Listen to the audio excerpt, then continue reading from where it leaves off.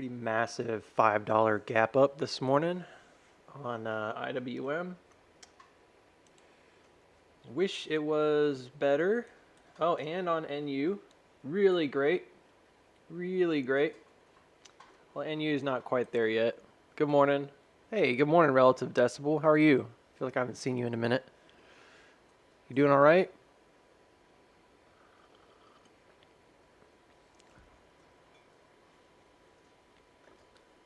I hope you're doing well.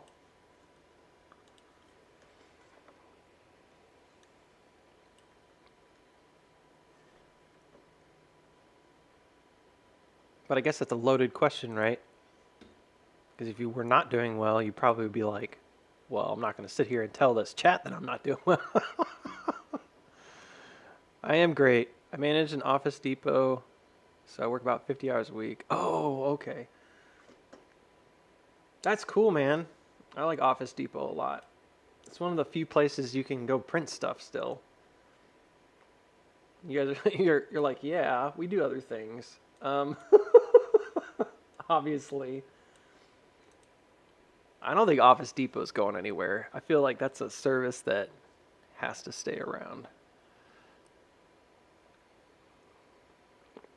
Well, the new format that I've been kind of working on, yeah, you guys, it's like a printing, it's a printing service, right? But is it its own thing? I get confused between Office Depot and Office Max sometimes. You usually see like, I don't know what I mean by its own thing.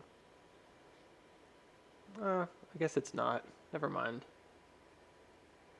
I actually really like Office Depot for the most part. I used to go in all the time and do prints because like I do art and stuff, and when I need to get prints done, there's not really anywhere else to go locally. I mean, there just isn't.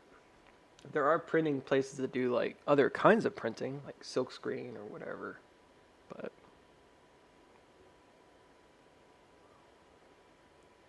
oh. There you go. So I'm like a decade late. Look at that whoosh, wash of green this morning, right out the gate. I mean, NU jumping up right above 1125. Not sure exactly what that means this morning for us. I'm sure we'll find out pretty quick. IWM's up 2.66%, which is quite a major move this morning. AMD's up 1.4%. Those were the trades I was trying to make yesterday. NU jumped over 1120.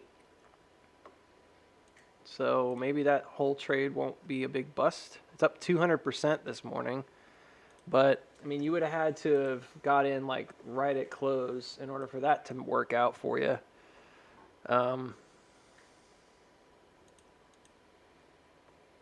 Yeah, and I actually think that might be... Oh. Well, there you go. Yeah, there's nobody that wants them, so even if you wanted to sell them, it'd be hard to get rid of them. And we'll see. Yeah, we mentioned yesterday that we might get a little bit of green this morning. If the market's convinced of it, if you're in these trades that we were trying to get through the other day, probably going to see some decent returns on them. Apparently, it's not convinced of the AMD, which is interesting, because I thought that would be a big winner this morning.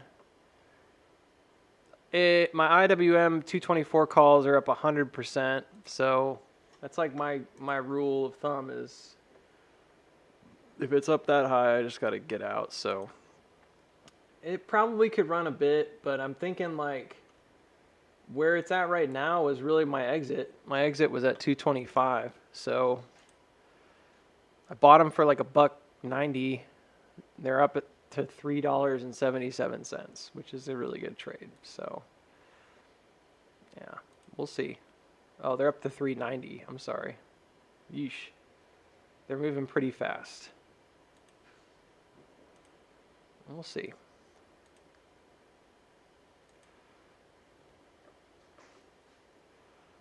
They're swinging around quite a bit.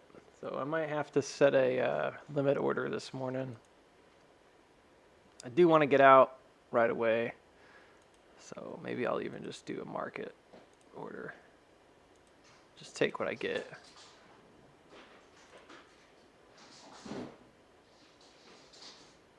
$380, $379. It's not bad. It's a little higher than when I read it out, I think. So good. When I'm saying 380, I'm talking about the price of the contracts, not anything else. So the AMD, I got 122 calls, and they're not moving. They didn't budge. They're actually down today, which is interesting. So maybe demand dropped for them as well. So I'm out of that trade. That was about 100% overnight. I thought you got out of it. I didn't get out of it. I told you guys I got about half yesterday because of the setup was like good, but it wasn't like I wasn't very sure that this was just consolidation. Obviously it is. So it could still run, Booksy. It could. We're sitting on a big gap right now, and there's a gap on top of a gap. So I wouldn't push my luck. Even if it does run, which is great, if you guys want to stay in it, I would be really happy for you. My goal was 224, so I was thinking it would hit here and probably be in this range. So I'm not like, again, I'm not looking to push my luck here. I just wanted to get the reaction. I think this is the auto reaction as well on IWM from here to here. So I think it's about right. Maybe a little bit further to go, but yeah, AMD kind of a bust so far, but I got some short-term calls, so if it doesn't work out, it doesn't work out. I won a little bit this morning. I might lose a little bit this morning. And then NU, the 12.5s, they were up 200%. They're up to like 100% now. The reason that those numbers are so high is because the price of the particular contracts that I was trading had dropped to like 2 cents or something. So I mean, when it drops that low, a penny looks like 100%, right? So you have a huge amount of swing on those contracts this morning, assuming that you could get out of them. And that was the thing, is like I'm not really even sure I'll be able to get out of them unless this thing like really runs. I don't think I'll be able to get out of those. So yeah, AMD is moving though. Maybe the market becomes more convinced of that move, pushes up. It's probably not moving far because it hasn't broke this resistance yet. And it was the last thing we looked at yesterday, and I just really like this trade for a few reasons. Mostly because there was just a nice, strong divergence that we had on the 4-hour OBV. The MFI looked good on some time frames. It doesn't look good here. Specifically, I think I was looking at that daily. Yeah, and that daily is really bullish looking. You can see based on what we have here on IWM, it's basically the same. It's the same thing, but it's just delayed. It's like it's not quite there yet. And I know that we're talking about completely different things, an ETF versus, microprocessors or whatever. But like, you're talking about a very similar technical setup here, right? And this had a really strong divergence, which was a good play on that 4-hour time frame up to the daily. I mean, it was everywhere basically. So this was one of the easiest plays that I've made in a while. Twice, two overnight trades. One was 60%, one was 100%. I mean, there's nothing wrong with that. That's good money. Easy trades when they're obvious setups. So I'm done with IWM for now. I'll probably take a look at it again later. But this guy, I don't think it's finished its move yet. I mean, I know I didn't even really do this comparison yesterday. I wasn't trying to, but this really does look like almost the exact same setup. And it hasn't yet made that move. So I'm pretty sure if this can find some follow through, it will. It might be a bit of a struggle. Maybe we won't see it move till next week. If it kind of chops here, I'm not sure what to expect, to be honest. But I know this setup looks pretty solid. Like, these two bottoms are very divergent. This is a daily time frame. A strong divergence on a daily. It broke this trend. It has not broken anything else, but usually that should be enough. So yeah, I'm of the mindset right now that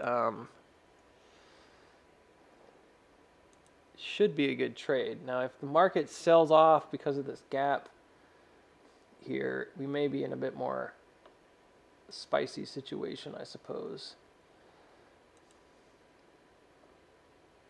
Yeah, everything's right where it should be right there. That's really good. Yeah, and you kind of dumping again. I didn't really expect this to necessarily run after that gap. I was just kind of checking the prices. It needed to come up. It would have to come all the way back above. It did. It pushed higher than the previous top, but we'll wait it out, see what happens today. But I think that might be it, because if the goal here is just to drive the price back down anyways, to get back down towards like 1080 or 1060, the bears are really, really, really determined to do that, then this is like a really weak attempt from bulls, even if it looks kind of like a flag on a flag, which is what it looks like, a little flag on top of a flag. It's still struggling to kind of get up there and hold that momentum up high, and it needs to hold this area if it's going to advance. So yeah, so this is a wait and see one for me. I guess we'll find out, right?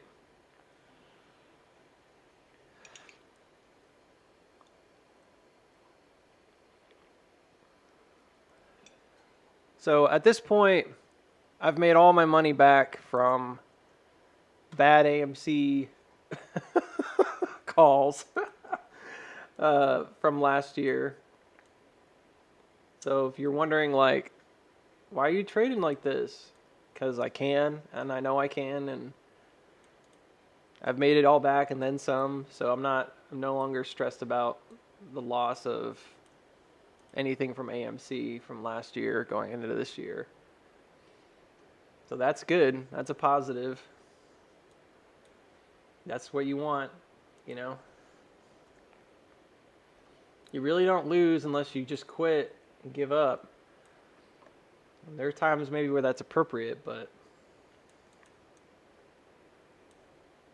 there's a lot of folks out there that, you know, they don't tune in if you're not talking about AMC. We've talked about this, but it's really not appropriate. I mean, if you think about your own portfolio, you definitely want to be winning more than losing. So I'm still in all my share positions in AMC. Like, nothing there has changed. I might even buy more if it gets down to the twos. I think I would be really, really interested in buying. If we get a pop to like the 450s, I don't think I'm going to trade it.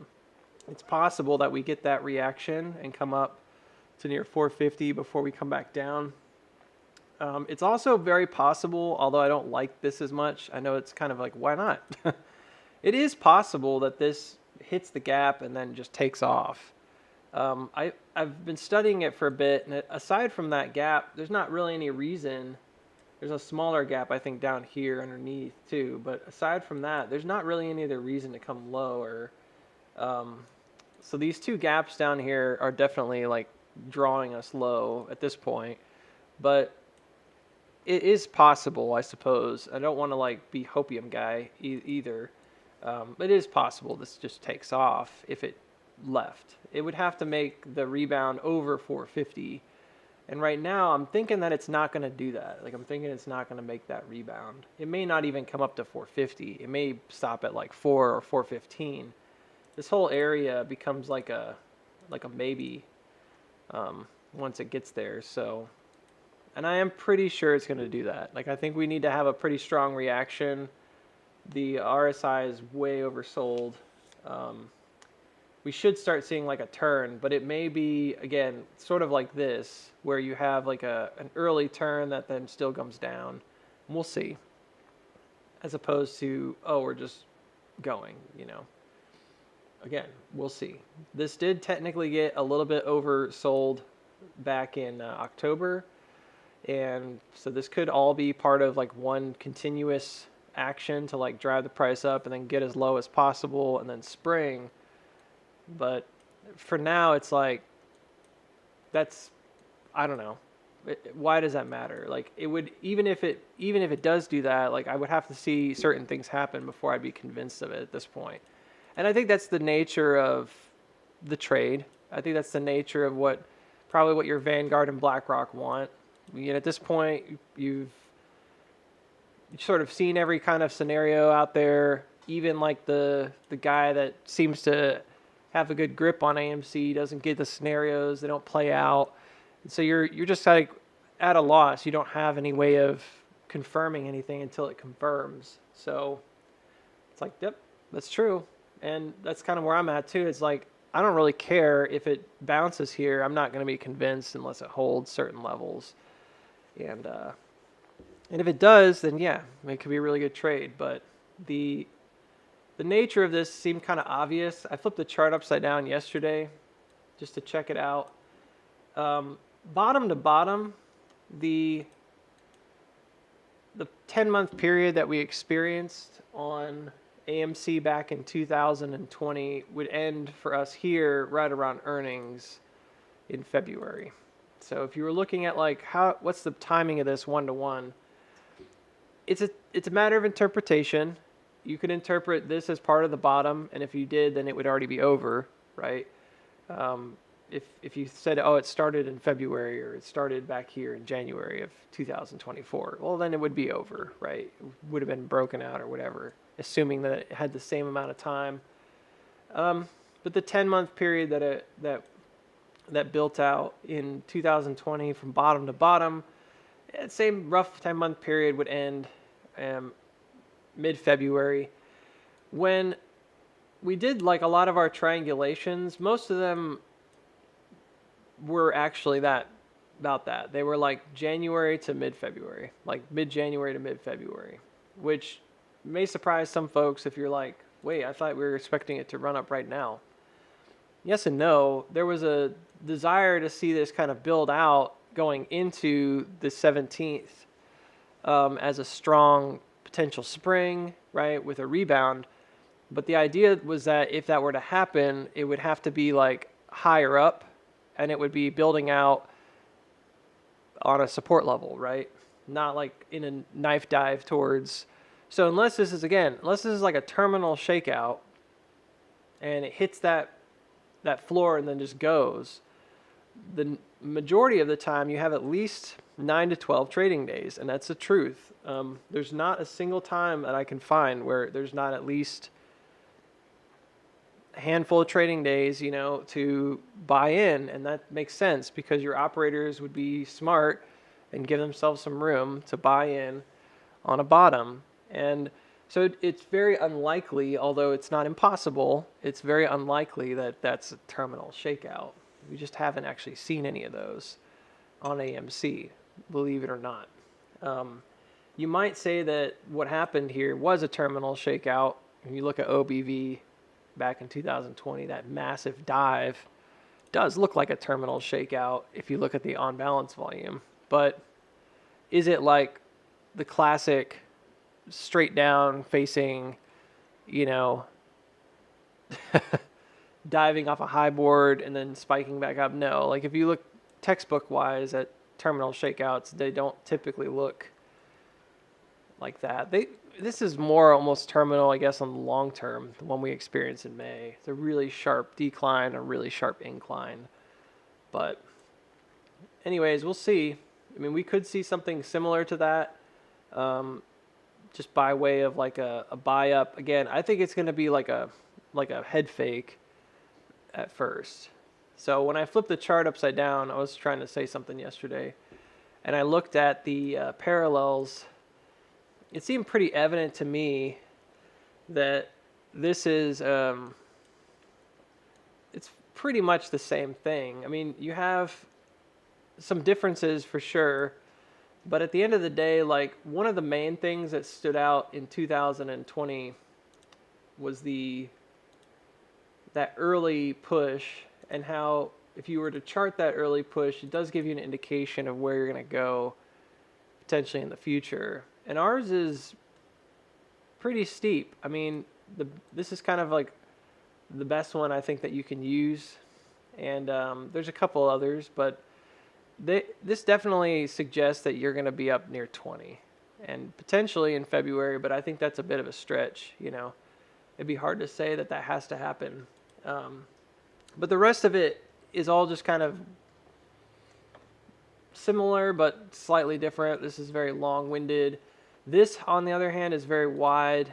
This angle versus this angle, if you were to draw the same angle, does not look as strong. It looks a little bit more like a halfway kind of point between these 2 points.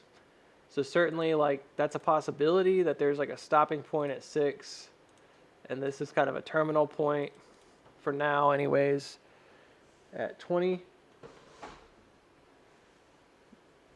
Not impossible, but doing all the math and junk last night just to check it out, because like I've already had like that 226 for a bit on the board. I kind of thought that was where we'd go if we went low.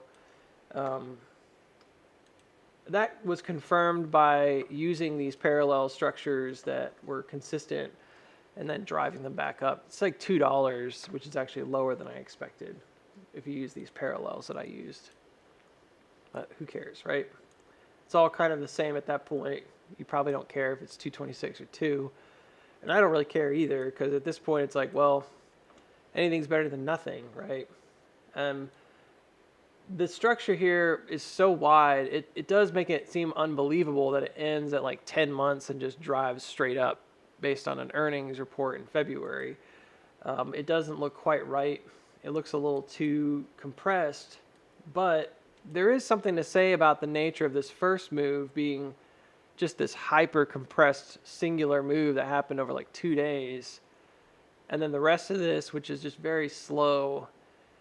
And looking backwards at 2020, that didn't happen here. There was one move that's pretty strong that's here, and the rest of it's history, right? So for us to kind of go back and look at this and say, suggest that the second move might also be really steep, I don't think it's a big deal. I think that's pretty straightforward. I will say, though, that according to like the table, according to like what I'm showing you right here, it certainly looks like it would reach there like $20 or whatever in February, March.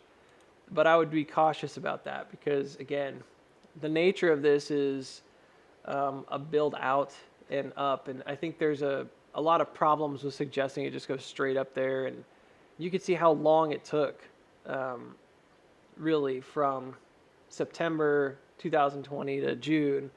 It's quite a bit of time, and that's all building out on this new channel. So for us, looking at it with like a helicopter view right now, probably just wanted to be cautious about that.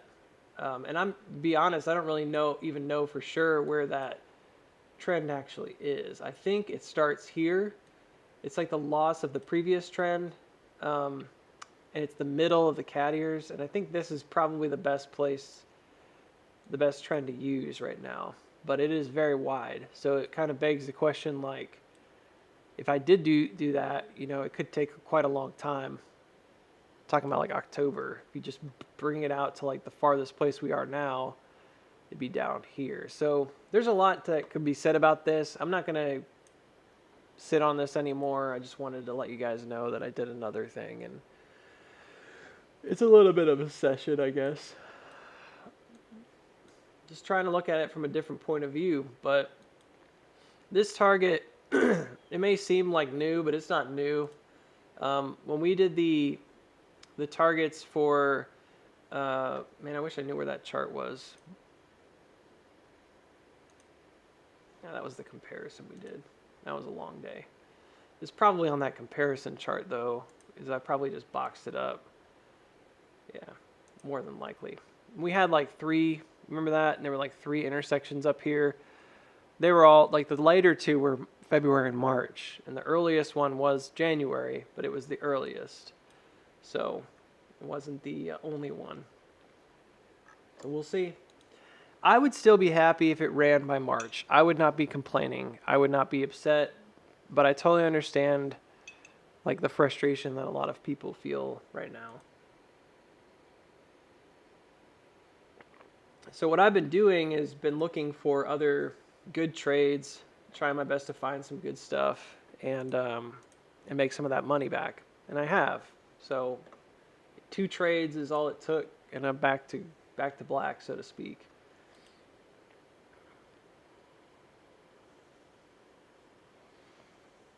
Yeah. Good morning, Goblin Slayer, Jason, Reese, JSN. Hello. Good morning. Hope y'all are doing well today.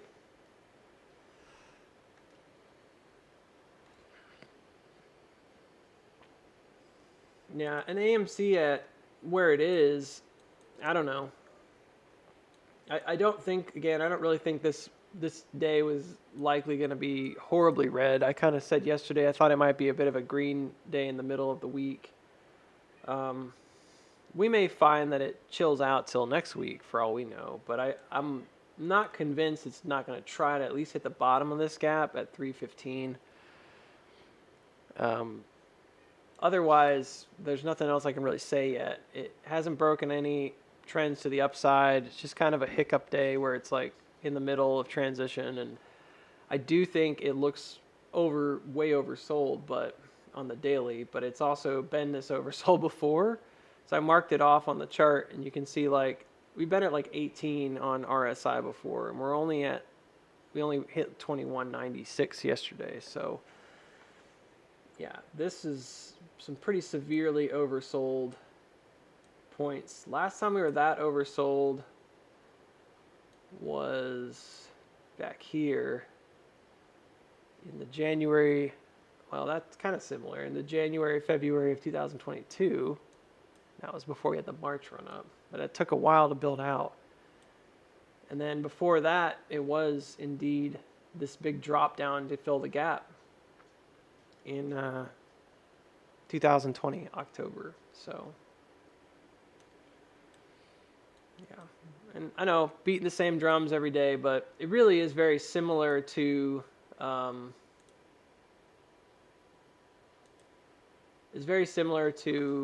MPW. I haven't even looked at that this morning. Probably not going anywhere too fast. It's going up, which is fine. It did leave a gap behind, which isn't great. Pretty decent sized gap. It is very similar in regards to what we would maybe expect, because MPW hasn't made that major upthrust yet, as far as I can tell, and hasn't had that drive backwards. So I did trade MPW. I told you guys I entered a new trade on that. I'll let you know what's going on with that in just a minute.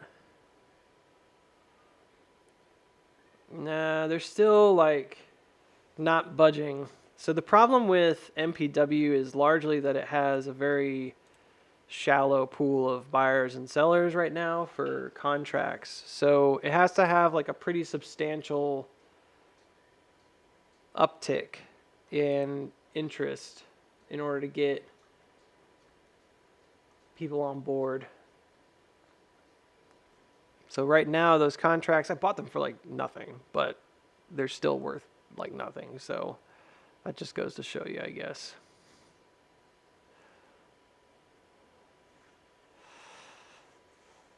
Goes to show you what? I mean, they're way out there. They're for April, so I'm not really worried about them. I do want to get out of them if it does top here, but regardless. So that's a non-starter for now. Hasn't done anything yet. I think most of the time it's because the bid and the ask are so far away. Yeah. People trying to buy stuff for like nothing.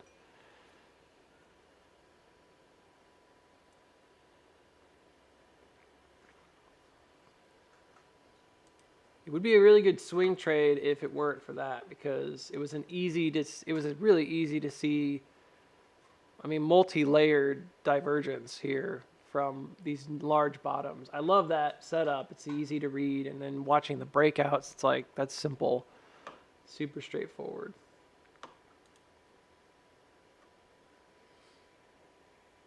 It's not a statistical like guarantee that it's going to go anywhere, but like it doesn't mean it's 100% of the time it's going to break out, but it usually is a pretty good odds if it gets that push above that it's going to rally, which is what I was counting on with IWM here. That's that trade I made this morning, like 100%. So that's pretty good. So I'm happy with that.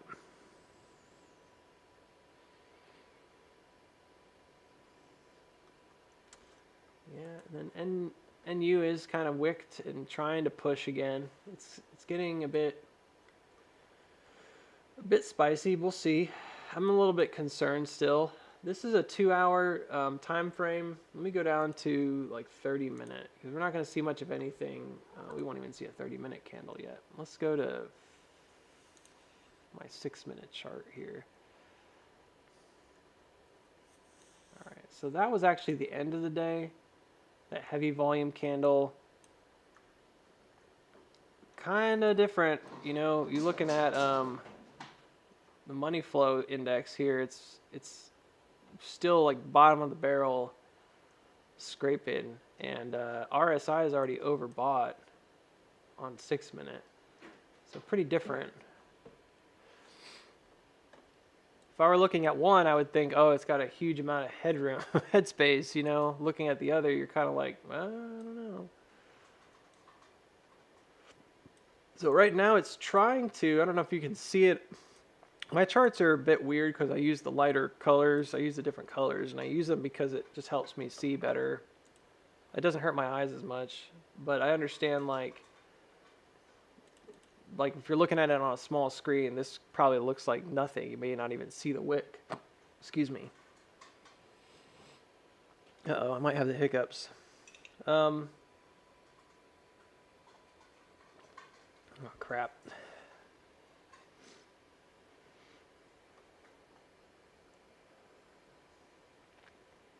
Yeah, right at 11:19. So there's a little bit of a wick hit right there, and that is an ice level. So if you're looking backwards at these, when we talk about what I call the ice, may not be what Wyckoff really means by the ice when they use Wyckoff terminology.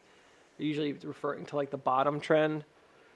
It's like a secondary support. So it's like a support that's typically like under, well, I would say it's typically over the bottom support, but it's under the top support. It doesn't have to be the middle by any means, but it's usually like an elevated level that is a signal for sellers if it drops through it. I've been using this idea of like this rising trend, which is really just a cross trend here, as that potentially. What's interesting is that that setup, although you may not see it right away, that is actually the same exact setup that I'm looking at on the bigger picture. So it's pretty much identical. Yeah. So I didn't see it yesterday, but I think that's iterative. 1 and then 2, 1 and then 2. Yeah, it is iterative. Well, that's a good thing for us if you're in the play. It's good. It is a good thing. So it might be a bit iterative, which is good. It could be good, I say. Usually, if this is a caddier, it would be iterative, because like, I guess that makes sense, because this would be like ear 1, ear 2, and then you should have an ear 1, ear 2 inside of that as well. That's normal. Like the ear 2 is an iteration, so I guess that makes sense.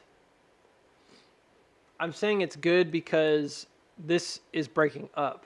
So it wouldn't necessarily be good if this was like head faking and then dropping back through. So if at some point today this loses momentum and comes back below 191, then you got to look out below, because probably at that point the larger iteration is also head faking, right?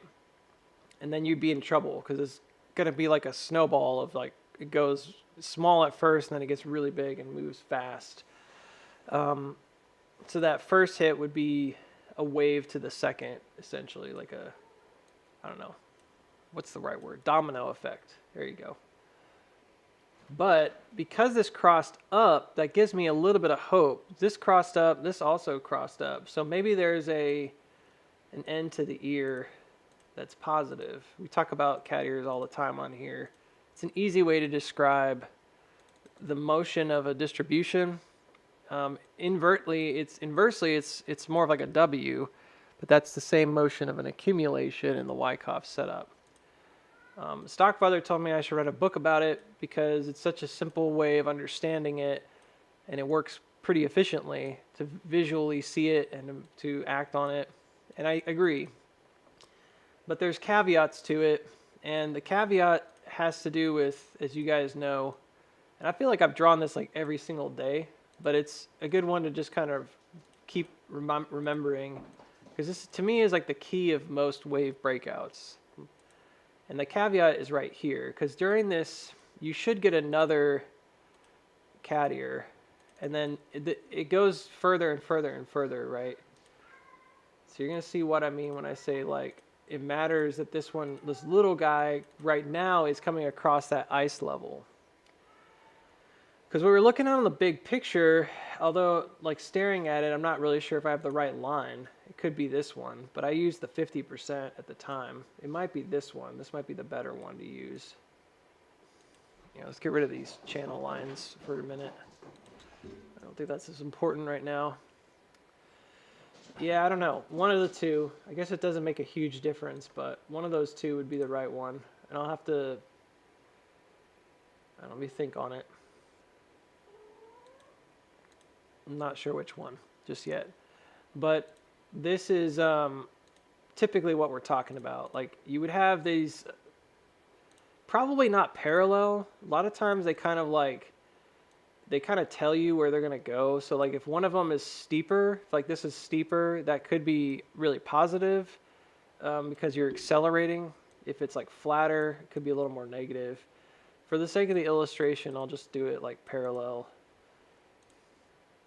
And then parallel. And so these would be like the shrinking iterations that you experience over time. And then the thing is like when we talk about this diagram, we don't talk about the shrinking iterations all the time, but like that would play into the breakout, because if you have a idea of what we've been talking about, and you know that that flat thing is also a wave, then you know that the next thing I usually say is this. You guys are probably aware at this point of what the spiel is that if it crosses up and over, as opposed to failing to cross up and over, then usually it's very bullish, and it can just go ahead and create like an S-curve from whatever this, especially if it's in like the middle of a trend, as opposed to a top, come back down.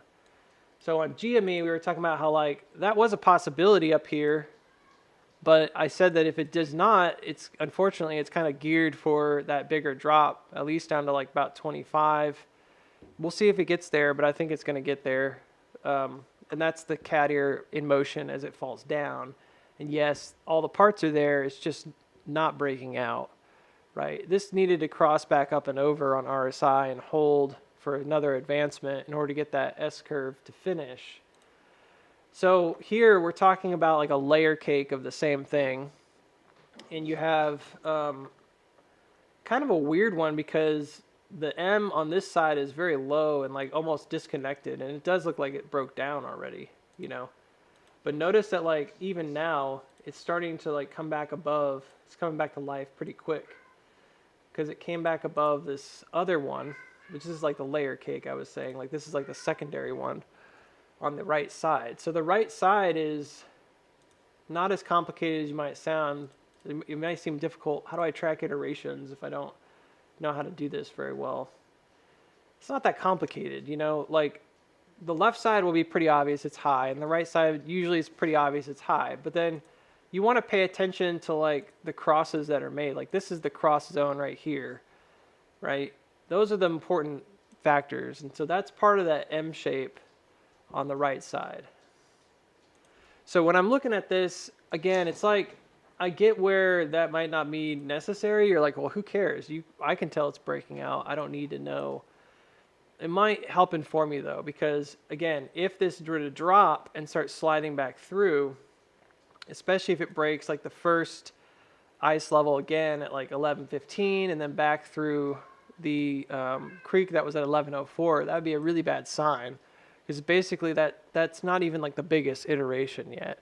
The biggest iteration's here, and so the next step would be a huge slide probably from 1090 to whatever this creek is back here, because that's the next wave.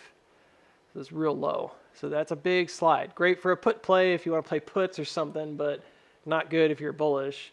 So anywho, so the challenge is that, like, while I don't normally talk about iterations on this, like you could talk about this as a form of iteration where the secondary action, and I think this is kind of what happened to us, right? Is that secondary action actually broke up and over, and that's what this is right here. So it did the wave up and over, and then it did it again in like a secondary action. So the first action was just the little, and first, well, 1, 2, and then 3, 4. You see how 3, 4 here, 4 went up and over, and 3 went real low. Like it went down really low before 3, and then this one goes down really low before 3. That's why I'm saying it's a pretty nice looking iteration, because it's pretty consistent overall. So yeah, and then this broke out and over. So that's significant because on the smallest time frame, on the smallest possible time frame, right? You'd be looking at this like this is the first ear, and then this is all part of the second ear here, but it went up and over. So the M cross jumps back over the ice. Well, that's cool sounding. Yeah. I think the reason that I'm trying to like explain that is because it implies that the next level up, the next layer up may also do the same thing. So yeah, so this guy jumps up and over, this guy jumps up and over, this guy jumps up and over. If it continues, you have a snowball. It should come up and over the next one, which is the middle. That's why it matters, because at the end of the day, you're looking at a wave within a wave within a wave. So this is the first layer, this is the second layer, and then this is like the third layer right here. Okay? Hopefully you guys understand what I'm saying, and I'm not just talking in circles. Because you guys are like, this is dumb, Booksy, just chart it. It can be kind of dumb sometimes. You do too much. But that's as far as I want to take it. So basically, like, each one of these waves has dipped low and then cross, dipped low and then cross. But then this resulting action is the first resulting action. That's what I'm trying to say. So far it's been like cause. It's like almost like a cause and effect, I guess. Cause, and then effect. Then there should be an effect in theory. So if we can find the middle here, and I'm pretty sure we've already got it. It's one of these two. I think it's these two, because see how this didn't lose its range? See how this is like all within the same range right here? It's kind of ugly, but I think this is just like a single structure right there. So if you don't know how to tell, probably the best way to do it is just to look at what's actually happening. There's nothing particularly unique about this right here. This is just like an up thrust, maybe an auto reaction even, back to the top. Cell zone. It doesn't break any trends. It doesn't do anything unique. This is the same exact thing, just again. It's essentially in the exact same range, same beginning and end. So I think this all has to be the same, and you can see the difference, especially in the range. When it finally does go, this is where it changes direction right here. It didn't really do that there. It didn't drop to a new range or anything. So I think that is probably the best line to use, even though it's lower, might bum me out a little bit. I'm going to suggest that's the best one to use, and I think this is part of the second half. This is all part of like the second range here, low. So this is all 1 right there, and this is all 2 right here. 1, 2, and then it's breaking out. So I'm gonna flip this one. Oh, that's good. It's at 418. Back to AMD because I want to see that number. I'm not going to chart it. I just want to see the number. I want to see if it breaks above, and I think it did. That's good.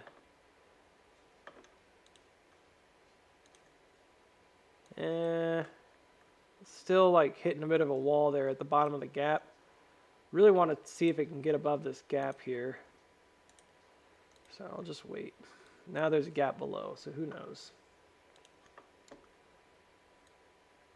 So this was one of the trades that we picked up maybe late last week, if you were with me on the trades. And I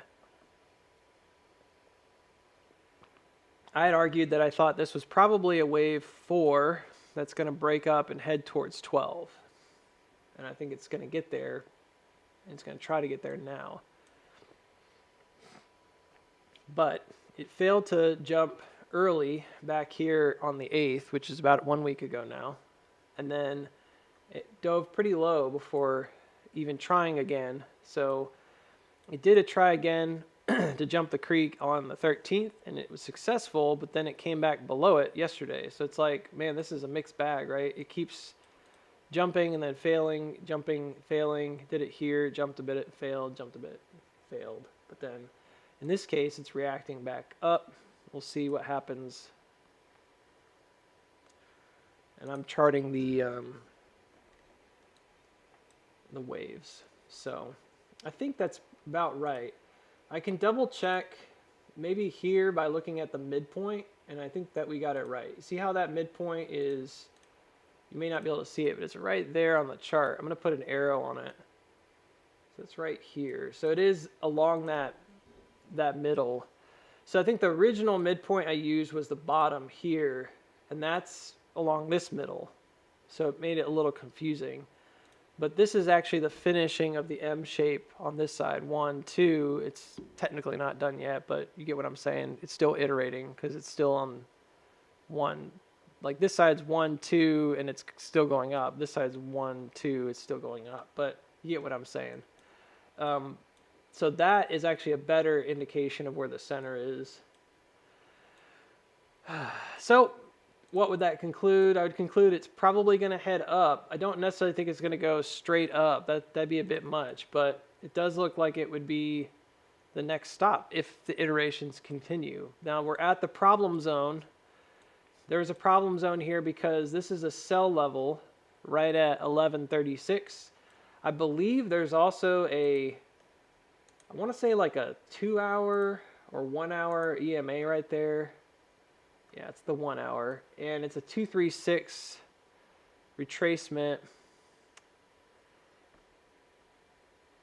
Yeah, I think that's the move on this move down. So it is a bit of a problem zone. So we may have some trouble here, but if we get past this, there's really nothing stopping us from going all the way up to 1170, and that's a big chunk of this trade. If it has a fuller retracement, we might expect it to get above 12, but for now I'm just looking for that first push. So 1 hour looks pretty good. At least it's trying. You can see the wave really clearly on the 1 hour, which is nice. This is almost easier to see on the RSI It's the same thing we're talking about, even though we're using like the jumbled price action here. It's the same idea, right? So you have, this is the wave down. So on this one, it actually looks like that peak itself might be the middle, which is right. And it actually already broken down there. So it looked like it was holding on price action, but the RSI was already below. It's interesting. And then you can see the change in direction here on the MFI, right there in the middle of that wave. It's really fascinating to me. So this is a pretty standard like wave up, down, up. If it can continue, we should see it finish pretty strong. Now, how strong are you talking about, Booksy? Like I said, I don't necessarily think that the right thing to do would be to do like a rotation or something where you get this like massive, necessarily, right? To do this massive rotation and say that it has to go to, you know, the top way up here at 1217. Is it possible? Maybe. You know, defined by the middle that we have, it's actually right where it should be. If we use the middle, which I'm using like this like middle of the wave here, middle of the wave here on RSI and MFI, that rotation would lead you to exactly where we're saying it should go right now, which is like 1170. It's pretty fascinating because that is in the right spot. Isn't that weird how it all works together? It's super strange. And then the other way to do it would be to use like an Elliott wave and suggest that it may only go maybe, but I think the Elliott wave broke because this came below 1. I don't think you can use the Elliott, but maybe to suggest this is the move. Also really close. So it's exact if you put it on top of the breakout of the breakout, but I don't know if I would do that either. So anyways, all of that is pretty solid evidence that you would have a decent target chance here at least 1174.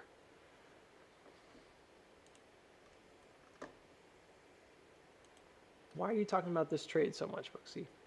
Well, I'm in the trade, but it's also, I know a lot of people were interested in it, and so I'd been getting questions about it, which means that probably you guys did invest in it if you're really interested in it because you thought it was a good setup. And I'm saying that I still think it's a good setup. We just have to see it kind of hold the levels that it's at. This is the problem zone. So if it can get above this little problem zone area, we should be in good shape. I think it then just breaches and goes all the way pretty quickly, probably to about 1170. That's the trade. I don't think that the rest of this is impossible, but I'm inclined to think that it doesn't need to go there. There's not really a necessity to it. If it does, it could go sideways, you know, for all we know, till next week. And then maybe it breaks up again. But why would you sit on this sideways for 2 more days, right? And the fact is that we're creating gaps right now below us, so there's still some problems. You know, we've got issues that we're going to have to address. Hopefully that makes sense.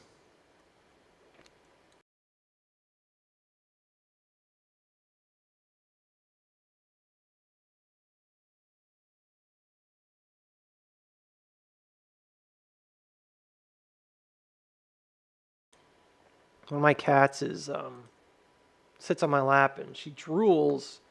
It's really weird because I think that's kind of gross, but they say that dogs drool, cats drool, or whatever. I don't know. Cats drool too. It's nasty. So she just got up here and I'm just sitting here and then all of a sudden I feel something wet hit my arm and I'm like, ugh, just stop.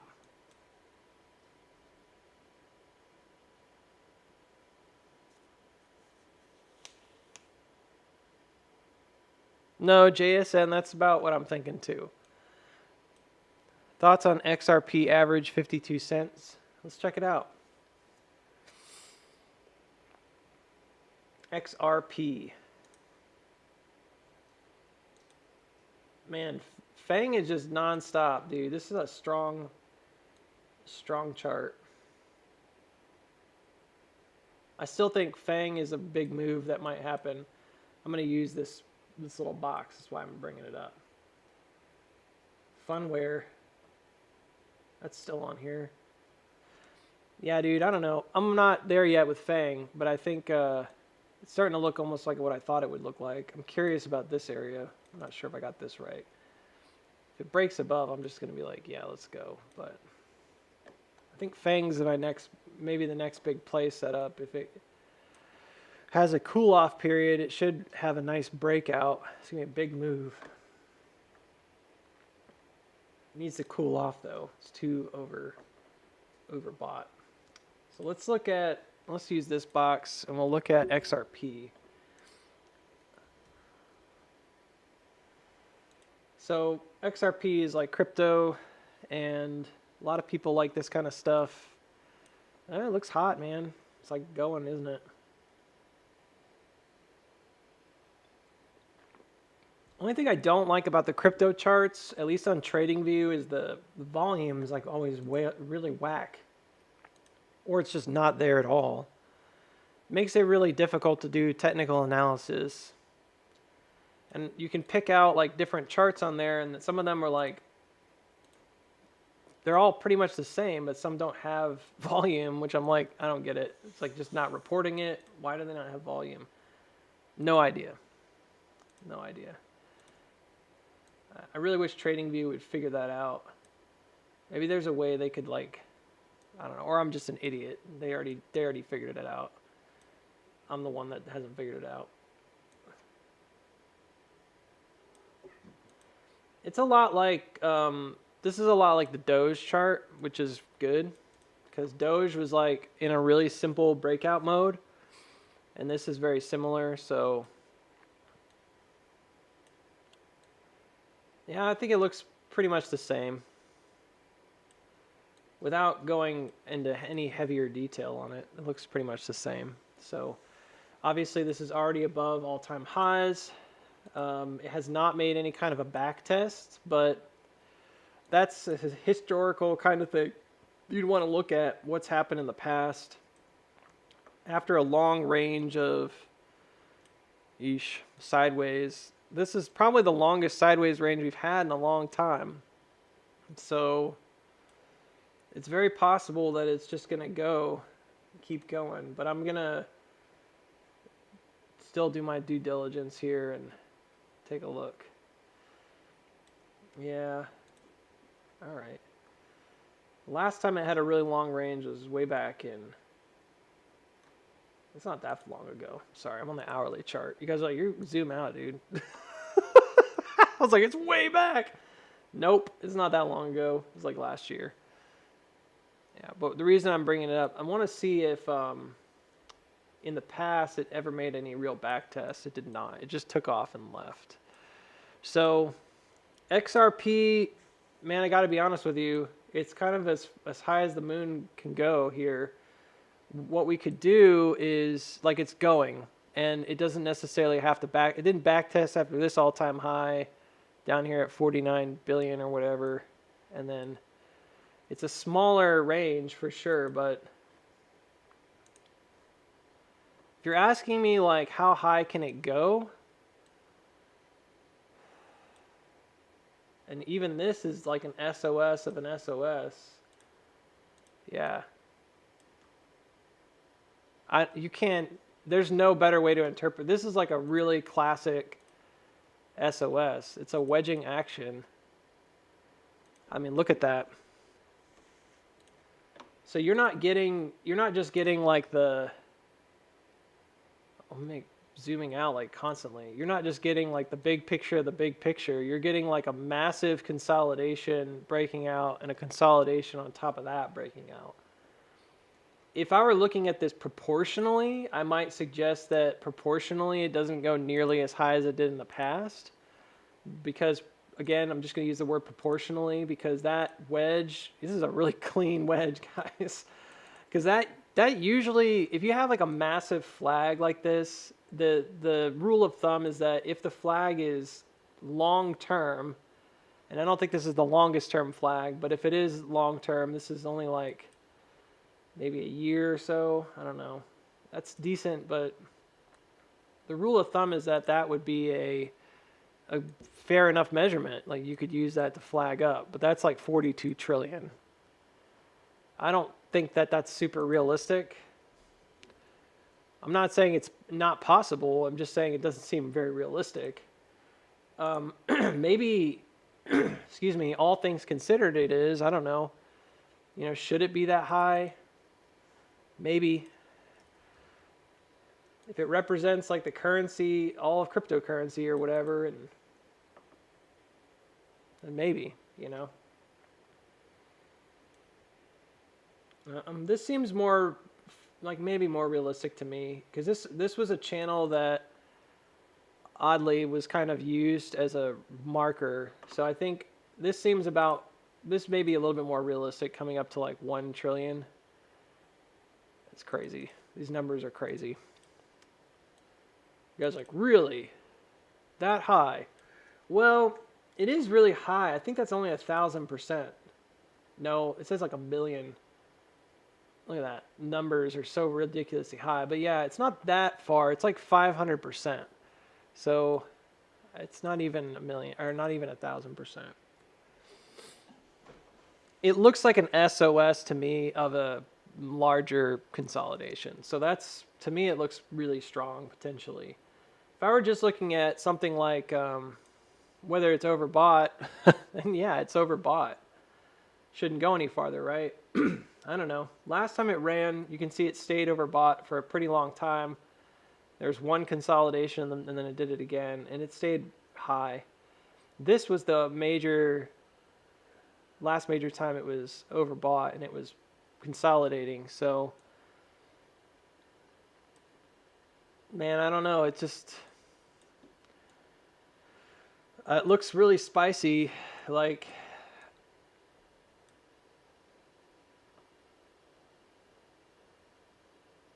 well, 500% is turn off the log to check out the wedge breakout. No.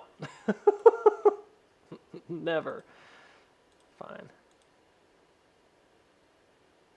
There, logarithmic's off. It's still the same. I mean, it's the same breakout. It just makes it all like squished. Well, look, 500% is sizable, but it's also not.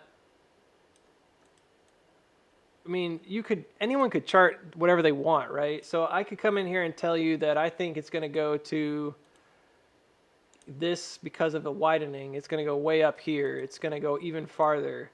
And I'm like, that to me is more ridiculous. That someone would suggest that that's likely is ridiculous because you're not even taking into consideration the numbers. To suggest that it follows a channel that's sort of natural to it makes more sense to me. In the grand scheme of things, it puts this in a different perspective because it makes this look more like, oh, we're kind of in the middle of a channel. It's not sizable. It's still a big move. I'm not saying 500% isn't a big move, but when AMC ran up, it ran like 2,000% or something ridiculous, right? I mean, like, and we were talking about Doge running like some absurd amount as well, like 7,000 to 8,000%. I mean, there's crazy numbers out there for crypto. So for this, it's not that it's not a big move. It's just not like, it's not the biggest thing I've ever seen by any means. When does it get there? Might be an easier to answer question than you think. If this is indeed starting a channel bound move, then we're probably right, because I think that this looks about right. Yeah, about halfway across that channel. I'm trying to hit that number, but I can't quite get it. And then you would look at this and say that it's a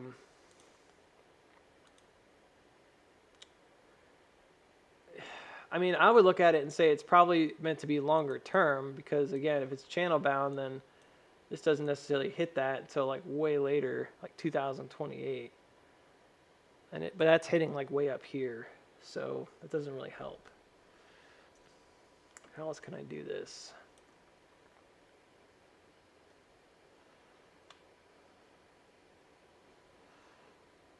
We can look at a Bukowski wedge measure.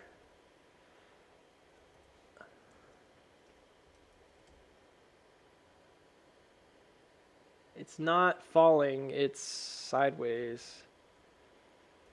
I forget what they call that. It's just a broadening wedge.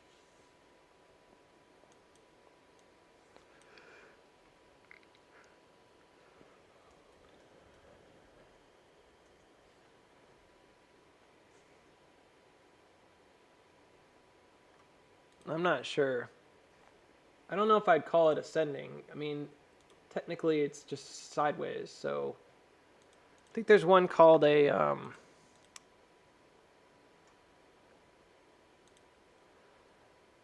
I'm going to his website right now. There's one called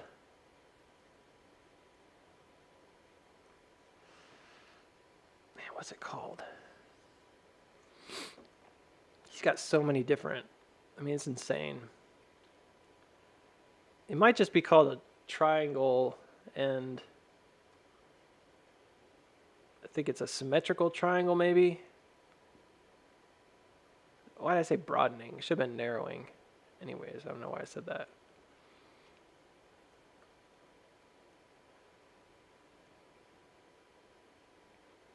Triangle, reverse symmetrical, leading diagonal, running, triangle, symmetrical. Yeah, that's it. So percentage of meeting target for up, down. Up is 58%. It's not the highest. Yeah, A to B times 58%.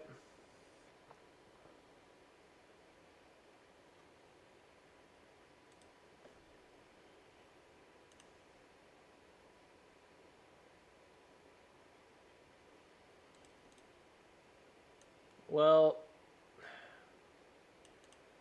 don't get mad at me, but I think I'm just going to do like a fib thing, because 58% is pretty close to 60. So I'm just going to look at where...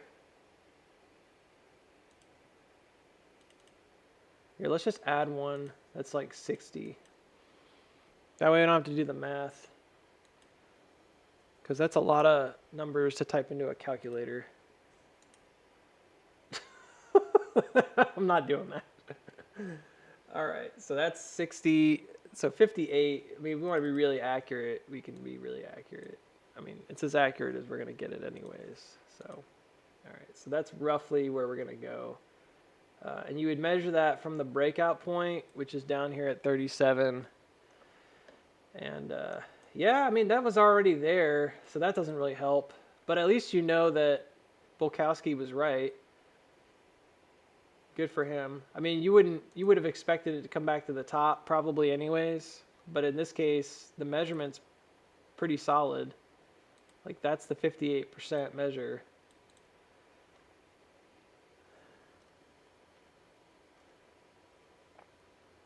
Yeah, I don't know if you can use this. This one's probably exactly the same. Like, it would just go to the same top.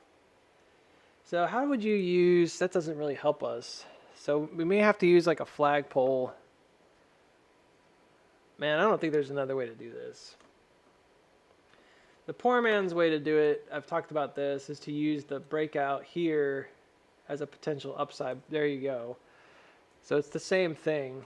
It's that is important. So like I don't want to make this seem less important than it is, but that is very important.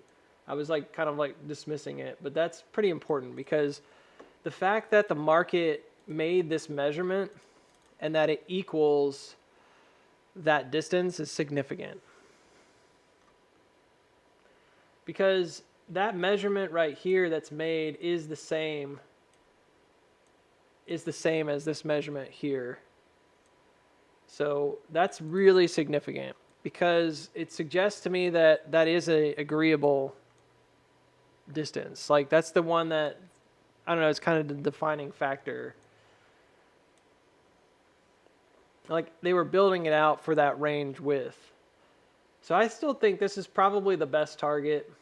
If you're going to pick an upper target, I think 1 trillion is probably a good target. Why not?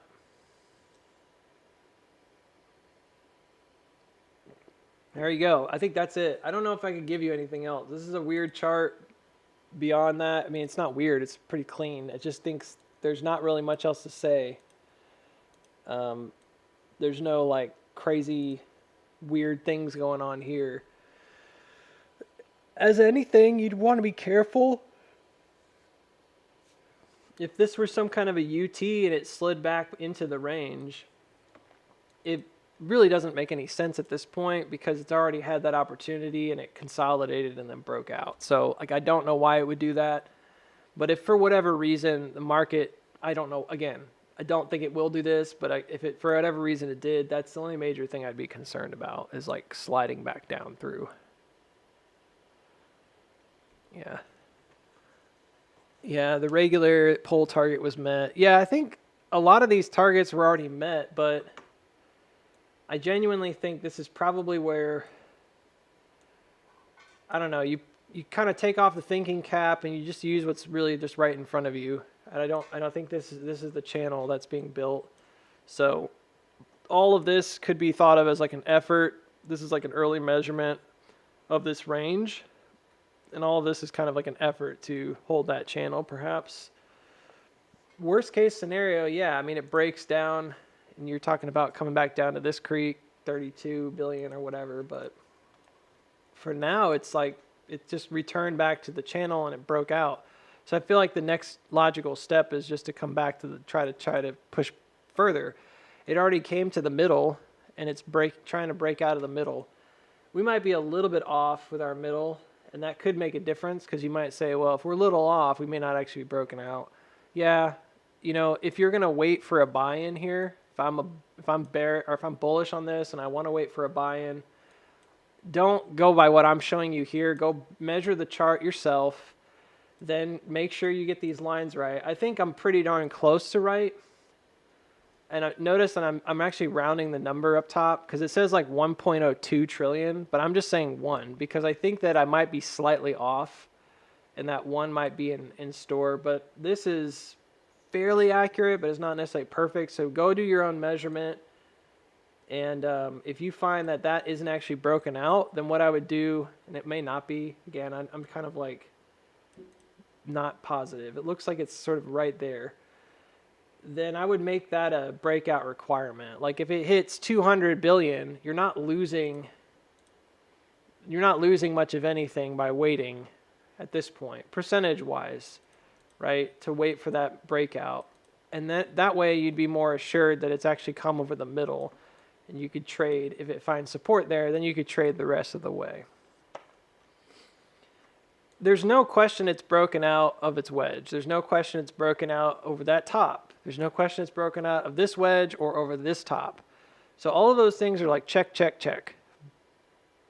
So the only real thing remaining would be to just see it continue through the middle here. Like that this isn't like a stopping point, because you don't want to be caught where you're thinking it's going to rally forever and it is healthy, but this is like an SOS of an SOS, and then it does like a backup or something, and you could end up going sideways for a long time here. Like there's no reason it can't do that and have like an SOS backup or something like that, and then just do it until it, because we have no idea timing wise how long it could take.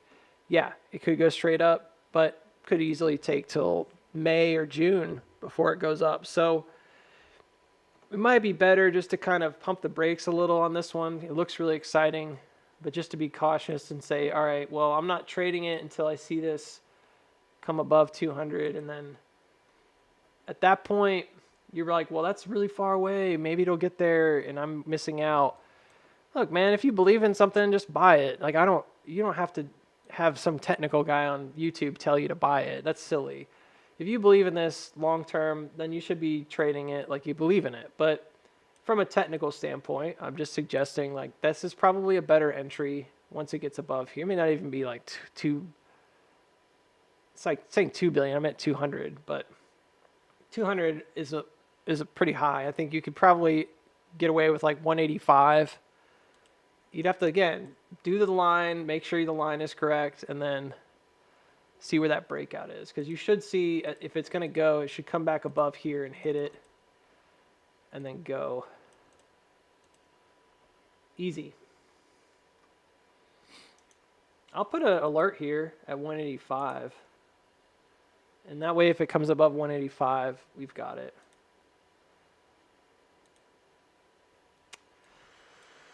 Well, AMD was the one that I was kind of betting big on, that it was going to rally, and it's a little late to the party. It has not taken off yet. It's still up 2%. There's nothing wrong with the trade by itself, but it's probably not going to see any kind of returns, at least while I'm streaming this morning. So that's that. Not a bad chart, just not quite there yet. So we'll sit on it for a minute, see what happens.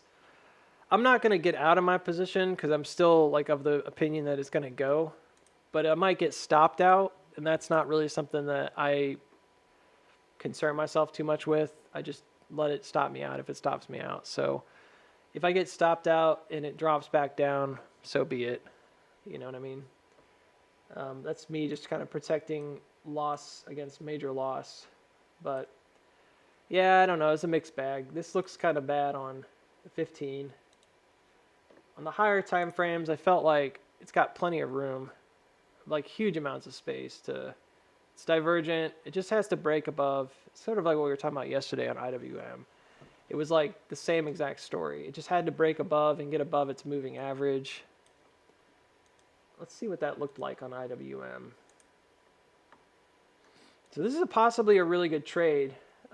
Yeah, it's basically identical.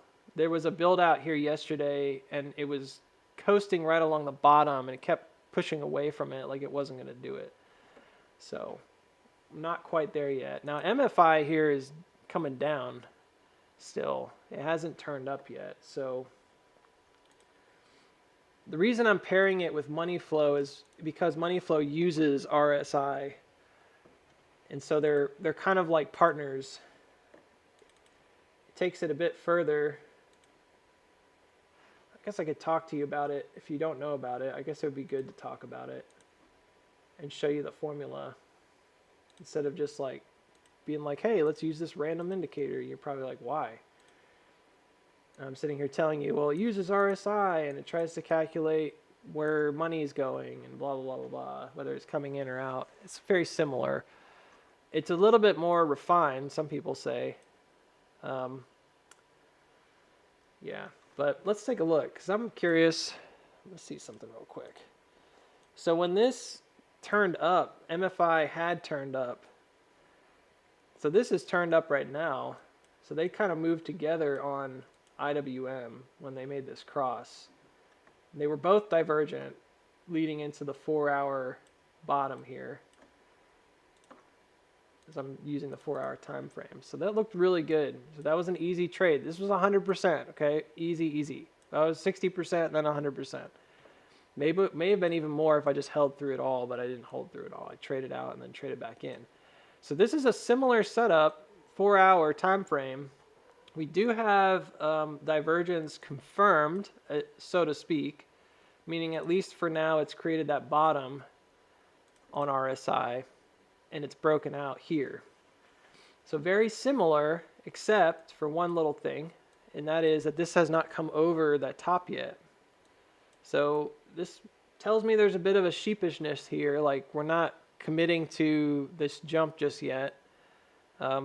Moving averages for something like RSI are really just confirmation of trend. They shouldn't necessarily indicate that it is going to move. Although, like we were talking about yesterday on IWM, it certainly was a good indicator because I was like saying, hey, we want this to push above the moving average. And it did, and then it pops like really far, right? But that's because it was already built into it. Like it was already there. There was a ton of targets, yada, yada, yada. I'd say the same goes for AMD right now, except that it's not quite committed to this. And notice that the money flow index is not falling in line yet. It is not yet turned back up. So it tried here, but then something changed with this bigger sell down, and it actually dropped lower. So MFI is actually running divergent bearishly to the price right now, which is not a positive. So MFI, the price is making higher highs, and it's technically making higher lows, though they're kind of moderate, but MFI is still dropping. So it has not yet confirmed any kind of like real bottom here. Like if it did, it would have been here. Instead it dropped low. Is it possible that it's just delayed and we're going to see it, you know, catch a local bottom at some point when this breaks out, yada, yada, yada. Maybe. It's also possible that this is not yet oversold and somebody wants it to be oversold, meaning like strength of the market's not there yet because it hasn't become as oversold as it could be. I think the argument would be that perhaps back here it could have been, but we have to go look at maybe a different time frame. So yeah, the daily was what brought me into this trade to begin with, and the daily still looks really good. So the daily is a completely different story than the 4 hour, because the daily has strong push up here starting from December 31st on the MFI back here. So we'll see. Isn't that always the case? There's always like one time frame that's like, oh, well, okay. Maybe it's not, everything's not as it seems, you know? So 4 hour would lead me to believe this may need to get sold off more. Even though not a lot, it may need to get sold off a little bit. The daily, it's like just barely eking over. It's trying. I haven't looked at any of the moving averages on this, but I'm sure that they would play into this a little bit. Yeah, daily's moving average is way up here at 144. That makes sense because I'm expecting a rally to get to it, to get to the edge here at some point. It may be a little further along, maybe in March, but that would make sense. Let's see where that, I'm going to see where like 1 hour is. So 1 hour is still above us. It's up at 125. We've had some times where we've moved quite a bit of ways away from the 1 hour. This is probably the farthest recently we've been away from it. Moving averages are not necessarily like yo-yos, but they do tend to, you know, follow a particular set of standard deviation. So like that's just by the nature of like directional movement, mathematics in a stock. You would expect that there wouldn't be like a massive deviation away from a moving average unless it's like a huge move one direction or the other. Like this is probably one of the most major ones back here, but you can see like that is super far away. But then look how quickly you go back here and you look at this deviation, right? It's like right there. Look how quickly it comes within. It like reacts really strongly back into, from that really far deviation, it reacts really strongly back in. So this is like Bollinger Bands basically. And we're too far away from what would be considered like normal price action here. And so the market reacts really quickly to bring it back into line. This is another way you could trade, although I don't usually trade this way. And I would, if I were using that, I would probably go to Bollinger Bands. I wouldn't be doing it by like eyeballing it. But certainly, yeah, on the 1 hour, it's pretty far away. It's like, it's within the normal deviation, so I wouldn't overthink it. Obviously, this is in a downtrend, so it's below. And so if it does come back up, it would have to test it. And I was expecting it maybe to happen here around 123. That was kind of the trade, was like looking towards 122. And then honestly, I wasn't necessarily expecting it to break out here. I said that I thought what might happen is it would reject and then kind of get walked back down. And there's other reasons for that. I don't think it made it to the target that I was looking at. We were looking at yesterday on AMD, and I'm talking about that. I think this is a good trade, so that's why I'm talking about it. I think it's there. It's close, but I think it could do with one more flush down to near 111 or 112. So it's a bit of a risky trade because I'm really only trading a very slight upside, which is, you know, my own problem if it doesn't work out. There is a gap up here at 126. So it's not impossible that this has like some kind of a leg up and really pushes through that 1 hour, and maybe even, frankly, this could cause, I mean, it could be partially if it's on the 21st, yeah, which is that Tuesday, it is possible after inauguration that we get some kind of a move that pushes the needle on the downtrend, which would be like a push against resistance, and then retreats and maybe attempts one more time to go down. We'll see. We're not there yet. I'm not overly concerned about this. I'm just kind of watching it today. Entered a trade yesterday. It's not panned out, but it's also not dead. It's down like 15%. What are you gonna do? You know, options are like that. They move pretty fast. So 15% down on options is not that much, compared to like a 15% down on like a share position is quite a bit. For options, that could change in like a blink of an eye. So we'll see if there's follow through and we get that secondary push. My guess is they're going to go green today pretty quick, but I think the market's not convinced yet. No one's selling those for a higher price just yet because they're not convinced it's going to go. More than likely go significantly higher, right? So when I look at this, I'm not too concerned, except for that 4-hour time frame looking kind of weird. And then let's go to like the 2-hour. Let's see where that moving average is. Same deal. So this may be, yeah, this may be kind of the same idea. Like I have a very similar kind of answer if I look at the 2-hour, where it's coming up to test. This gets within, you know, few units of it, but doesn't really test it lately. So if it does have an up thrust here, it would be the same deal. Like at 126, it wouldn't quite get there. So I could see this being brought down a bit more before kind of pushing over. It's all theory right now. None of this is confirmed, but this would make sense to me. It might be even stronger if it doesn't make a lower low. If we just get like a push up, like a big reaction, and then come back down and we don't actually get low, like the market holds it up, that would actually be stronger. I guess we'll find out.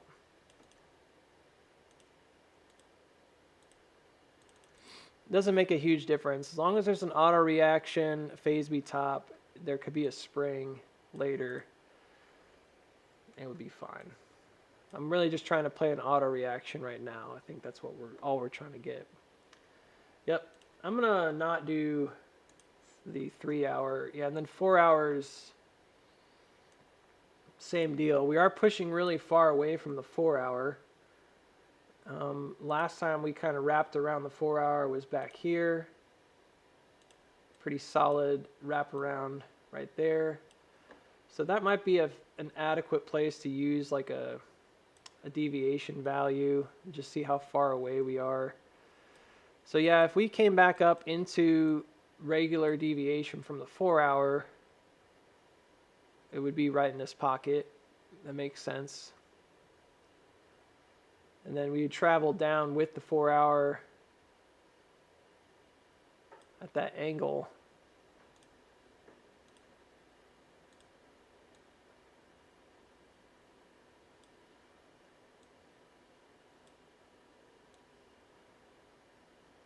So yeah, that makes sense. And then you could get a, if right here you had like a larger deviation away from it, this is where things get kind of interesting from my perspective, because I think about those 50-50s a lot and how this might give you enough of a deviation away from it that when it does the 50-50, it brings you right back up here to over top of it. And then you could have like a capturing of that. So that's a pretty smart way to look at it, I suppose. If you like me and you like the slingshot stuff, this would give you a really solid deviation to push away and then come back above that 4-hour. And then probably here would be recapturing support on the 4 hour, while also, of course, finishing out this bottom for the wave. And all of this is just a bottom formation on a turnaround, which we already triangulated, looks pretty solid. And it's been very consistently that this has hit those triangulations. So at 154. So the longer term moves here probably go out to March to like 150s. So if you're looking to like play a decent leap play, my guess is the options won't change that dramatically. They're going to get a little bit lower if it drops down again, but probably a good spot if you're doing shares only down below this 118 area. I mean, that's a really decent spot. It's back in the previous region, so this just turns into like in my opinion, a gigantic flag, I think. And if it breaks out later, then you've got the benefit of the flag, and you're probably going to see a decent leg up towards the top at 228 here. So there's a long-term potential here for some pretty big gains on a very standard, stock, which is good.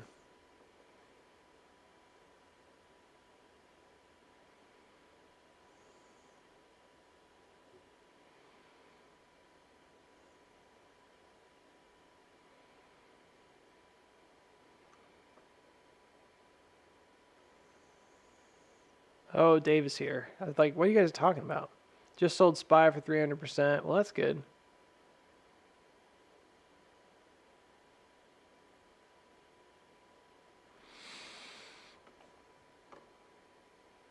Yeah, 25 is where you'd expect it to go here, potentially.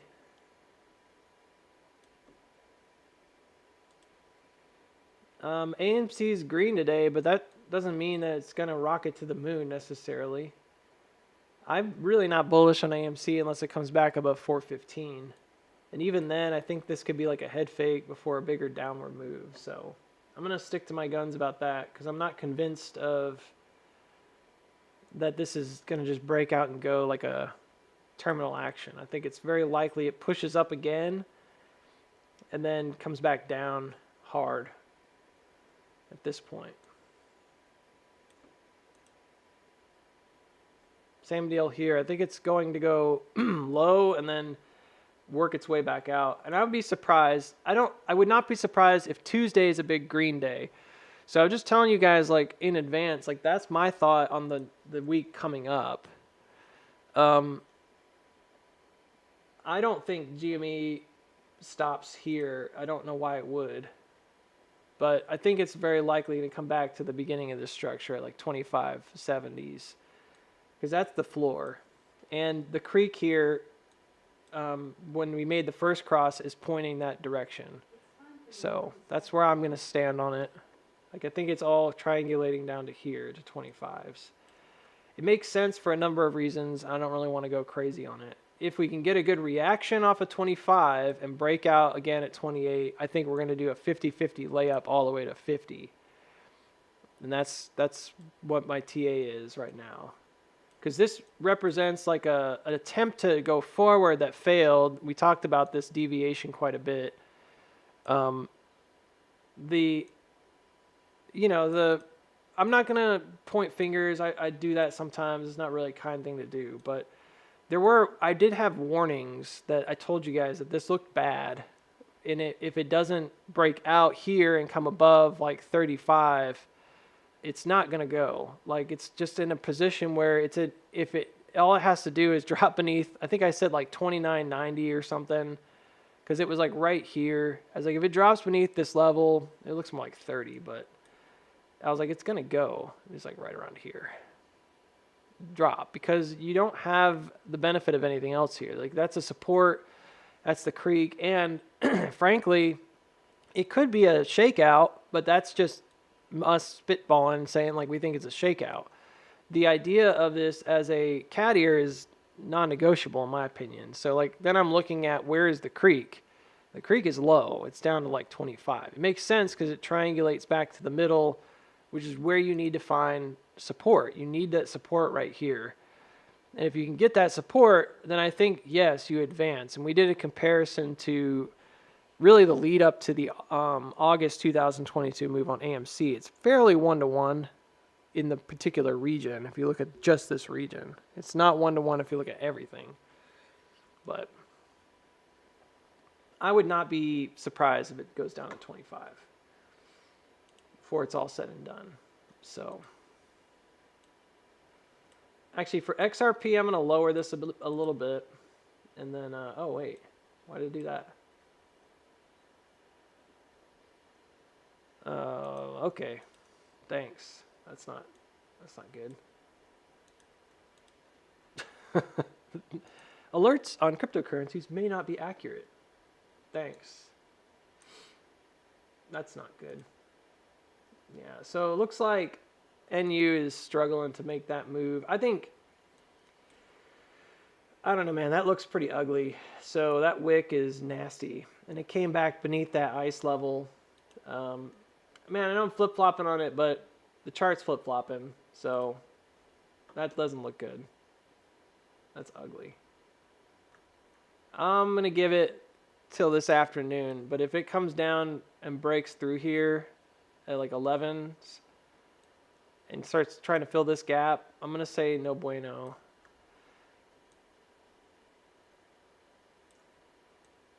The bullishness of this came from the fact that it broke above this level. Do you guys understand why I'm flip-flopping right now? Like, the fact that it broke above this level makes me bullish. The fact that it did a push up and then dropped back beneath it is not really a vote of confidence. It's not impossible that it's like, oh, well, it's over then, I guess. No, there's one more line on this drop. You can use either one. It's like what I was talking about over here. You could use the drop line or you can use the kind of the middle line. That's about as far as I think you would want to push your luck here. So if it can hold these levels, and maybe it just consolidates, I'm overreacting, and it consolidates here today or something. If it can hold these levels, I think it's positive. It could have that next leg up. It should be heading towards 12. Somebody asked me about where's the exit here. Well, look, I don't think the exit's significantly higher. I just can't put it up there. I would actually say maybe 1170 is the better exit. And unfortunately, that's not the highest move, right? If you bought in low, you probably made good money already. But if you bought in kind of like in the middle here, you might be sitting kind of flat. So if you're trading NU, my target, someone had asked me, and that's why I'm coming back to it, my target is 1170.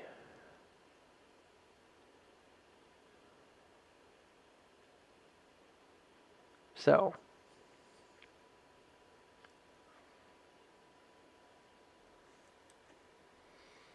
but right now I'm like, we slipped backwards. That's not good.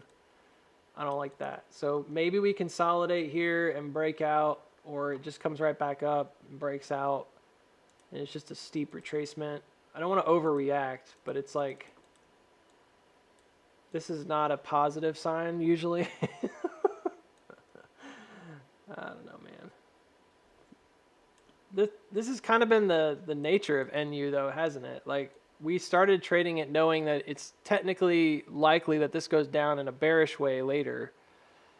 And now we're kind of experiencing like another iteration. You can see like on the, and it's frustrating, right? Because we can see here that it's actually kind of doing it again.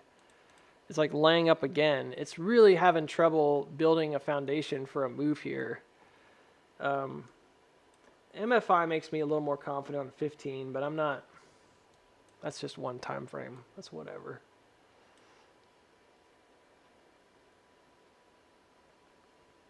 Yeah, I mean, it's up 6%, but you look at that and you tell me what happened yesterday, and you look at the candle yesterday, it's not exactly, it doesn't mean much, Like, I was saying yesterday, okay, and I'm not gonna be able to stream much more. I got to get going here in a minute. Like, really got to get going. This is this was I said it. Yeah, I think I said it yesterday. It's a pot. There's two possibilities here. One is that you get a midweek kind of break, and then it drops low by Friday, and it fills the gap. And that seemed really likely to me. There's a lot of evidence that it could get down there that quickly. We looked at a lot of things, and I don't have all the charts up all the time, but like this was one that we had done for the triangulation of that gap fill, and certainly like there's a case to be made that it could get down there as early as this week or next week, right? But there's also like a secondary option that's not quite as obvious, and that would be that it doesn't fill the gap. It pumps up high and goes back to near 450. It does that to address this wave that didn't get addressed. So it's basically like a big auto reaction of sorts. And if it comes back above 415, I wouldn't be particularly bullish unless it then builds a support and goes. So it's not nearly, for me, it's not nearly enough that it's up 5%. That to me means very little to nothing. It's just a reaction move because it got really oversold. And I think what the goal here will be is for the operators is to chop it up and get more sellers, probably back up towards 415, and then maybe you get an extension to 4.5, maybe, right? Big maybe. And then you drop back down through. I think it'll just do a 50-50 around the top creek here, honestly. And that gets you to wherever you need to go. And potentially that's down to 2s. I mean, it could be very low. Just depends on where it happens. If it happens earlier, maybe it's not that far down, but there's just no reason to think that at this point it's recovered unless it comes back above the floor. Like this is the floor up here around 415. If it finds support here, you might go, but otherwise I'm like, no, you know, it's very likely you go back there just to go back there and check it and get more sellers on board. People buy in, then they sell off, or they cover their short positions and then re-enter them, right? Make it look like it's really strong, and really the volume is just, it's a dead cat, right? Bounce. So I'm absolutely not going to call for some major run right here unless I see the confirmation, because we're too far. Like if we were going to bounce earlier, we had bounced at like 359. I would have said maybe we're going to leave the gap. We already came down. We're kissing the gap now at 315. You know, it's like, okay, we might react and then drop again. That's my thought. And frankly, like, I don't even know if that even needs to happen. We may have enough sellers already. We could just, given how long this is a huge cause. Like, think about how many shorts are invested here if the drop was designated, and, you know, it's just, there's a ton. And I remember that their filing was back here in May. They could have a huge amount of ammunition at this point to bring it down to the 3s. So I'm not really worried about it. Again, like I said, I'm just going to wait, see when that reaction is. And until that point in time, like, I don't give a crap what's happening in some ways. I'm like, try not to be mean about it, but it's like, I just don't care. Like, it's not bullish unless it's rallied above here, and that's the floor that we need to recapture. So,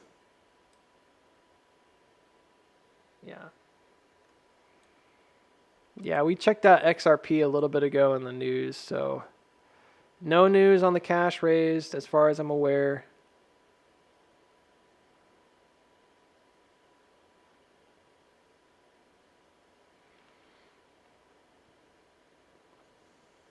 Maybe. We've done that before, where we leave a gap, we get close, it's a bear trap. It's a carrot on a stick, right? Which happens. But I would say that this is not much of a divergence. If it is one, it'd be bearish divergence, because there could be a hidden divergence here, but I'm not going to get into that. That's bullish. like, I get what you're saying, but I'm also like, at this point, I'm like, no, there's plenty of evidence to suggest you could get a rip back to the upside here that doesn't result in like a continuation. There's tons of room. We could see it stop anywhere, really. If it's a terminal shakeout, then what happens is that you hit a high volume bottom and you come right back up and you regain support. So again, it's like, why would I suggest that, and I've already got it going up, like, why would I suggest that that's not possible? Of course it's possible. But I've already have this going back up because I think it's going to come back up and retest some stuff. But it doesn't have to come that high. It could stop at 4. It could stop at 380. Both would be fine. You know, if I'm looking at the reaction from the top, I might argue that this is the reaction point and that we may get a pretty sizable reaction again, back up to like 420 or so. That's reasonable. I'm not arguing that can't happen. I think that's a short-term pop though.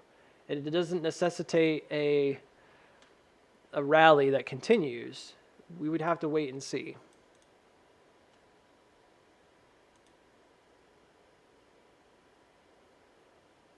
So, all right, I gotta go.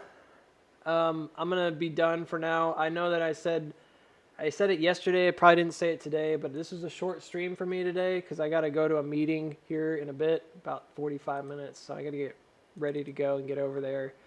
I'm gonna be back on this afternoon. So if you want to come back, I'll be here, but it's totally up to you. I know some of you guys have stuff to do in the afternoons. You're not always available. It's like a different crowd in the afternoons usually.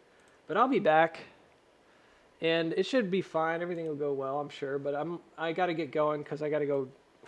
I got to go print some stuff. I got to go print some things before my meeting. So leave the stream on? Question mark. I don't think so, because like I don't really know what I would leave on. What do you guys want on? Just AMC or something? I'm not really sure. I could leave AMC on if you guys want, but I'm not really sure what else I would put on the screen. We could just pick a couple. Lines are comforting. All right. Yeah, I mean, that's fine. I'll leave it on. So let me set it up. So if you guys are interested in hanging out, I'll leave on AMC, and I'm going to do... Let's look at like IWM or maybe GameStop. Either one is fine. I don't really care.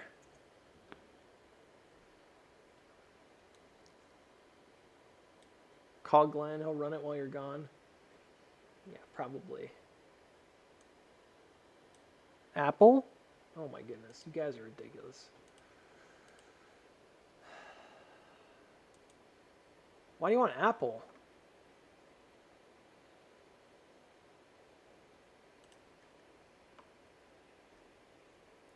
I don't actually use... There's Tesla, there you go. Look at this guy. You're like, what were you doing over here? I don't remember. I think this was that one indicator we were using a while back. We tried it out for a little bit. It's pretty cool.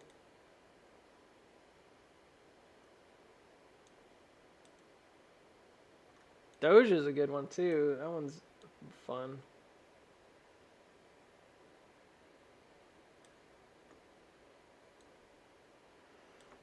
I don't really want extended hours on, but my options are not here.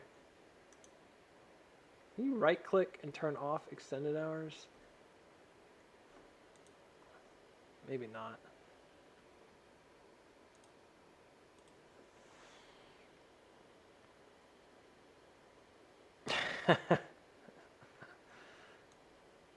Yeah, I got it. I was just doodling, but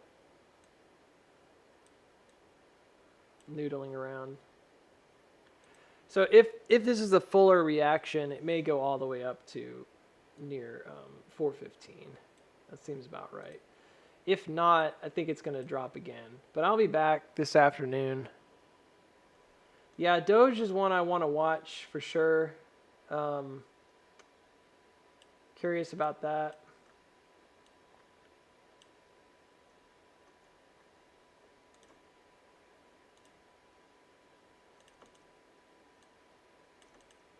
I'm in Doge.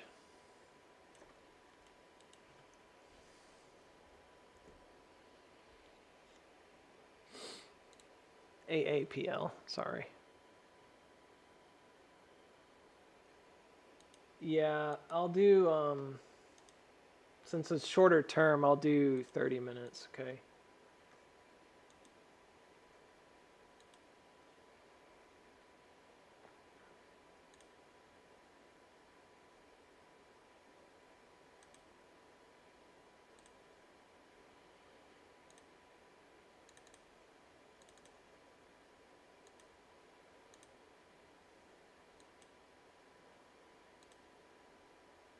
I'm just gonna do, we'll just do RSI. I'm not gonna put anything else on here.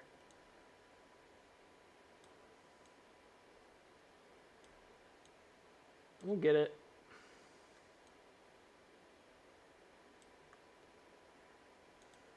I'm gonna scale it a little bit better so you can see better, and then I gotta get going. I'm like really gonna be late.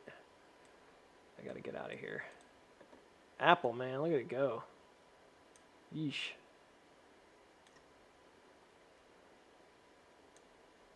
This is a crazy chart layout. Whatever the heck I got going on here. This is wonky. That's a 6 minute. That's why it looks so crazy. What? Gosh. I'm not sure what this is. I guess it's all this stuff. I'll just leave it on there just for fun. Don't know what it is, but you guys like, you don't know what it is, you shouldn't leave it on there. There you go. There's my trend line. I'm putting them all in 30 minutes. That's funny, dude. I wish I knew what that was. But I do not.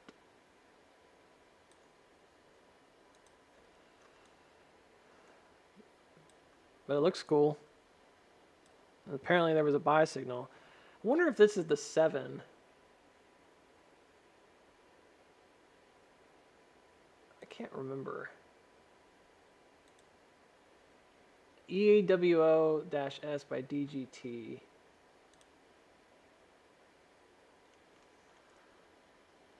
I don't remember why I have this, but whatever. Like I said, we'll just keep it on.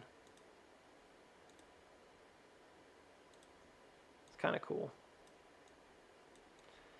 At the very least, you have a breakout here on the channel. And it looks like a widening channel, so yeah, a bit of a widening spread maybe. Not much, but a little bit widening. So there might be a decent chance that it comes back up towards previous top.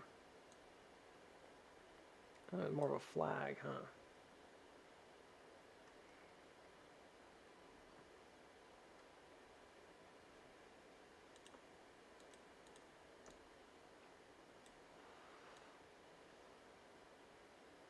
Maybe 246 for Apple. If it can hold the breakout.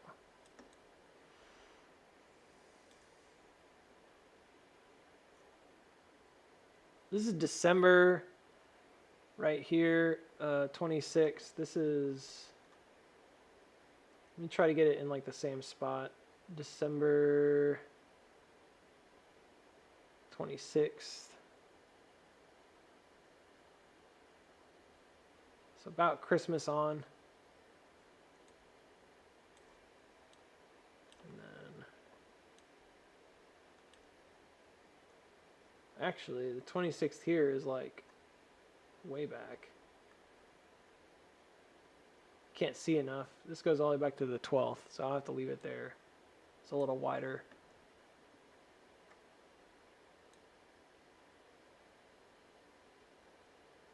All right, it's slightly different.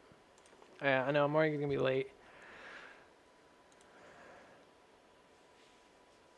I should be okay. I just gotta go print something, so it takes me a minute. All right, guys, I'll be back maybe in about an hour or so.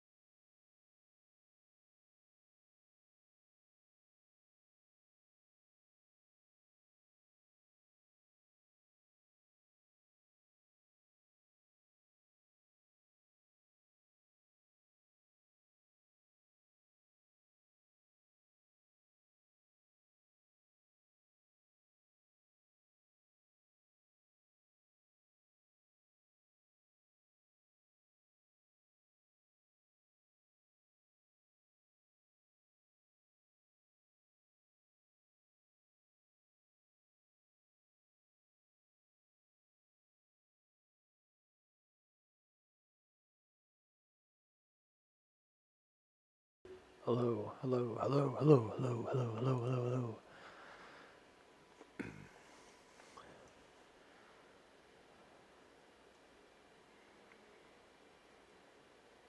Give guidance, says Jason. Oh yeah, look, BAHAT. Nice. I don't know what's happening on that stock. Oh man, I don't know about this. And you business. Oh, what are you doing?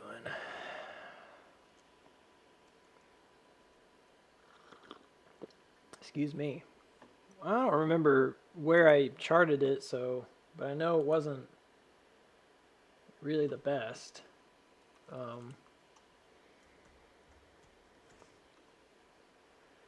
Oh, it's down to 6. Yeah. Where did we say it was going to go? Like 4 cent, probably. But I think it had already made that move, right? I don't know. It's like it had already come down there. It was like a wedge. Yeah, it's just like rattling around. Okay. All right, that was just one that we looked at. We were just checking it out. The RSI here on the 2-hour looks pretty hot. It might pop. Yeah, it may get a pretty significant little pop here. This can cross up. We'll see. Let me check the 4-hour. It looks like a mild divergence. So like it's technically a strong bullish, but since it hasn't broken out, I think a mixed bag. But yeah, you see there's a rise here in RSI, and the price is falling. I'm a little like concerned it's irrelevant because like this has done it before, and it didn't have like a strong reaction. It just kind of went flat. No. Can't eat that. No. I don't even know how to stop you from eating it. I just have to tell you to stop, I guess, if you chew on it. Yeah, I'm not sure that you could count on a super strong reaction, but that candle looks pretty good, that 4-hour candle. Then again, so did this, so I don't know. It just ultimately didn't do much. Let me check the hourly. Hourly's already crossed up and over. Actually, the hourly looks really good. That's like super nice. Retest of the trend. I'm not going to lie, this might be a pretty decent little swing trade after all. The widening here is where I'm a little bit lost because it doesn't look like... It looks like you could go up to the top of it without breaking out of this extended trend here. I've got it like on the extensions. You can see that the main place has been breaking down on BHAT. I know. I didn't forget. The main the main place has been breaking down. But if you were going to trade this from an RSI perspective, like this looks really good, you know. You might see it squeeze. Oh, there it goes. And then it dropped. I probably wouldn't even be able to trade this anyways. That was it.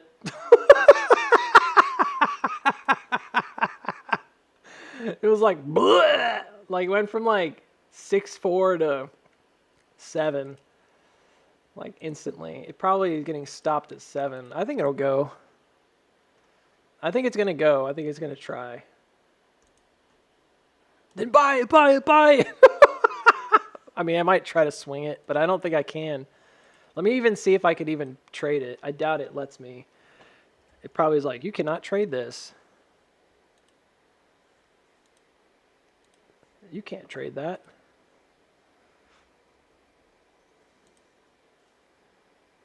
Issuer failed to meet NASDAQ listing requirements. It's deficient. Yeah, I know.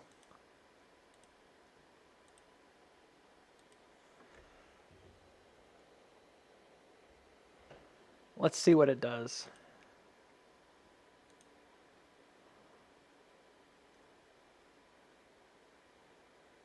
You guys are like, it's an up thrust, Booksy. Don't do it. Don't do it. I don't know, man. I think it might rally. Don't do it, Booksy. Don't do it. Don't do it, man. It's temptation. It's temptation. Hey, it's pointed up. 30-minute. Let's see where they. I mean, it's trying, dude. I think this one might just break, and if it breaks, it's the wedge. It's gonna pop, even if it's not 100% on board. It's trying really hard. Yeah, it could just be like the end of a double M shape, though. That's my biggest worry here. Not happening, dude. Someone's trying to make it look like it's gonna go. It's probably like somebody really wants it to go, kind of thing. It's getting like pumped.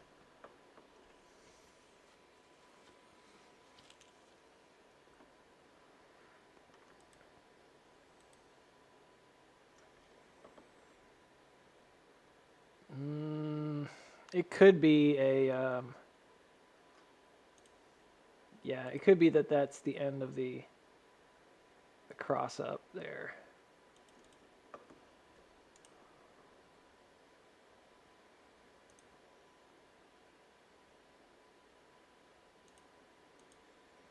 Let's see what happens. Are you trading this, Booksy? Yeah. Yeah, I'm going to see what happens, dude. Let's see it. I bought 1,000 shares. Whoa, high roller.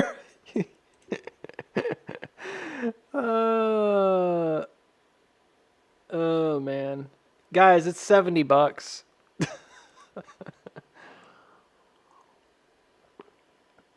That's like more lunch money type trade, anyways.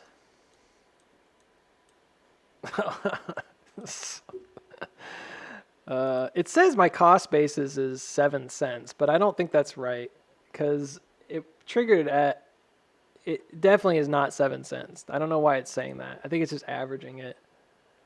It's 677. So I mean, it is what it is. So you're losing money. Drops. Yeah. Yeah. I mean, look, if it doesn't go here, it's not gonna go. So there's that. Like, I genuinely don't think it's gonna go until like 4 cent if it doesn't go here, because this is a really strong potential break. So if it just reverses and goes the other way, so be it. I'll set a stop for like, I don't know, I guess it would be coming back through the creek down here. So like maybe around like 6.2, probably be fair. I don't know. What a goofy trade, huh? What are you doing, Booksy? 1,000 shares of this. I'm going to own your company before it's done. This is like 0.00001% of the company I just bought with 1,000 shares. Sorry, it cracks me up. You guys are like, that's not that funny, Booksy. You know every penny stock is like that. Yeah, I know. Well, look, there's a bit of a widening spread. It does seem that, at least for now, that this is divergent. It's not the strongest play at all, but if it manages to break here, and it's trying, and it kind of follows through on that price action, then technically speaking, this should have a, I don't think it's going to obey it necessarily, but it should have about a 62% level retracement. It should be coming all the way back up to near here. I don't think it's going to happen necessarily, but I would say at least 0.5 if you're just being like a real weak sauce about it. And maybe at the best you get out at like 90 cents or something. This is like WTO all over again, Booksy. It's the same thing. Yeah, maybe. So that 30-minute 180 is looking good, like a drag back to it. I think this kind of whip around makes me think it might happen. You see this like push here, and then it comes back right to it. We might see something like that here because it's coming far away from it. That reaction may be right there. So even if this isn't like a wedge, it's pretty likely that it comes back up and tries to channel. So even if the wedge isn't very strong, it's pretty likely we're going to see that reaction right there, I would say. If it can break. That's an if question, not a when question. When it breaks, well, I don't know if it's going to break. It's kind of trying. I think it might do it.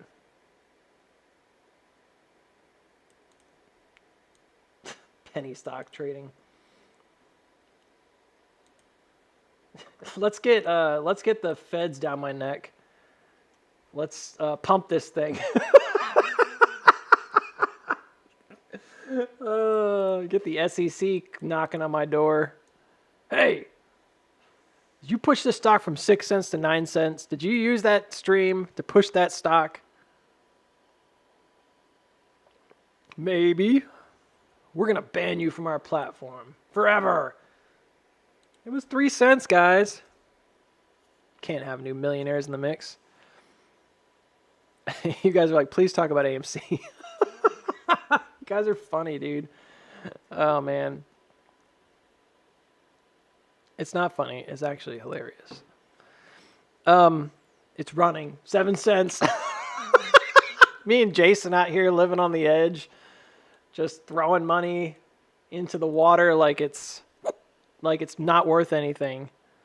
I'm going to wipe my butt with these $70. That's what I'm going to do. Flush it down the toilet. That's how wealthy we are. Woo!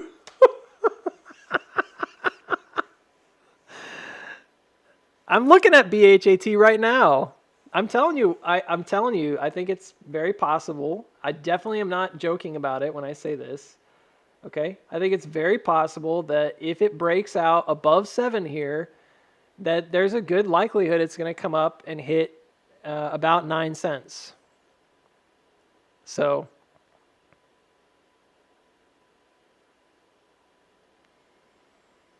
oh, okay. You're good, man. I think 9 cents is safe. I think it's a channel thing, right? So there's a consistent 1 right here, 2, and then we're missing a 3. So this is the first right there hit on the channel here, and then there's another one right here, and then we may get 3 here.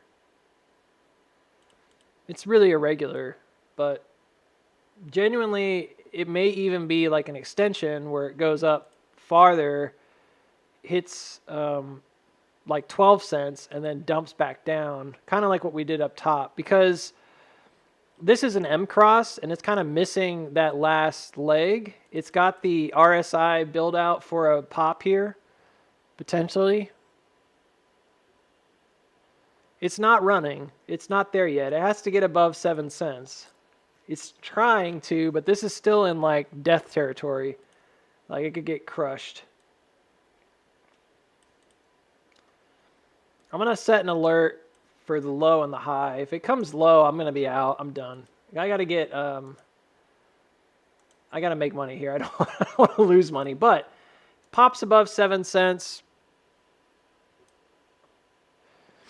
Then maybe it's running because that's a breakout. I think it would probably have a pretty violent reaction. It may go really fast. So you'd probably better to set like a sell alert or something, or like a sell wherever you want to sell. Because if it does a big run up, it could just sink right back down like really quick. So you don't want to miss it. That's my thought on it anyways. Like, if it's going to go, you'd want it probably have your sell order already in the works. So, I don't I mean, there's nothing really here to it. I'm not making anything on this.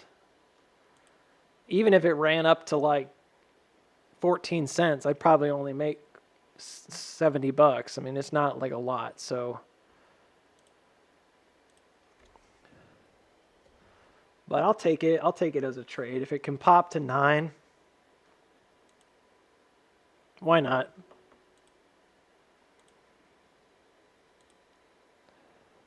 Make $20. It's $20 I didn't have before.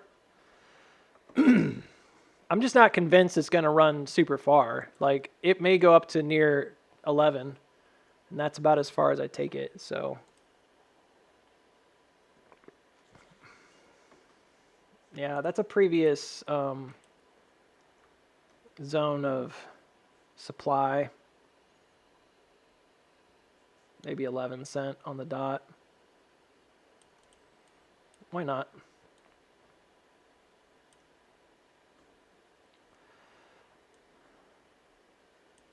Maybe. Percentage-wise, it's a good trade. And that's really what I would focus on. I wouldn't focus on the fact that you're only making like $20. Booksy bought 1,000 shares. He's a high roller. High roller, baby. Yeah, but I'm not. AMD is another one that I'm still in. I'm still down. It's weird because I bought in yesterday at like 115, but the price of these options is not growing. It's like it dropped. So I think maybe because it became overbought too quickly and people were selling off this morning. I'm not sure. I really don't know why the price isn't moving. Delta ratio was fine. I thought I bought a good contract, so I'm not sure. But it's not budging. So if it gets to like 121, 122, and my contract's still like dead, I'm just going to let it go, I think, for now. Because it just doesn't make any sense. Like, it should be growing, and it's not. So there's something wrong with that strike. Maybe, who knows? It's short term. It's January 31st, 122. So I guess I'll put it on the screen so you can see it. Weirdly, it's cheaper now than it was when I bought it, which is kind of strange. So this is a January, and it's a 122 strike. And it's, yeah, like it dropped 15% in value. Go figure. Some reason it did. I don't know. Maybe there was just a higher demand right at close yesterday. I did buy it like right off the close, right before close. So AMC running up pretty hard here. I think it's coming up close to the edge of, it may be up pretty close to the edge of this channel now. I'll have to double check. I didn't forget about AMC. I'm just not staring at it constantly. Up. BHAT crossed up. Yeah, AMC hasn't broken out of its downward motion yet. Not to shoot anyone in the foot here, but that's a widening that looks solid. If it breaks out, it could go back to 4, which is my expectation here. But it's not a surefire bet at this point. I think it's probably going to go back to 415 if it breaks out. But it's not there. It hasn't actually broken out yet. So this is just a rebound leg right now. Up, it broke out and then it went backwards. BHAT, you're making me sad. Come on, squeeze. Let's get the SEC banging on my door. Come on. The SEC does not care about this stock. They're like, this stock is delisting. You guys do whatever you want with it. There's a dumpster fire out there. If you want to pull some stuff out of the dumpster, go for it. You're the one that's going to get your hands burned in the process. And I'm like yelling at everybody, get your gloves on, boys. Let's go dumpster diving. That dumpster's on fire, Booksy. I don't care. There's good stuff in there. Let's get it. SEC just standing around watching this dumpster fire and these guys jumping in the flames, trying to pull out old TVs and hot dogs and stuff.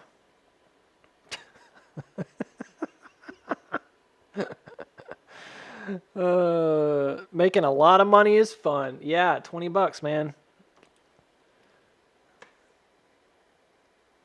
Yeah, 30-minute closing candle could lead to a run. I don't know, man. It's trying to. You can see the volume pouring in. There's a lot of sellers selling here at this wall at 7. So probably the swing from here to here is what's attracting a lot of people that got it. As you can see the heavy volume on the bottom too. So if they can, if buyers can trade through whoever this is that bought it back up down here, whoever this is that bought it back up, it's probably just like one dude sitting in his basement somewhere. You guys are like, yeah, it's probably like you, Booksy. Yeah, probably. It's probably just like one guy. It's probably Jason. He's like, I bought that. That was me. Anyways, so whoever this is probably swinging a little bit here. I mean, that's a 25% swing. If you're trying to get a good swing trade on the day, that's an easy swing, right? So maybe if those sellers get absorbed and the others who maybe bought down here below 6.5, then it'll run, but it's gotta show some strength. It's like right on the edge, guys. It's like right there. Like it's getting ready to go, but it's not going. Why are you trading this, Booksy? Why don't you talk about other stocks? I don't know, man. I just saw it. I saw that RSI divergence. I saw it pointing up. I mean, it just got me, dude. It's got hooks in me.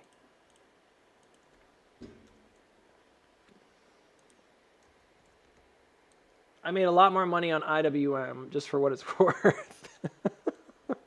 And I'm hopefully going to make some on AMD and U. Yeah, let's put a marker here for AMC. I'm going to see if I'm going to add an alert on this trend. That way if it pops, it pops. I think Apple might be in a really good place to trade too if you're an Apple fan. I didn't really mess with this, but I kind of want to look at Apple because it's breaking out of a channel right now and it looks pretty strong, like it's holding. It's a healthier maybe stock to trade than Bahat. Bahat is a tricky one, so Trixie. Oh, come on, NU. Get on up there. This is what I wanted. But it's like, on the 15-minute, it's looking kind of rough. That's divergent. That's overbought. Ugh. I don't know, man. I don't think it looks great. Dang. Come on, NU. You got it in you. I know you can do it.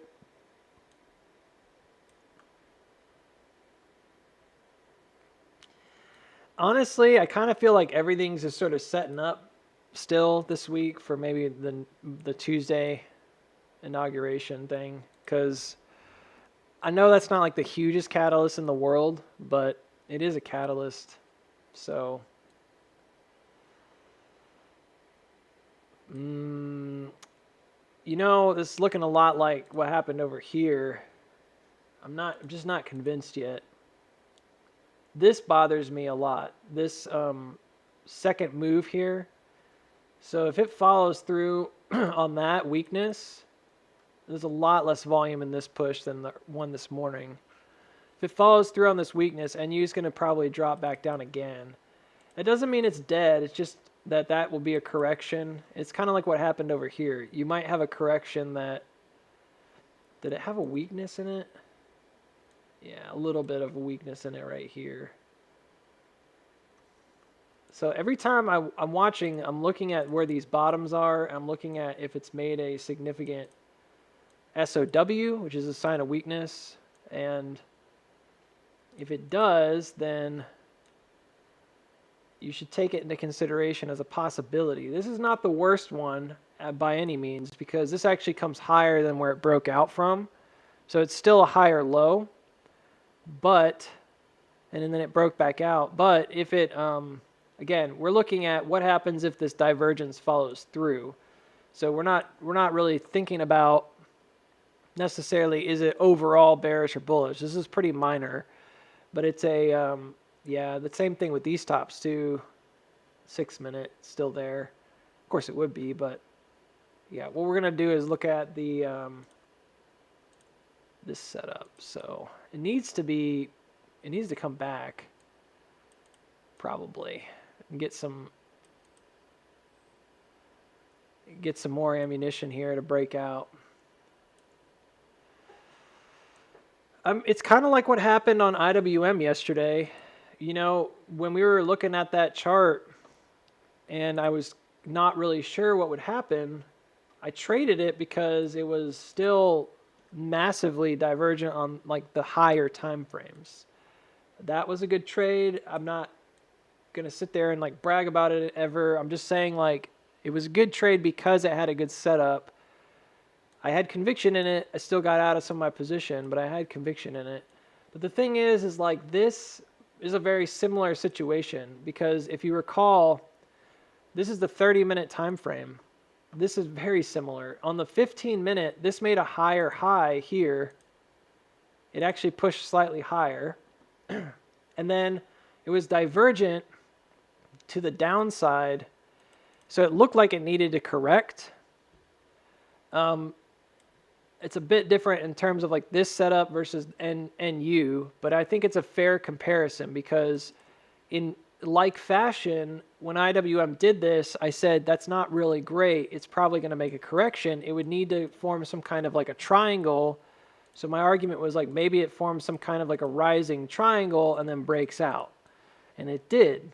So I held some of the position because I'm like, it's not really over.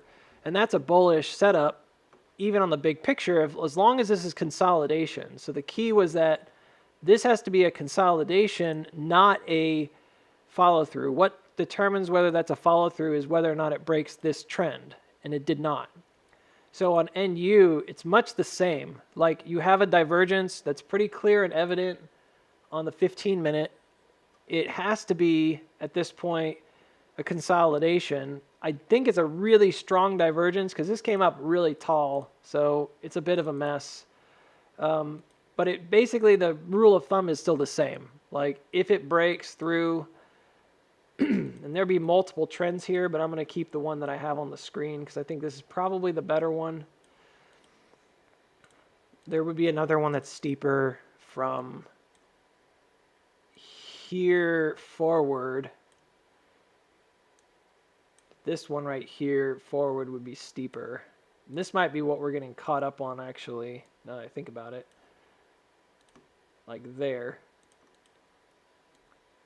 Right where this drop is, that's where it should be. I think it probably hooked up to it. So that one is significant because if it can't hold here, I think it would be a potential bust. So what we would probably see if it breaks out, and this was remember this was the problem zone. If you're trading this was the area I said you might have some trouble getting through here because reasons. There were a lot of reasons. I guess I'm not going to go through them all because I can't remember all of them right this second, but there were a lot of reasons that I thought this would probably be the struggle bus area. So if we're going to see this continue, we wouldn't want it to drop back beneath like 125 probably. This floor that it's pushed over.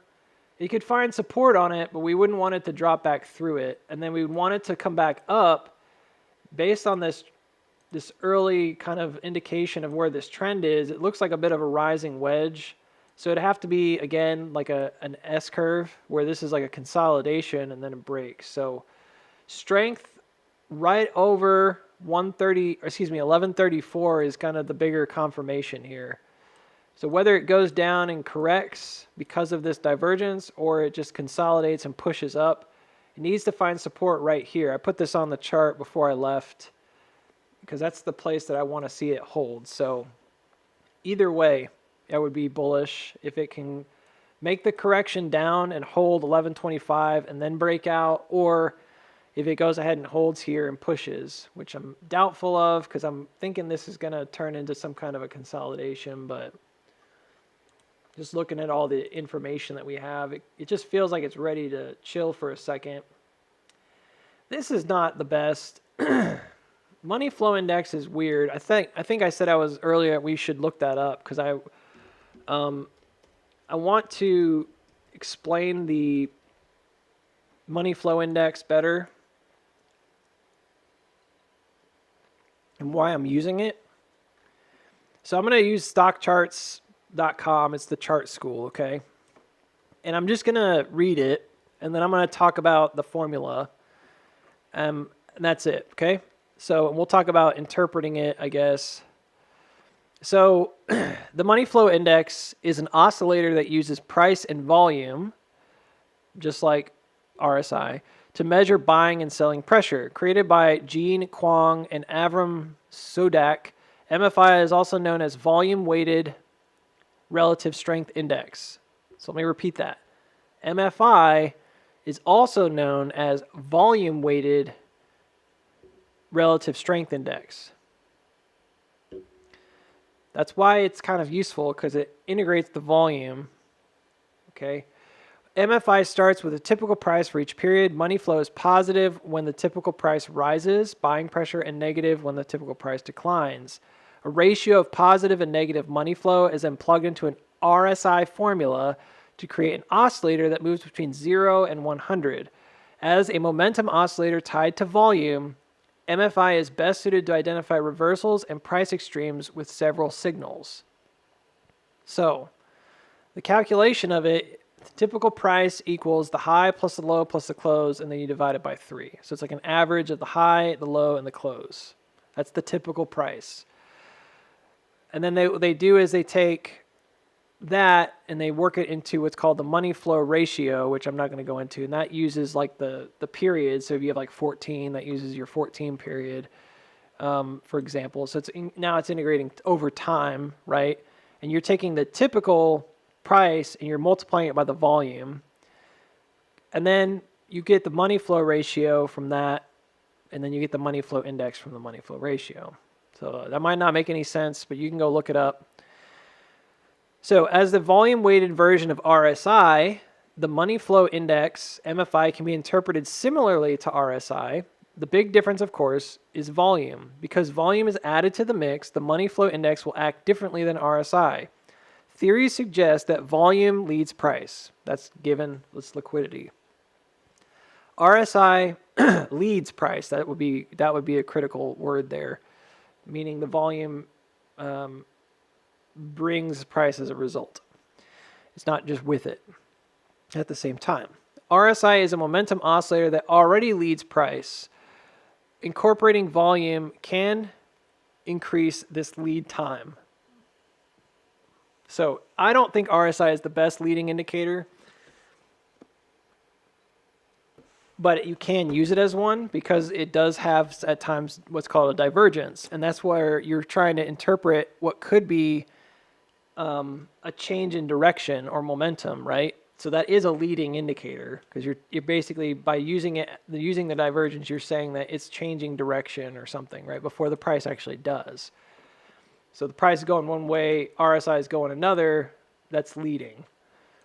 If it pans out. So, yeah. So basically, they identified 3 basic signals using MFI. 1, look for overbought or oversold levels to warn of unsustainable price extremes. 2, bullish and bearish divergence can be used to anticipate trend reversals. This is very similar to every other indicator. 3, failure swings at 80 or 20 can also be used to identify potential price reversals. Okay, and 80 or 20 usually are marked off here by the dotted lines. So you can see like it's failing here to reverse. So it's trying to reverse, but it doesn't end up working out.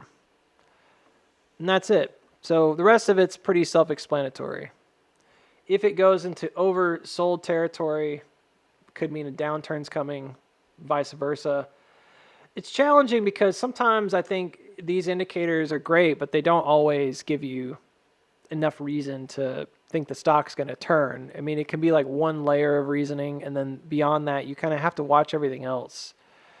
But I find that the bigger the time frame, the bigger the divergence, the more likely it is that it's true. So that's MFI. That's why I've been using it. Hopefully that helps clarify. It's a good bedfellow for RSI. Okay, so I like it, and that's why I'm using it. Okay. Okay. AMC is getting close, but it hasn't quite broken out of that trend yet. Not seeing it yet. Yeah, Apple looks really good. I think that it's struggling to kind of like find it. Well, I don't want to say struggling, but it's working to find its footing here. If it can find its footing, I think it's going to go. If not, I think they left a gap behind. Yeah, Apple left a gap at 233. This would be like a head fake, like a pretty nasty one too. So we'd have to wait and see what happens if it does reverse. Otherwise, Apple's looking pretty good. I don't know what this indicator is about on my screen. Why do you guys have any? Why do you have it on your screen then? I don't know. I just do. I must have been using it at one point, but I'm not really sure what it's about. I'd have to look that up. I guess it's supposed to sort of identify possible trend reversals. It's usually what these markers mean. Some of these are really successful, but I wouldn't say it's been overly helpful.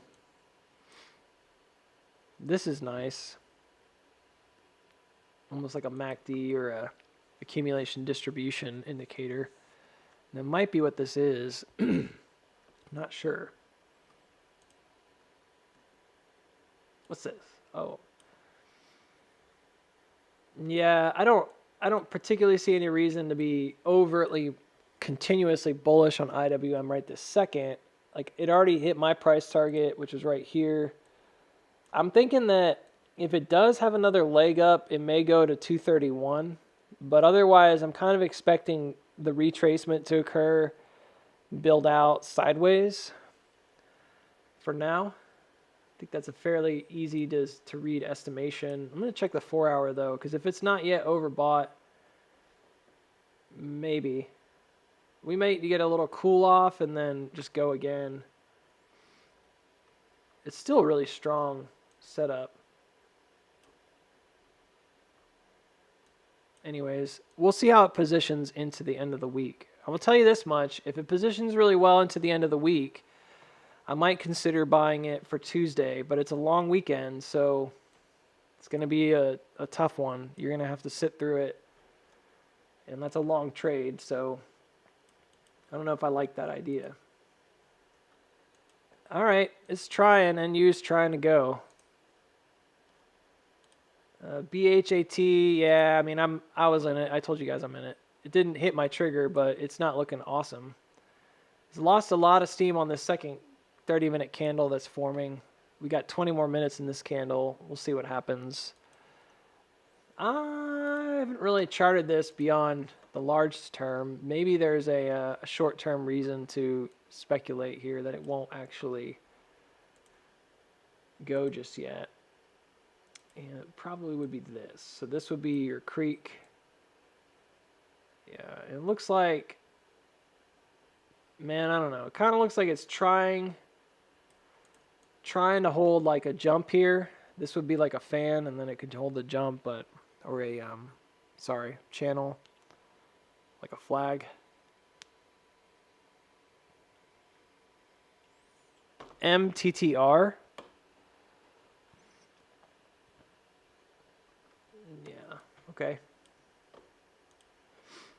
The thing about these is like none of these EMAs on this guy are remotely close to us. Like all of them are overhead, which indicates to me that, yeah, if it goes, it's going to like melt up because except for the 6 minute, almost all of these are like way overhead. So there would be a bent towards kind of dragging it upward, so to speak.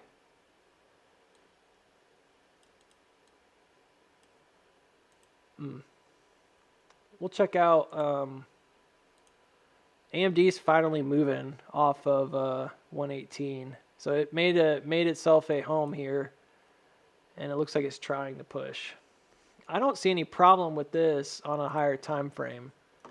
So yeah, MTTR, I don't remember where I looked at it. I think it might have been on this AMD one. Let's take a look. Maybe. Yeah. Yep. Okay. So let's see. I'll widen it out. I don't know if anyone else was trading it, but Skal Hassan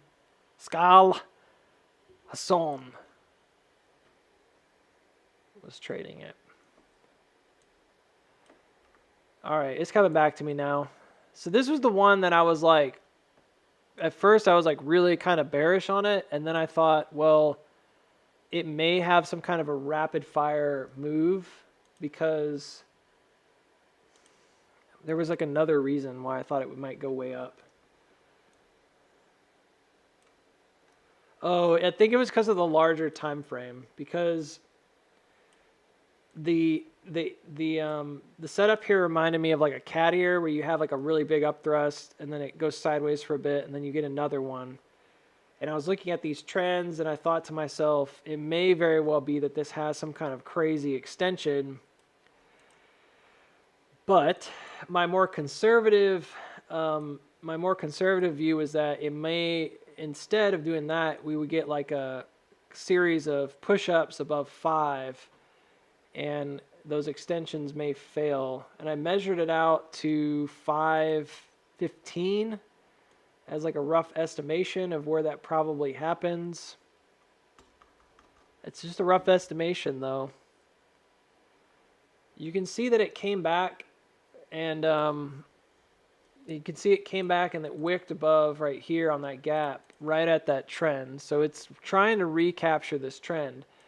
But the upside also had a trend, which was like a wedge. So I'm thinking we were right. Like it's sandwiching itself. This went really low. I wouldn't have expected that. Because it went low first and then broke out, I think that's a good thing. So that's actually really positive. Yeah. And it did come down and check. What is this?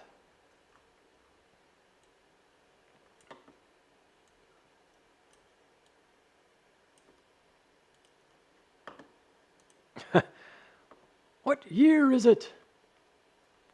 I don't know. Booksy, you tell me.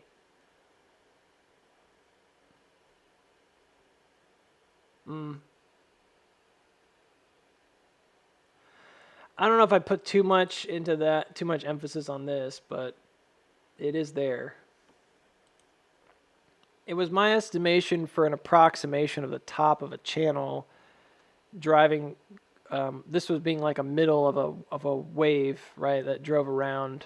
It's important because it provides support back here when it first came down, and then it provides support at the end when it finally took off.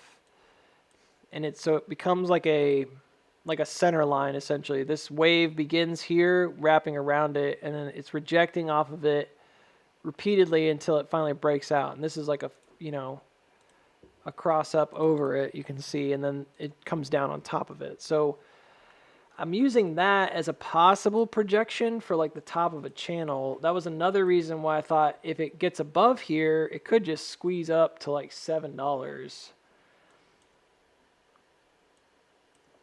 It might not be, the question for you may not be, should I get out now? It should probably be, where would my stop loss be? If I'm green right now, and I've been in it since like 470, I think is what you said, or thereabouts. Where would I not want to sacrifice profits? Because it could have this momentum. It doesn't look like it at first because it's like, well, there's not enough room there, but really like there's plenty of space on the daily to have a pretty big pop, and you never know with these kinds of things.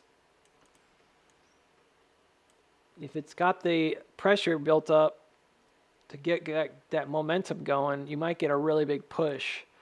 Can't guarantee it'll go up to there. There's other places it could stop, but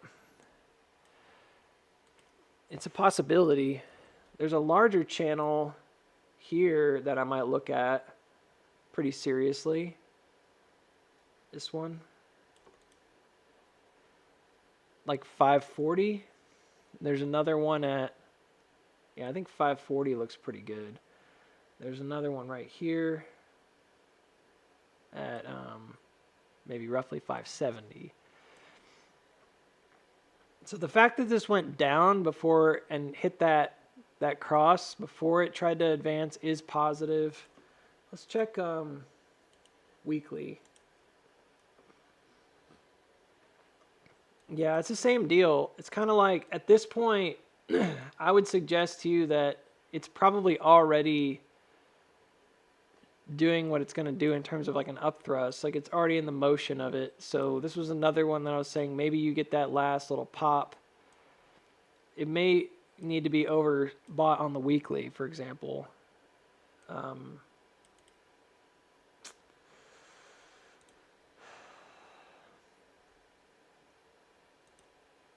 not sure why I keep leaning that way. Like when I first looked at it, I thought it looked like a pretty simple case of like, oh, it just needs to pop and then it's going to dump. It looked pretty straightforward. I guess there's something about the appearance of this that reminds me of like a gearing up towards another push. Maybe we've seen it somewhere else. Well, it's already broken 5. So you were right about 5. I mean, it's just a top. It's already pushed above this top. At this point, where I would set a like no-go zone, just for me, is usually based on the creek moves. So if it comes back beneath the creek after going over the top. So there's two things. On the daily, I would say, does it hold? If it holds on the daily and it doesn't wick down below, you're in better shape. If this wicks up and then it closes below 5, that's a bit more bearish, if anything. So you would have to say like that's kind of a bearish indication, like that it came above during the day and then closed below. And that looks like a secondary UTAD type motion, like it's just gearing up to sell off again. Because that's what happened here. It went above, closed below, and then just instigated a sell off. So there's a couple criteria. One would be where does it close? Where does the daily close would be a good question to ask. You won't know until the end of the day. Does it break above? Does it hold 5 like with support, and does it then break above 505? That's the uptrend here. That's another good question to ask. Maybe really closer than I'm expecting. Hang on. Let me get this snapped because I think I got this wrong. On the daily, it looks like it's already there. Yeah, it's already kind of gone the distance up to the top here. So right now we've got this, minus this drop, we've got this really simple setup. And then the last question that I would ask is, where does the creek is really low. It's like, it's kind of right where we've got it. I think it does match that major trend. So I think it's a parallel. But if I had to do it without knowing where that was,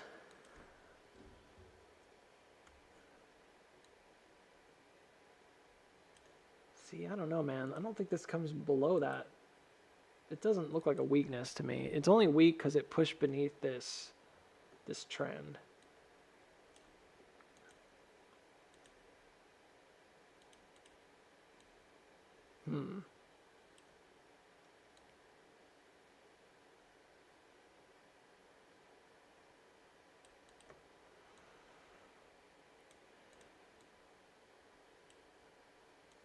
Might be a really good play for you.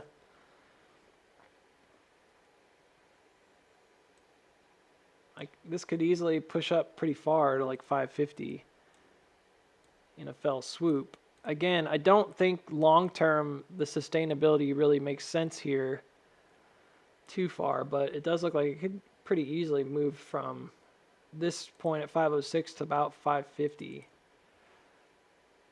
It makes sense. Even integers.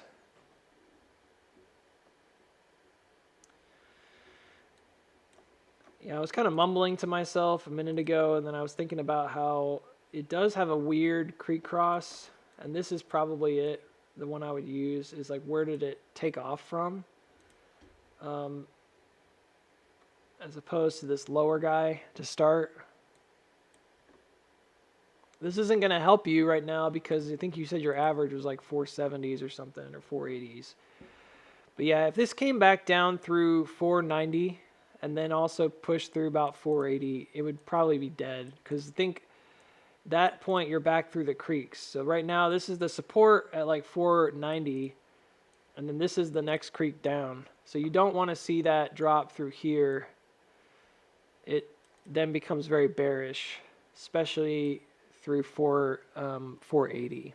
But that doesn't really help you, because if that's your average. That just is what it is. It's really high up. There's not really any better price point. You could pick any number of creeks and decide if you want to use them. But these are just parallel. So same thing here, like 485. So you don't, in this case, you don't really want to see a gap fill. Ideally. It could happen, but it would be hard for me to justify it, because if it came that low, I don't know. Then I'm looking at this as like a cross up and like a wave up. Right now I'm looking at it as if this is the wave up, and then it's going to try to take the leg step up. But if we did it the other way, it's kind of like what I have here. This is the leg up. I don't know. Coming all the way back down. I guess it just depends on how it happened. The daily closes, stuff like that. I'm just trying to give you some information. It's a bit of a fire hydrant. I'm not giving you anything perfectly clear, because I don't know your position and I don't know what you're willing to risk. But right now, I would just say that, yeah, it could go, and if it goes, I'd probably watch the 4 hour and like the weekly and see where it gets overbought. 4 hour up to the weekly, excuse me, and see where it gets overbought. It's already at a place where it's created one big motion. This would be like the second big motion. It's like 2, 1, 2, like the wave. And I don't think it would go beyond that. So that would be the end of it, wherever it stops for now. And then you'd be watching backwards towards 5. So if it does make the push, be watching back towards 5.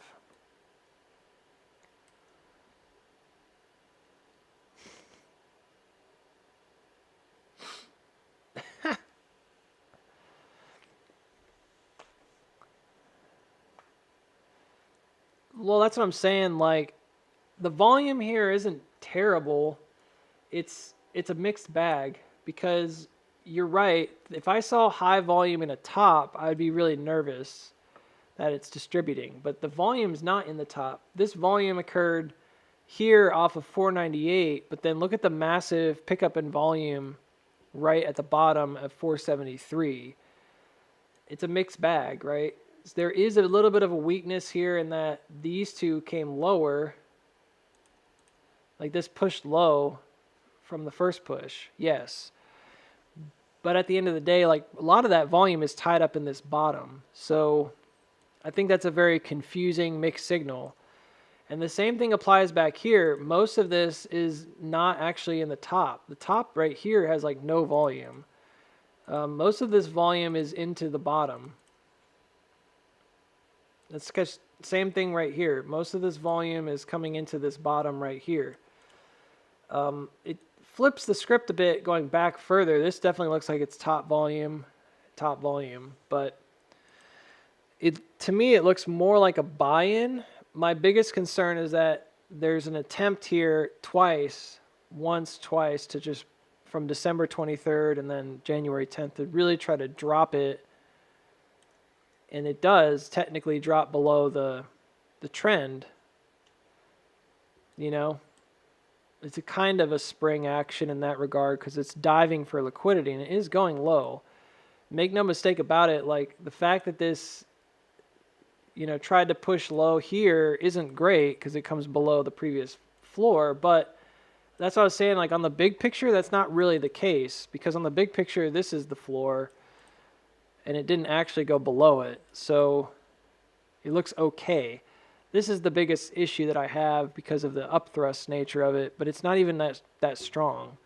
So it's just a mixed stock. I don't really feel one way or another about it. I think my gut is not the most reliable thing, and that's all I've really got to say about it is like kind of from a gut perspective, it looks like it's holding pretty well. It's holding a trend. It lost it here on what appears to me to be a couple of downward liquidity dives, but it was bought back up and now it's back above into the trend. So you shouldn't, I would not be skeptical just for the sake of being skeptical here. I would just say, okay, it is what it is. It's up. If I'm comfortable with that, I'll take some profit off the table, but otherwise I'm probably just going to ride it out and see what happens on this top. If it comes back below maybe this rising creek here, this rising trend, then yeah, maybe it's not a good trade anymore. That's why I'm saying I don't necessarily think the question is like how far does it go, because that's a harder one to answer. I honestly suggest to you it's probably going to hit 550 if it pops here. I genuinely think it'll get up to that point, but maybe the right question is where's your stop right on the profit? If you're already in the money and you're already green or whatever, you can make that decision, right? And be like, yeah, I think I'll set a trailing stop or something or whatever. Or maybe I'm only really comfortable if it comes to 495. And then I just ride it and see what happens.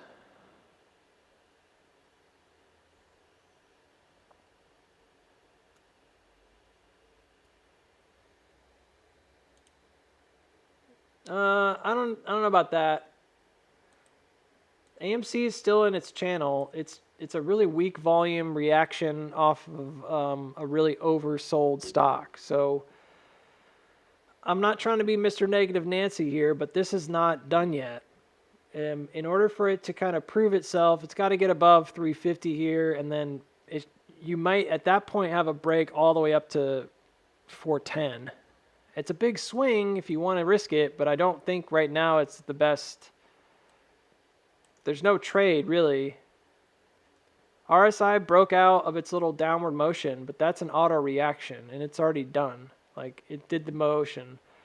In order to get the follow-through on the motion from the RSI break here, it has to move above the channel, and that hasn't happened.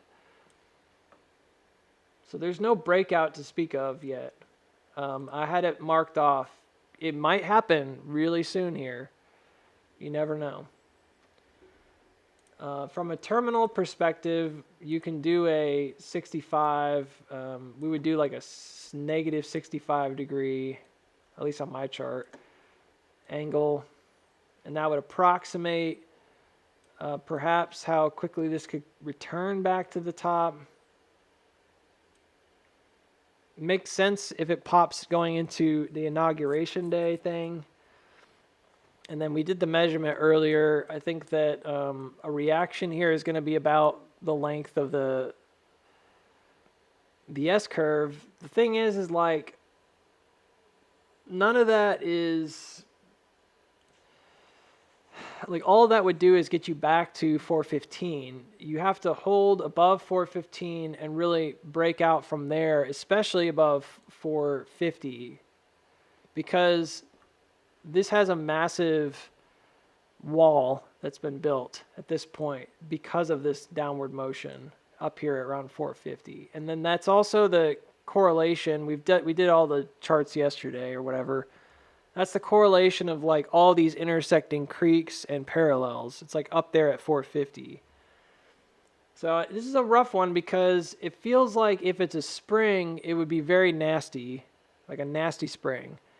Like there's not a lot of buy-in to talk about here. It also feels like one in which you're basically like testing a liquidity that you don't intend to come back to, which doesn't make sense.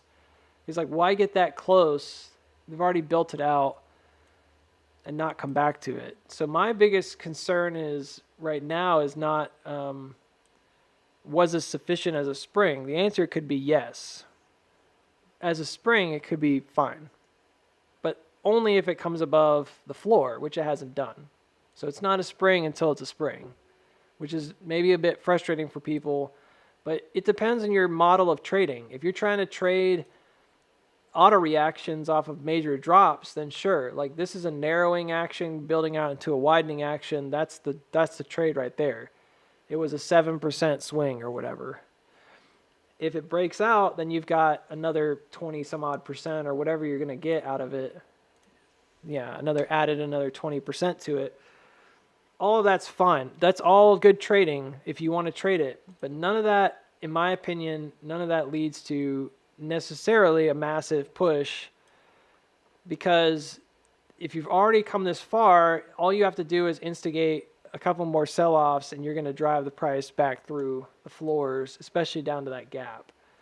So it could be that, yes, it's done. It's going to pop back out, finds a resting place at 415, and then breaks out, and we get this huge rally end of January, and everybody's cheering, and it goes all the way up to, $20 or whatever really fast. Or very easily could come back down into early February. There's a pop that's followed by a drop, and then the rally is kind of mitigated with a low spring that then turns into the real rally right after the fact. You guys are like, well, that already happened, Booksy. Yeah, that was my idea. I think the thesis that I had originally was that had already happened on AMC here. And so this would have been like your spring action to reset everything and then go. But it's just not really making a lot of sense to me right now. So, I'm just going to wait until it's confirmed. I want confirmation of that move before I say yes, I think it's going. So right now I'm like, yeah, healthy skepticism. I think this could have a decent pop up to this outer creek if it can manage. That should be a move up to about 375. Otherwise, just kind of waiting on it.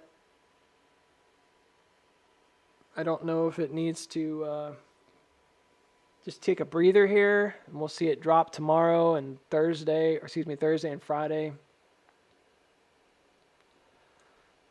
Apple's one that's kind of caught my eye here. B-Hat, not looking hot. B-Hat struggling, man. B-Hat is not behaving.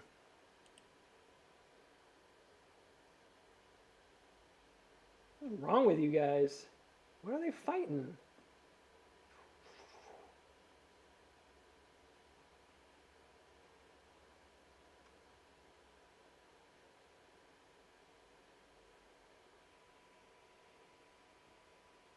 You ever watch cats smack each other? They just smacking each other around.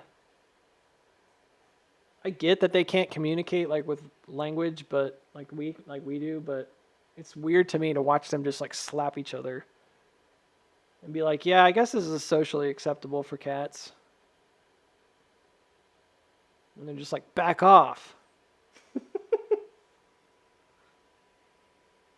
You're in my space. Smack, smack, smack. You just walk around slapping people.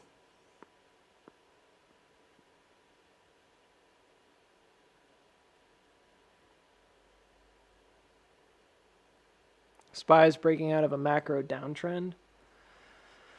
Oh, B-Hat. It's starting to look like a distribution. I'm going to see if it holds, but the reason I'm thinking that is, see how it's it tried to make higher highs here, and then it just failed. That's odd. This looks okay. I don't know, man. It just looks like a... B-Hat is not my favorite now.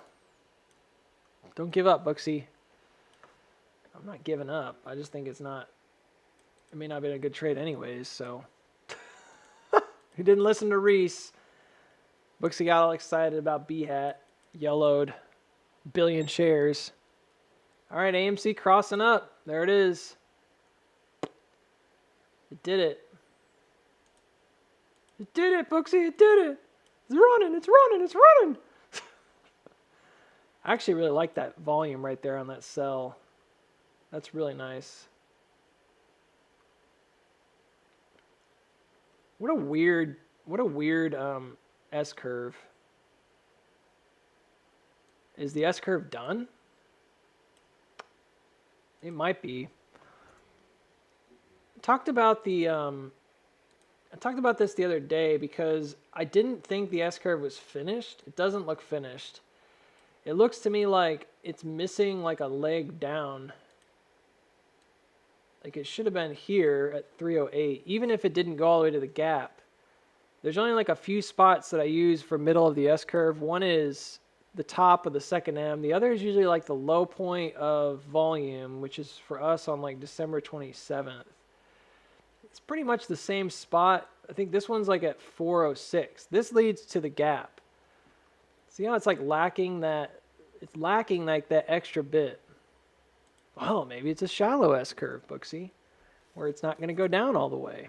Yeah, it's possible.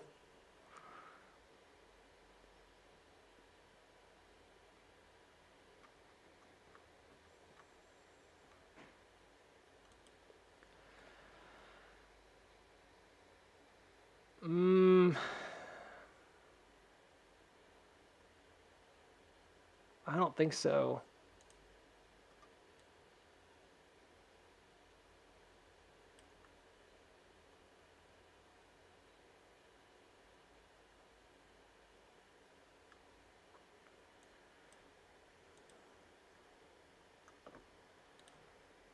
But, you know, when I'm bullish on AMC, it's always easier to get people on board. When I'm bearish, it's harder. I just don't think it got there. You say whatever you want about bear traps or whatever.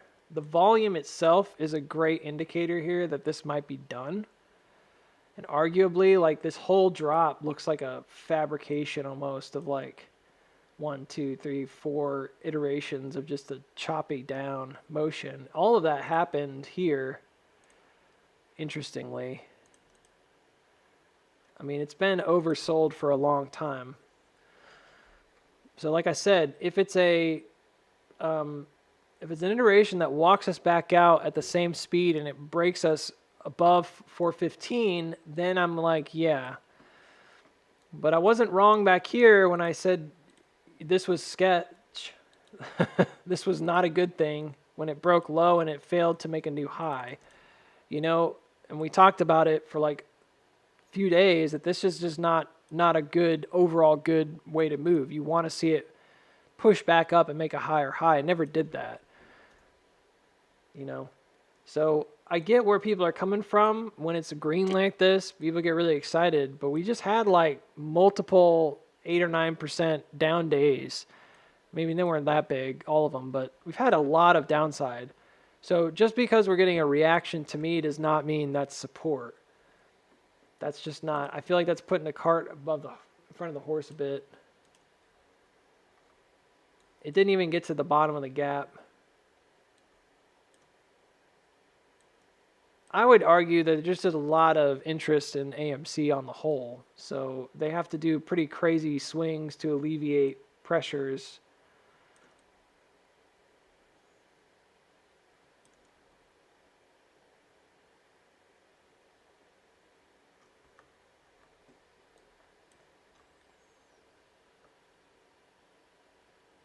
No, you're fine, dude. It's not personal. It's not me saying that you're wrong either.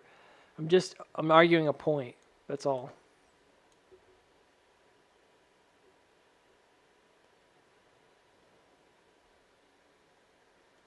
It's fine. We respectfully disagree all the time.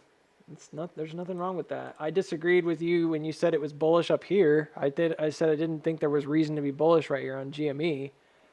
Right? And I was right. You may be right about this. You may be like disagreeing with me right now, saying like, I don't think you're right, Booksy, and you could be right. I might be wrong.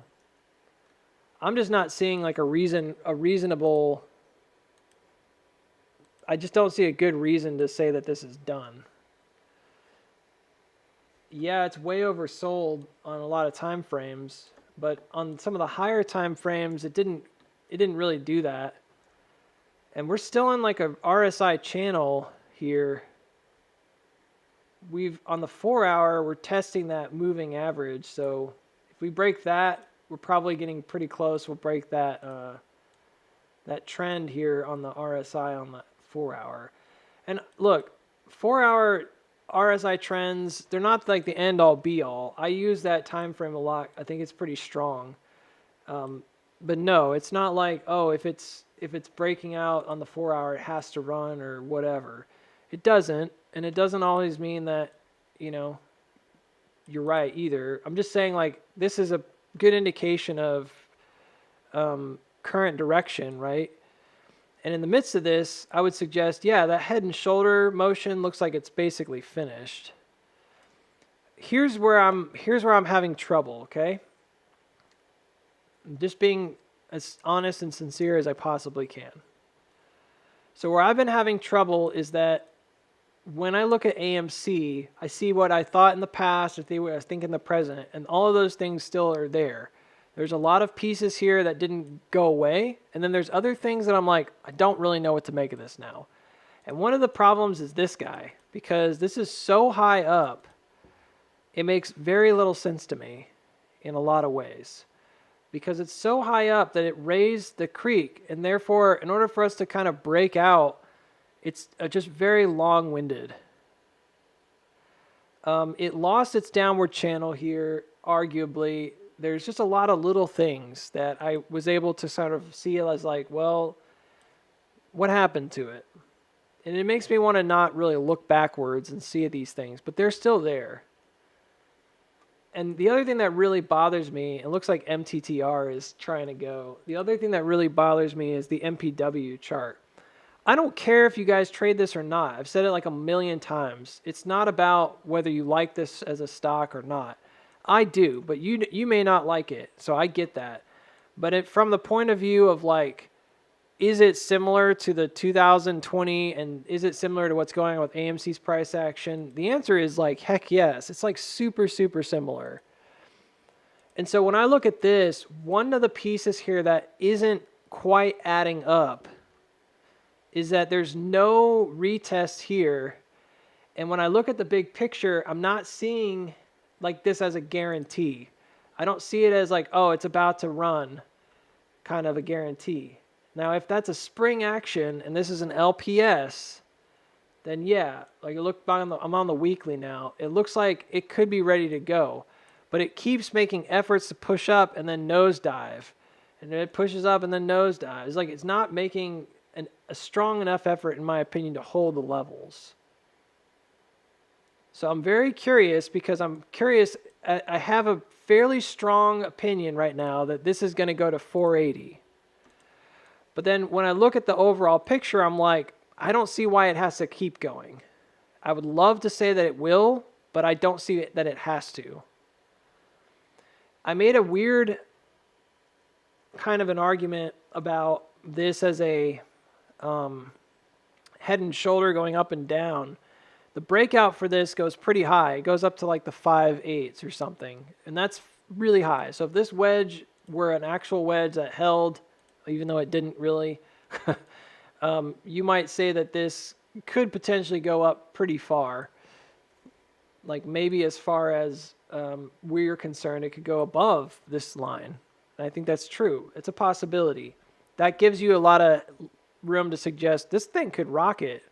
This thing could be going all the way up to like $10 or something. But then every other measurement I've made suggests that that doesn't happen until later. And when I look at the big picture, I'm like, man, what's lacking here, if you're considering that head and shoulder motion, is this guy here. And it's not there. It's like not present. It fits the bill really well, but it's not there. And if I'm looking at a direct comparison, I would just say, well, frankly, it looks like it's just missing that move up with the drop down to get the actual spring. And I think that's probably correct. You know, when we look at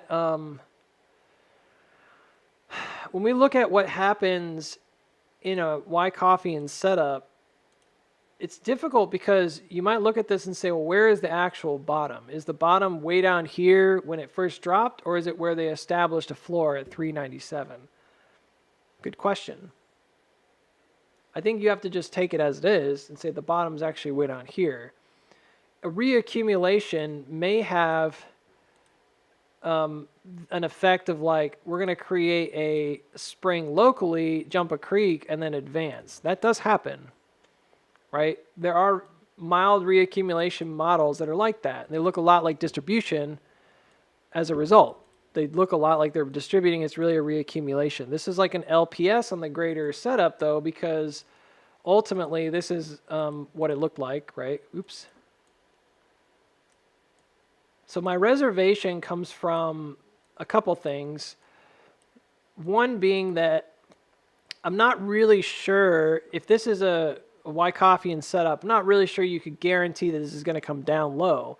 But I also don't think that you could sit there and assume that it won't. And right now, the biggest problem is exactly what you saw in 2020 as a problem, which is that in the midst of this sell down, it has to come back above. If it's going to rally, it has to come back above this guy way over here. And that's where I'm like, oh, so the wave broke down. Maybe it holds and it breaks out and it rockets to the moon or whatever, you know. But until you get this reactive move back above what I would call like that ice, that main uptrend, there's no reason to assume that this has to go anywhere. And to say like it will definitely run would be an error. Potentially of like massive proportion. Now the good news is if it does run, then this could be going all the way up to here because that's the next wave. That's what I'm looking at right here. It's like that could run really far, really fast.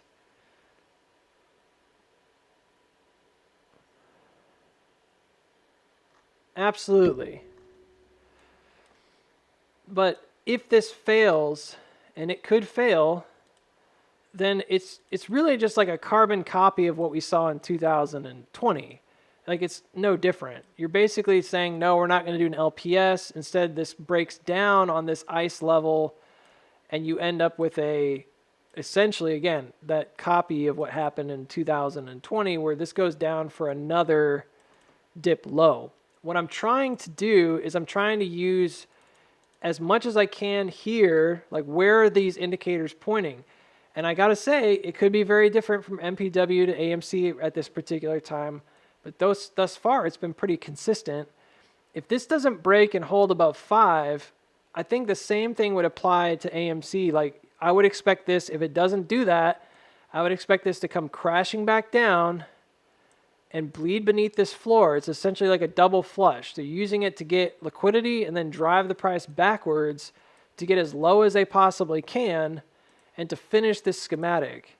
And I don't think this is a big question mark in my brain at all. I think it's a pretty straightforward question. Like, where does it go? Okay, well, this just if it goes up there and it doesn't breach and it sells back through these floors, then you're in trouble. It's probably going to come all the way back down. It's like carbon copy, again, what happened to AMC in 2020. When it built back up, it went back to the liquid center, chopped for a little bit, looked like it was really bullish, has a massive hike in OBV.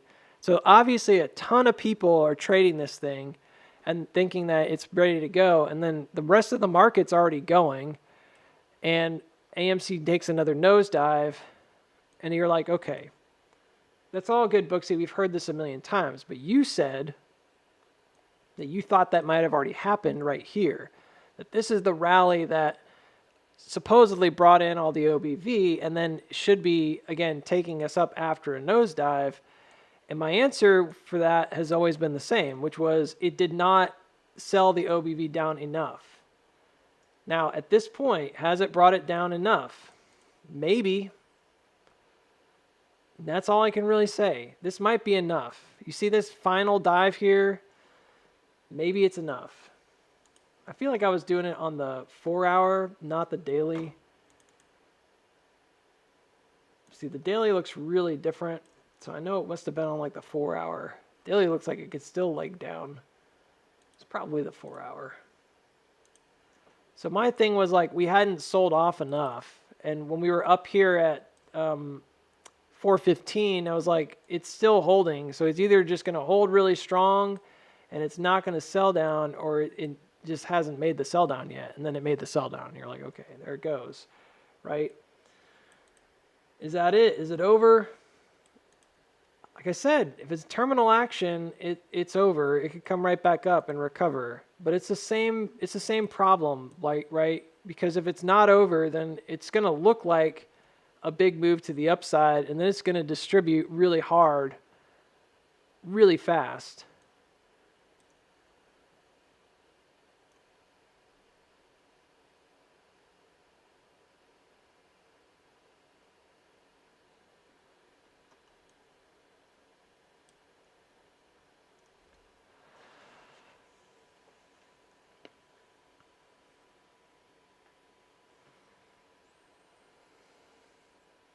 Yeah, I'm just gonna stick to my guns about it, wait it out. I'm not gonna call it. It's not important enough to me to be right about it, so I'm just gonna wait. I'm gonna let it be what it is, and we're still not out of like the main trend anyways. Like these two extremities, it's way up here. As the crow flies, it's like 373. So wait, you're just gonna wait forever, Booksy, until it breaks out above 415, and then you're gonna say, yeah, there it is. Yeah, pretty much, because I just don't have confidence that it's gonna go. It doesn't even have to be like way up here at 450. It could be pretty low. It could stop at like 4.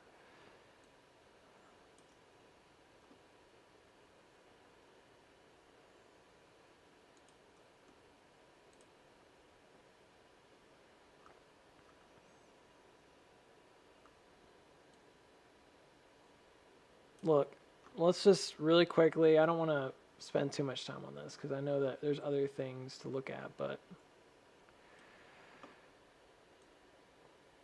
look, man, when AMC came down here and it had this massive sell down, I'm sure eventually you're like, well, eventually this has got to stop, right?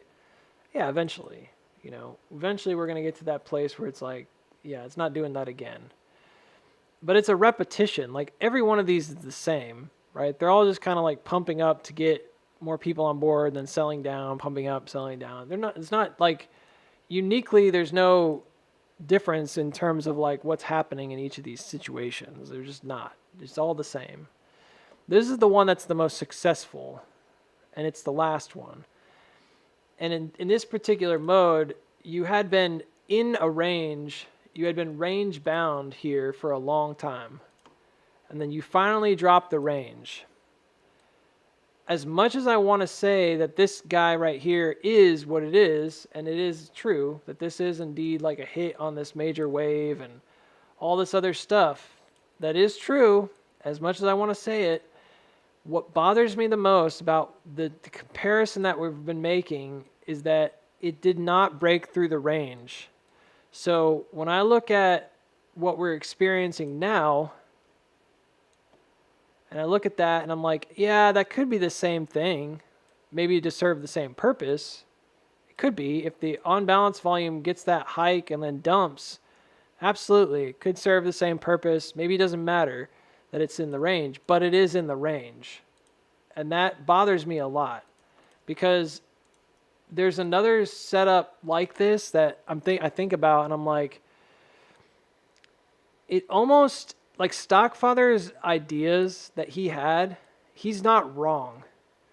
Like he was kind of confused by the way this went about because he was saying that like the LSPY wouldn't come this high. And I was thinking about that yesterday.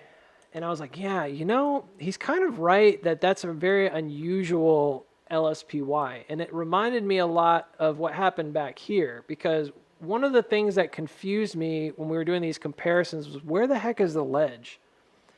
And a lot of times I would draw it to this guy on the 19th because it's where it kind of exits the range. But really like the hook itself is not there. There's no real hook there to speak of. The hook is down here on the September 19th. It's like after the range broke, then it hooks and drops.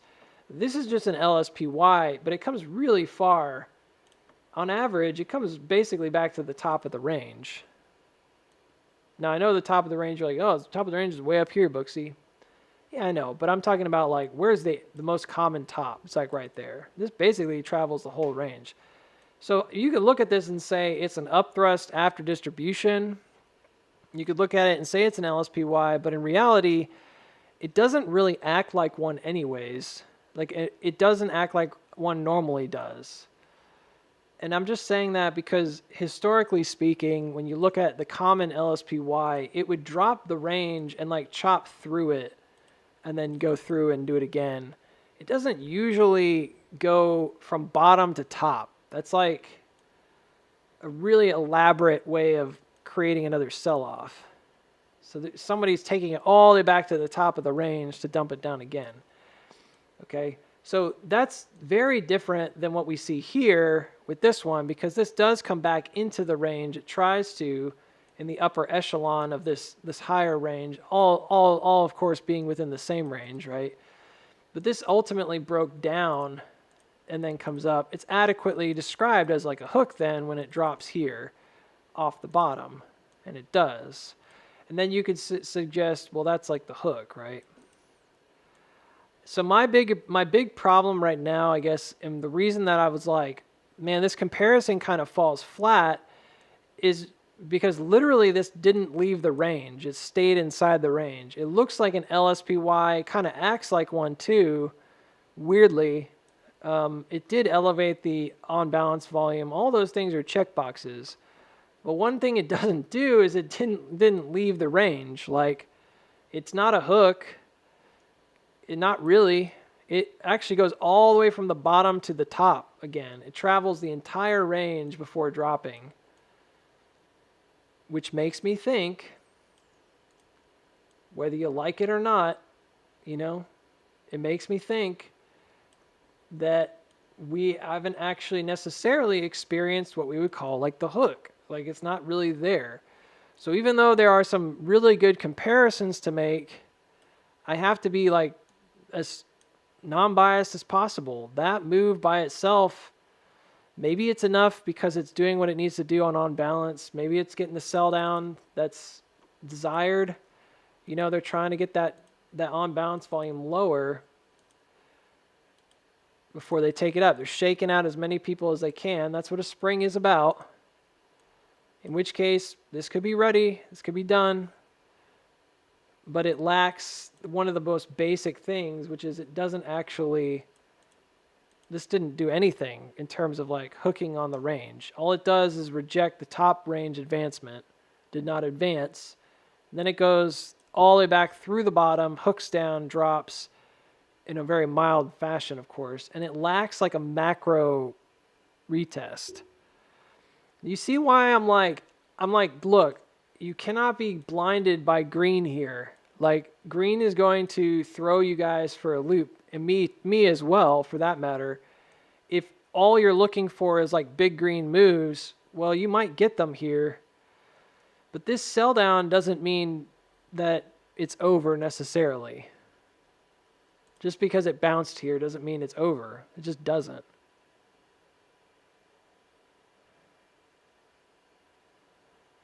Nobody said that either. I don't agree that the dilution should have brought it all the way through here. I don't agree with that. I also don't think that it's impossible. I hope you don't hear me wrong. I don't think it's impossible that this is indeed going to still take off and go. When we talked about the January setup, we talked about how that was really built down into January 9th, 6th through the 9th or something like that. And then it goes up and it breaks out by the 15th or 16th, and it sets up itself on a support, and then it really doesn't run until like after that. It doesn't run until like after the 15th or 16th or 17th, something like that. That's when it finally takes off. So something comparable would be us coming up. I don't know how you could do it from here to there, but maybe coming up and getting ready to run by the 20th. If it moved that fast, it would be pretty incredible. But sure, like, is it possible this holds here and then on the 21st or whatever breaks out and goes and just starts ramping up. Yeah, it's not impossible. I'm not going to say that. It definitely has the ability to do that as a terminal shakeout. But as a terminal shakeout, we're still looking at what happens when it hits this floor. And none of that changes anything. So for now, I'm like, all right, you guys are not wrong. Like it could run, but I think that it puts the cart ahead of the horse. It's this idea of like you're counting your chickens before they hatch. Whatever you want to say, all these farm analogies to just say the same thing, which is you don't want to overestimate your chances here. You want to make sure that you're waiting for the right moment. I've already made I already talked about how like, yeah, buying in low is a no-brainer if you want this stock. But if you look at it from this point of view and say, oh, it can't possibly get stopped at $4, I think that's a big misstep. I don't think that's necessarily true. This is the first time since May of last year. This is really like the first time starting in January here that we really broke down, like really broke away from the range. And now we're finally trading this low region. And frankly, like I talked about this a long time ago, like this is probably going to get traded. And I had people telling me at that time that wasn't going to happen. You say whatever you want about the missteps for the upside here, because there were missteps and definitely we're wrong about some of those pops happening. But there has never been a doubt in my mind that they weren't going to come back and try to get this liquidity at some point. And I still feel much the same way about this lower liquidity as well. I'm not really sure they're going to just leave this area behind. It just doesn't make a lot of sense. Could they do it? Yeah. If 3 or 292 as it is here really is the floor and they don't want to move it, okay, operators do what operators do. That breakaway gap doesn't even have to be filled with the volume that was present there. Maybe it makes a higher low, it just goes. But from a liquidity standpoint, there was almost no doubt in my mind they were going to come back to this 350 at some point. I just thought it would look different. And I had a lot of people telling me, like, it ain't ever coming back down to the threes again. It ain't never going to do that, blah, blah, blah, blah, blah. Never say never, man. If I look at this and I think that I'm not sure, just I'm not sure. Again, could this act as a floor? 350? Yeah. It could. It could act as a floor. That's all I'm going to say, I guess. But I'm also nervous that it's going to come up and go from bottom being really oversold to being really overbought. And if it gets to that place, another thing that really bugs me is there's no divergence at all on RSI. Like we had it and it's gone. This has a really nice lower trading divergence here on that bottom portion after that big move, which does go from top to bottom on overbought to oversold. We had it for like a minute and then we lost it. Now there's no divergence whatsoever.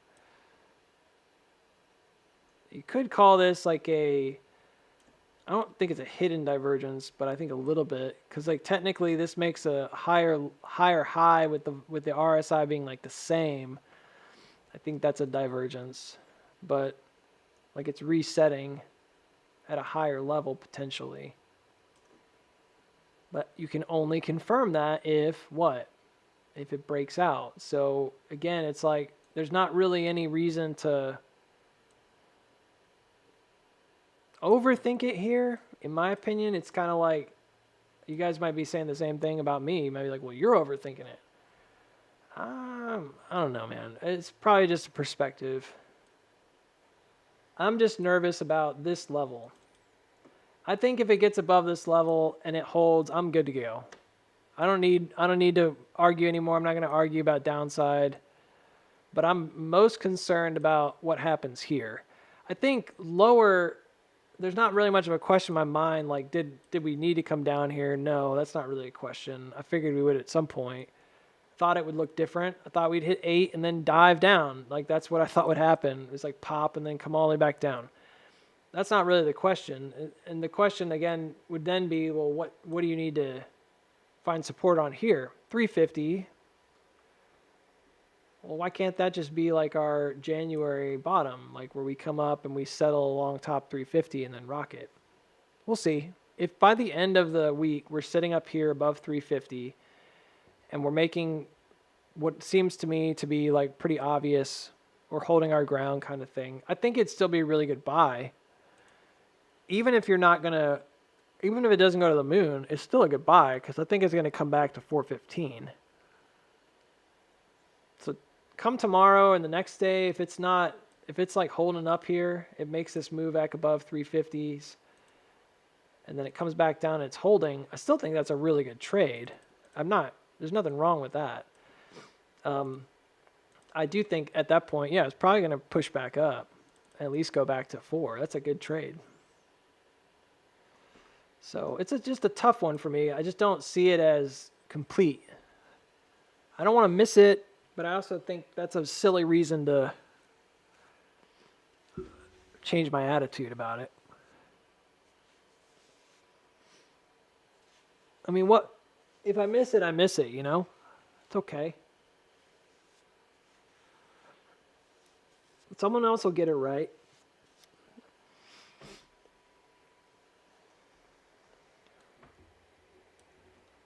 That's something that I've allowed myself room for. I need to be able to have room to say, yeah, I didn't catch the bottom. Like, that's okay.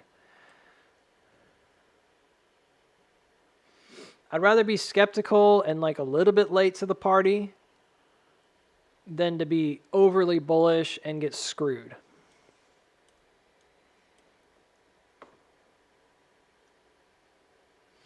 It looks like B-Hat is not going. I'm not sure what to make of this, dude. This stock is bonkers. Volume's diving off, which is fine.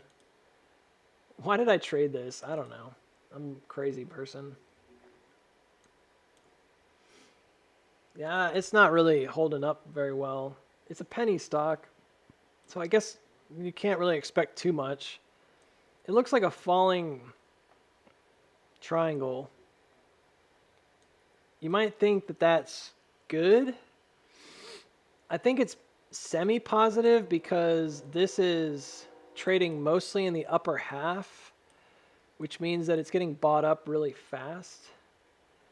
But it's also kind of a whack looking this descending triangle. And a descending triangle, if it breaks down, probably comes back down to 6-1.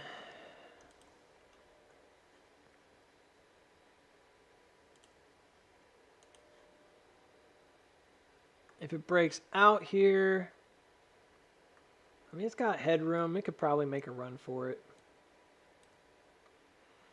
My thing is like it didn't actually advance. It just kind of like hit the top and then chopped back through this other ceiling at 6-7. So it does look kind of messy. Hasn't broken my little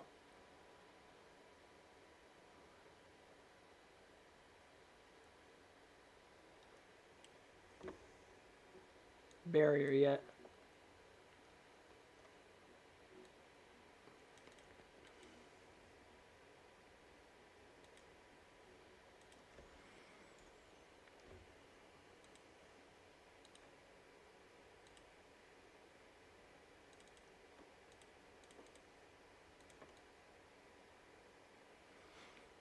Oh well.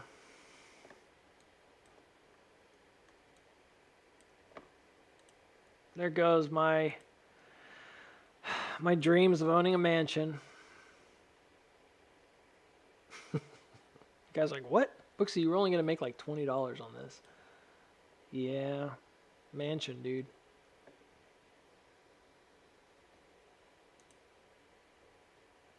It's gone. Gone forever.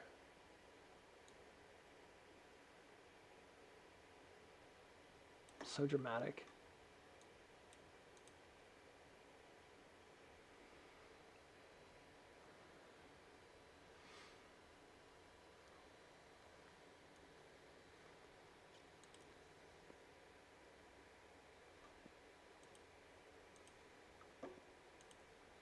What a weird day, huh? What you doing, AMD? Tell me what the processors are doing. Oh, they're at 120. They're moving. Oh, yeah. Broke out on the 4-hour, or on the daily. 4-hour didn't look great. What is the money flow index doing here? It's because the volume is really low. Come on. Keep going. Booksy needs a new bookshelf. Let's go. That's only a partial joke.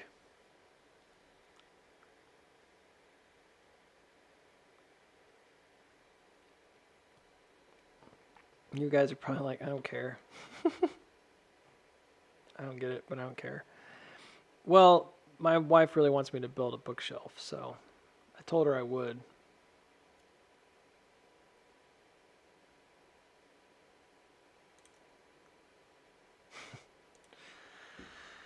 I had a plan. I have a plan for it too. I've like built it out. I have it all planned out. But then inflation, man. Wood got like super expensive. And we just haven't been able to afford it. I know what this cost is going to be, and I'm like, I'm not going to buy like half of the materials and do like part of it. I broke it into the two parts that I could break it into, the lower and the upper part, but I was like, yeah, I can't really. It's like a big one. It's huge. It's like fills a wall. So I told her, I said, I can't really make it like I want to make it until we have some money to make it like I want to make it. So I was going to. It's kind of an excuse. It's kind of not.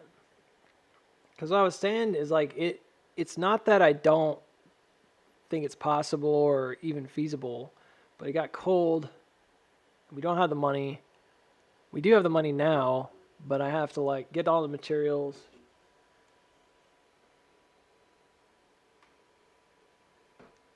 Work in and out of the house to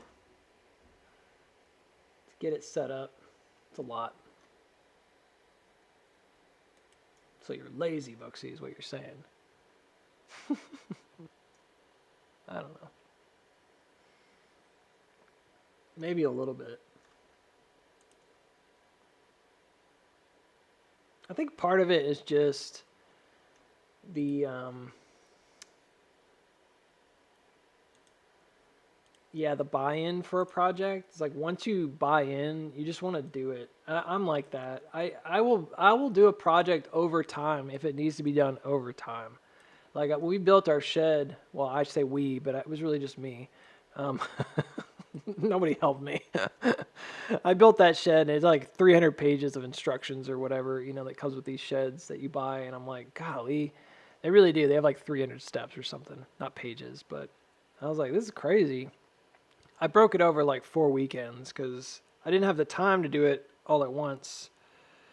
It was like 3 weekends. And not that makes a difference to anybody, but I was just thinking that the bookshelf could be the same way, except it's in our house. It's like it would be in our living room. So I'd be invading everybody else's space for a long period of time to try to get it done. I don't know. I'm going to have to pull the trigger on it soon, though. I'm like, it's like, she keeps asking me about it. She's like, not to say it again, but when are you going to do that? And I was like, when it's not cold outside. I don't have to freeze my butt off cutting wood. Come on, pansy. It's not like that. I actually don't mind that much about the cold. It's more about opening and closing doors. What can I say? Typical dad. Keep that door shut. Paying for that electricity. I'm looking at NU here. I'm looking at UNU, waiting to see if it's going to build out. It is consolidating on the top, so it didn't end up coming backwards, which is fine. Looks like that divergence might prove to be a nothing burger if it can break here. So good news for NU lovers out there.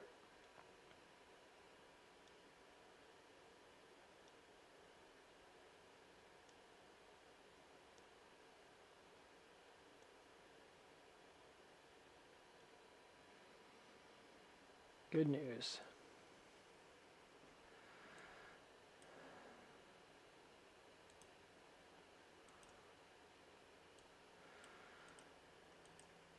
Well, maybe not yet, but almost.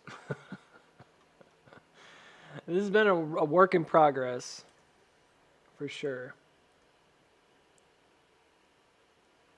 There was a good trade in here somewhere, but I don't know if I got it.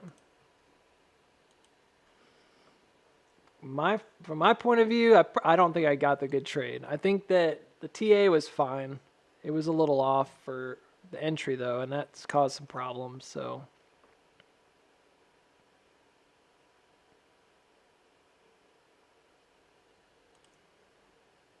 yeah, what is going on, dude?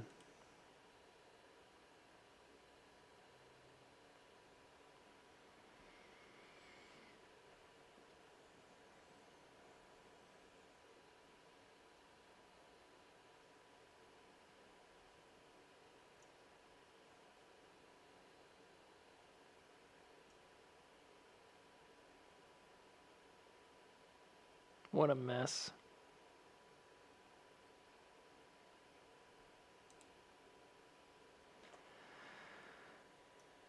Oh boy.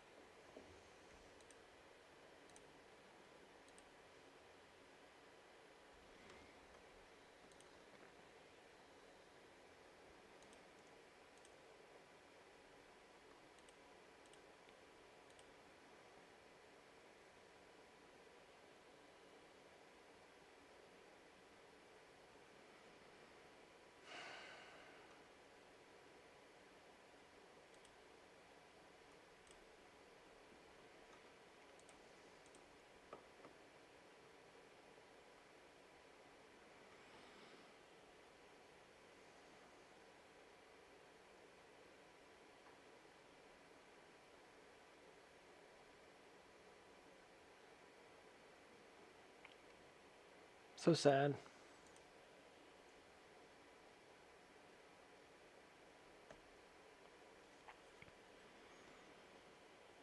Mm, okay.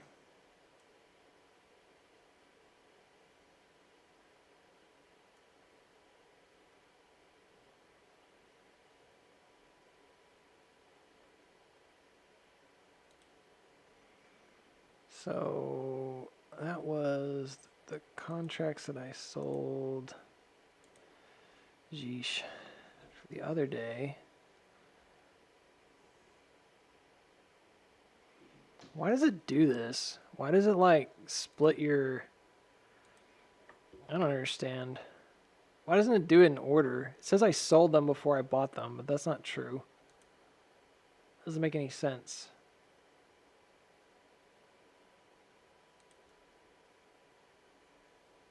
It like settled the sell before it settled the buy or something, which doesn't make any sense. Whatever.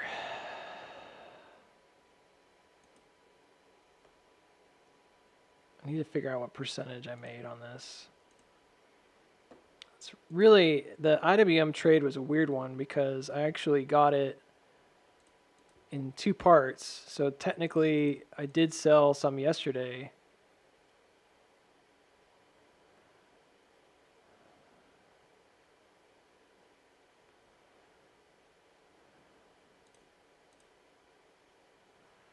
But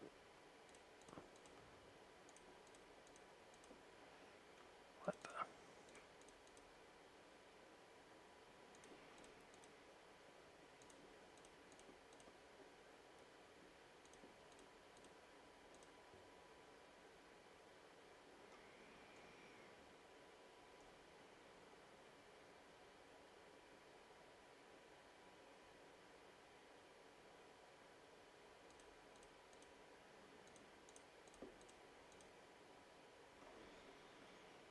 Hmm.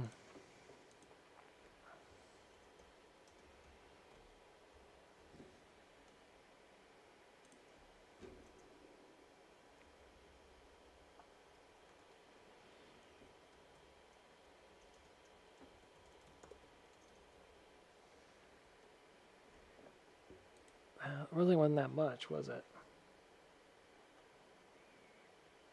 Looked like more.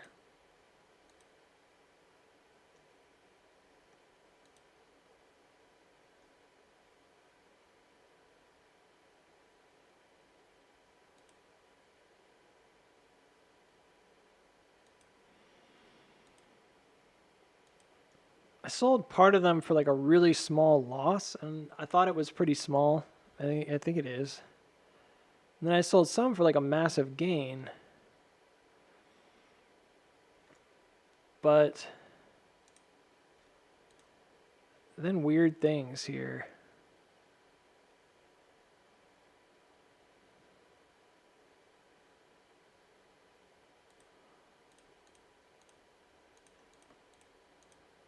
So it was a 34% total gain. That doesn't really make sense, but I guess it is what it is.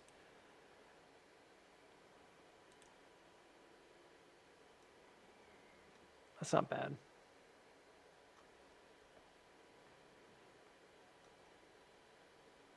And then this AMD guy. I have a calculator thing, but I'm also using my, I have a spreadsheet. So, sorry guys. You're like, why isn't he talking? Because I'm working. Just crunching numbers. Got to make sure I keep everything accounted for.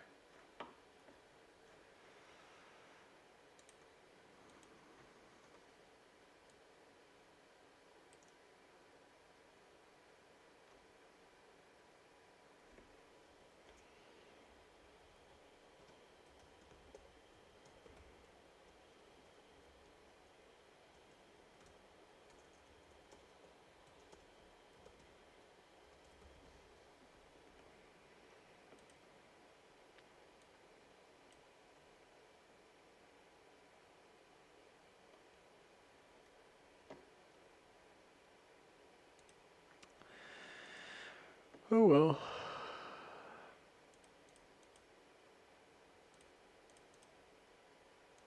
I mean, it was still a good trade. I'm not angry about it. It's a great trade. I just needed to hold one extra share or something. It would have made a big difference.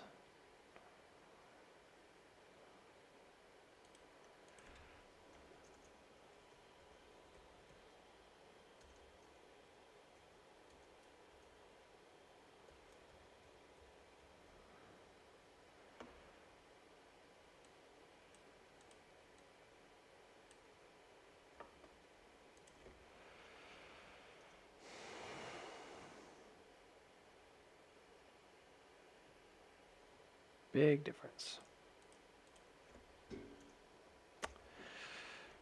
Not bad.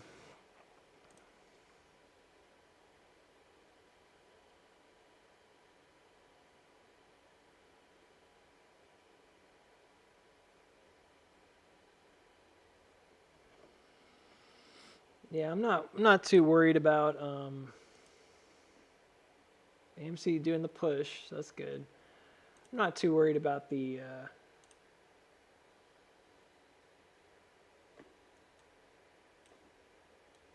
about AMC over the next few days. They should be okay. I don't think, unless it slides back down through 4.5, or excuse me, 3.5, 348, I think we'll be okay tomorrow. So we'll see how the day ends, but it looks pretty good.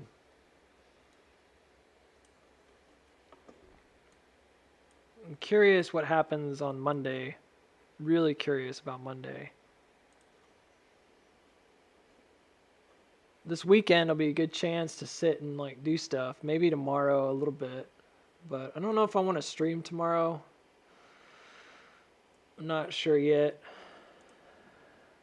I had it in my mind that I would, but I may just take a breather because the last couple of days have been a lot.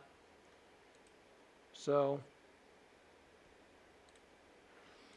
it's a great trading week for me.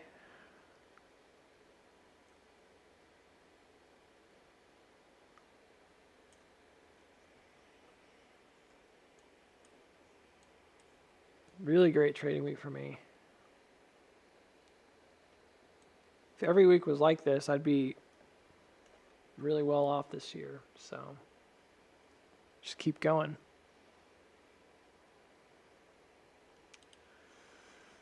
Keep going.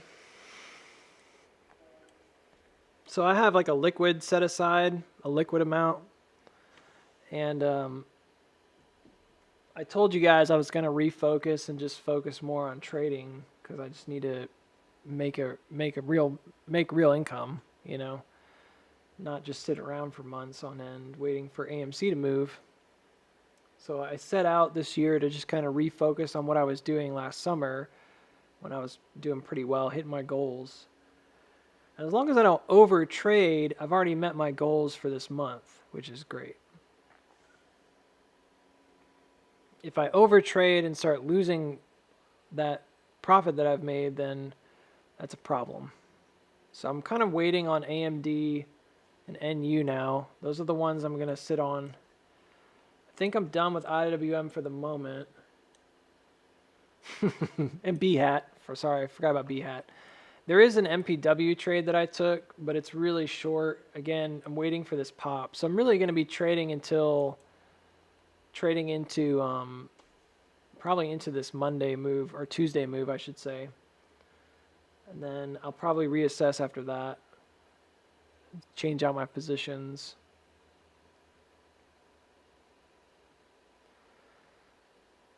Yeah, I think we'll go back to 412, 415. Yeah. The green day by itself doesn't necessarily mean anything, but if it can hold above 350, I think that's a positive sign. So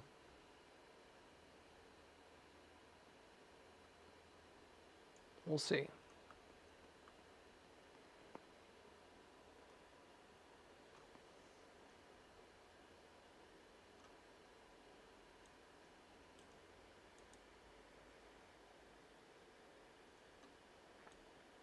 If IWM does have another move, it probably move pretty far. I think it'll go up to 230 and hit that outer mark. I mean, it's got a lot of room. I'm just not really sure why I would expect it to just keep going. I don't know. I guess it does make pretty big legs up sometimes, so the divergence itself was a substantial reason to consider the buy. But now it just feels like a little bit like you're just kind of risking it for no reason. Maybe it'll change by the end of the day, but I have very little reason to like put more into IWM right this second. I already got the trade I wanted from down here at 216 up to 224. If it does go again,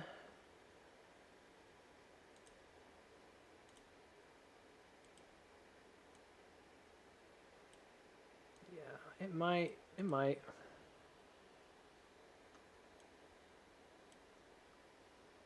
I don't want to get greedy.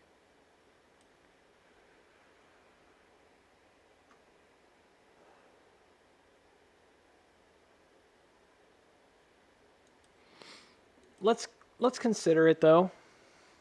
I got some time here. IWM is a really good one to trade if you can get the trades, so let's talk about why we might consider it. So one reason would be that it did jump another creek, which is here. So it jumped one at 217, that's the local one. It jumped another one today when it came above, and that's this guy. And the next one up is high. It's up here at 231. Did it hold the 4-hour EMA? And then where is the daily? It looks like we're right on the 4-hour. So it might breach it. It's really, really close.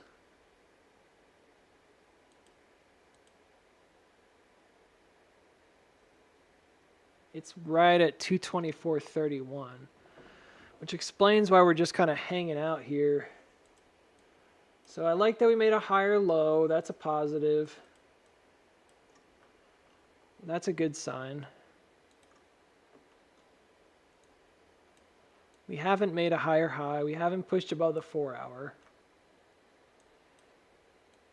If this is a rally that's like an even atom bottom, I do think it'll go higher. It needs to go way up high.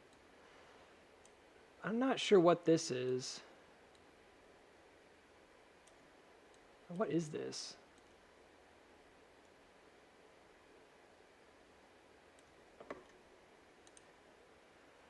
Sometimes I make lines and then I move them around and I'm like, get kind of lost. Like, why did I put that there? I think I was looking at this like it was a bottom on a, well, maybe it is. So it was support back here. Let's go back a little further. Just checking this parallel. Well, maybe.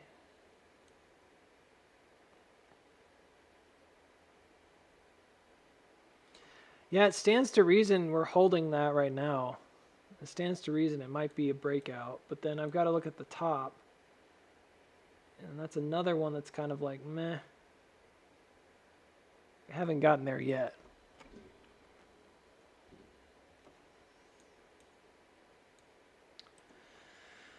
And then this is a wall here, and we are breaching it. Honestly, it's just kind of a mixed bag on this time frame, so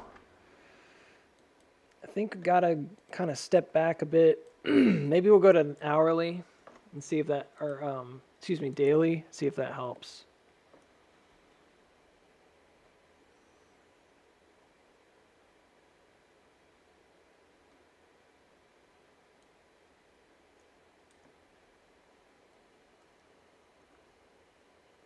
This is a very important level here at 224.99.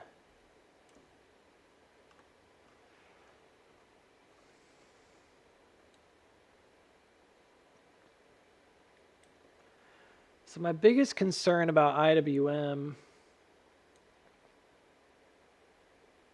is that we're in this kind of like early formation. You see there was like a divergence here and you guys are like, oh, but you don't think we're really going to go back down, do you? I think we might go back to 200. I don't think we're going to distribute farther than that if we do distribute. My biggest concern is that we're in this kind of early form of a fake out where we're going to hit the top. And I'm worried that that inauguration thing is going to be a bit of like head fake and then drop the other way to go down. And you might think that's irrational, but this is small caps. And sometimes they've done stuff like that doesn't make any sense to me. Like the littlest bit of news sometimes sends them plunging. So this is a daily, again, a daily loss on that EMA. It wouldn't have been confirmed until like here that it's not going, it's failing. But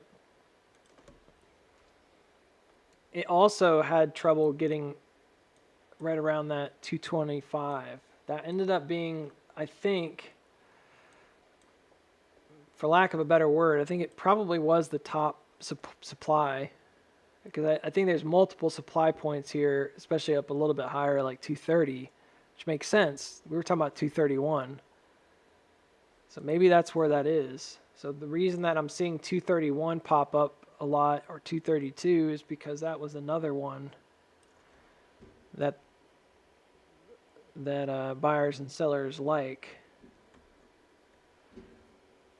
That could be a big part of that.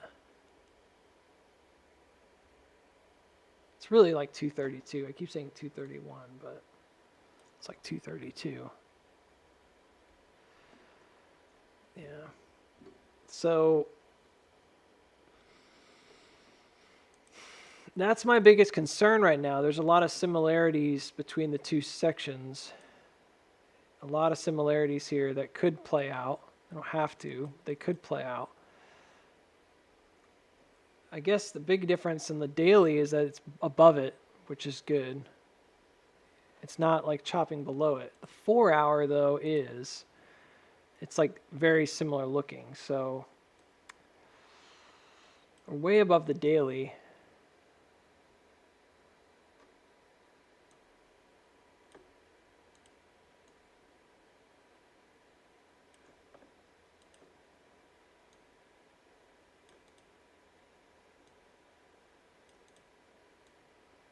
It's not so much a question of like, do I think we could get there? More of like, does it sustain? Wolf is at 33%. Congrats.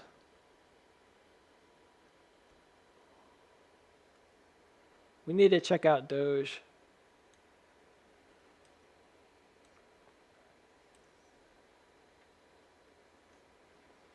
All right, so 4 hours, only about halfway. Minor little downturn, but that could change before the end of the day. Oh, I'm sorry. But it was like dumping, so it went really far the other way first, right?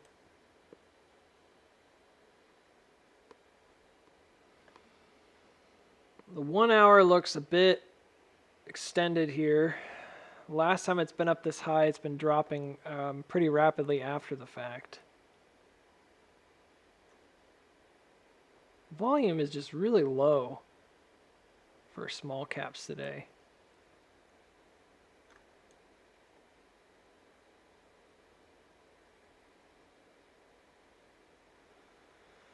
It hasn't been overbought in a while. So, I mean, that's a positive on the 1 hour. Kind of makes you think it needs to get overbought. It can stay overbought for pretty long extended periods of time. Like here, it started overbought and it actually kept rising. Same thing here. A lot of ETFs are like that though. Stay overbought, oversold for a while. This was only like halfway through the move when it got overbought on the 1 hour. That's a lot. So being overbought doesn't seem to matter too much.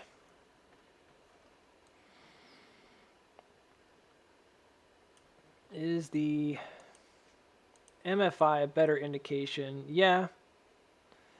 MFI has been a little bit stronger because when this has come up to that mark, it's been fairly resilient and turning. This is a lot closer. They look almost the same. No.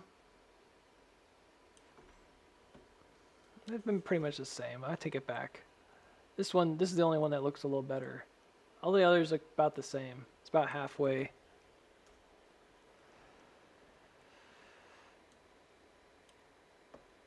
Well, it's a bit of a gamble, but it looks to me like there could be a another rally, like another push on I don't know what the heck's going on with some of these lines. Let's see 30 minute. 30 minutes definitely not going to be the most reliable, but okay. One more. I'm going to do it way out to the weekly here.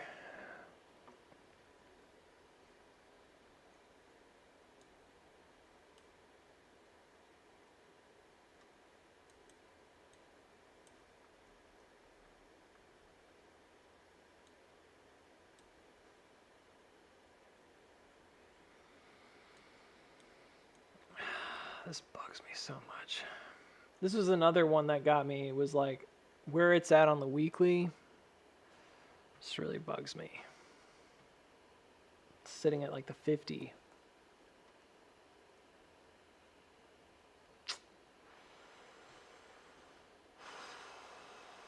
This was pretty different though. This was really long-term divergent. And this is very flat.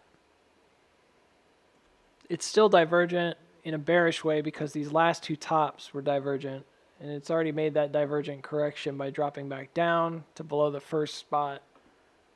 This was much more dramatic.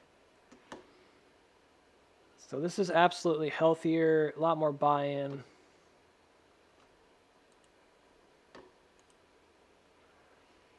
So the similarities are more about price action, not about volume and overall strength.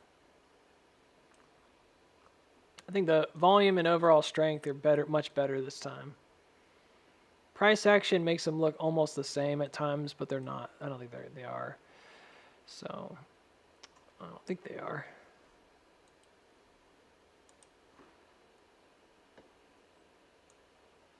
All right, so let me clean this up a bit because it's kind of a mess. This is just me thinking about where it goes. I think it goes to 270. I think you'll get 4 next week, more than likely. If it holds today into Friday, especially if it holds above by Friday, I think you're going to get 4. If not, I don't particularly see any reason why it wouldn't go ahead and go down and fill the gap. So it's kind of a big risk.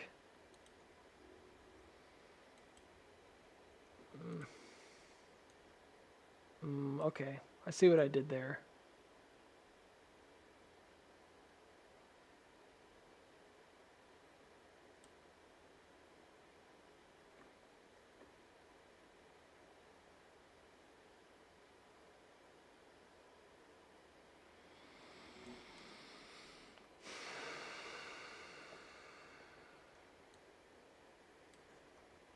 All right, well, it's just a momentum trade.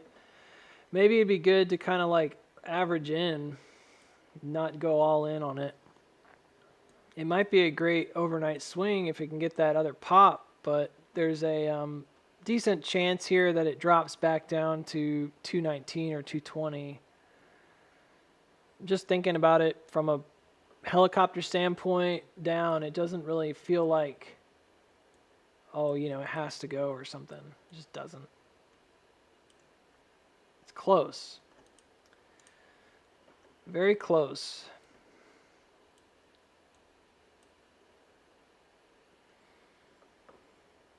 I really do think like the initial trade is kind of done. Now we're just in like extra innings here, talking about whether or not it's still possible that this runs up again, leaves the gap behind, and just goes again.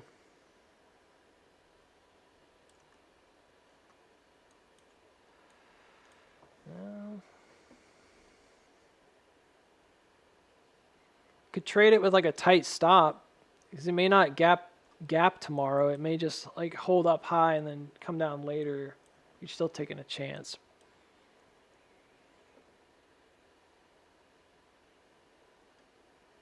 Even the volume looks like a stiletto. That's funny. That's goofy as all get out, dude. Yeah, the volume is dropping though. That's the only thing I'm not really a big fan of. Like coming down here. I don't know why, other than maybe it's just kind of needs to take a breather.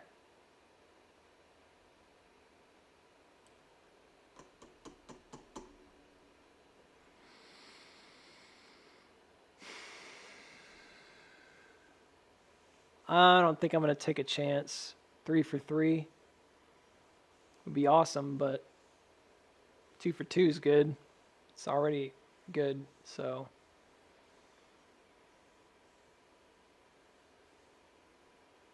I don't know. If I had another piece of evidence that this would go up, aside from just this one angle here, it's not really closing. Uh-oh, BHAT dumping. Oh no, it's gone. I figured.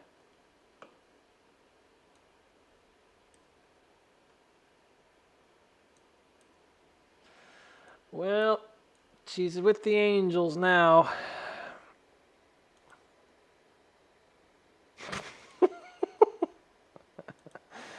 Oh boy. Why did you take that trade, Booksy? Why? I don't know. Because if it went, it would go like really hard. But it's, I don't know how to justify it now. It's a penny stock. I guess it's the Wild West. Anything could happen. It could still rip. Yep. But it's not worth it for 20 bucks. I'm not gonna lose $70 trying to get 20 bucks. So sorry guys, I'm out.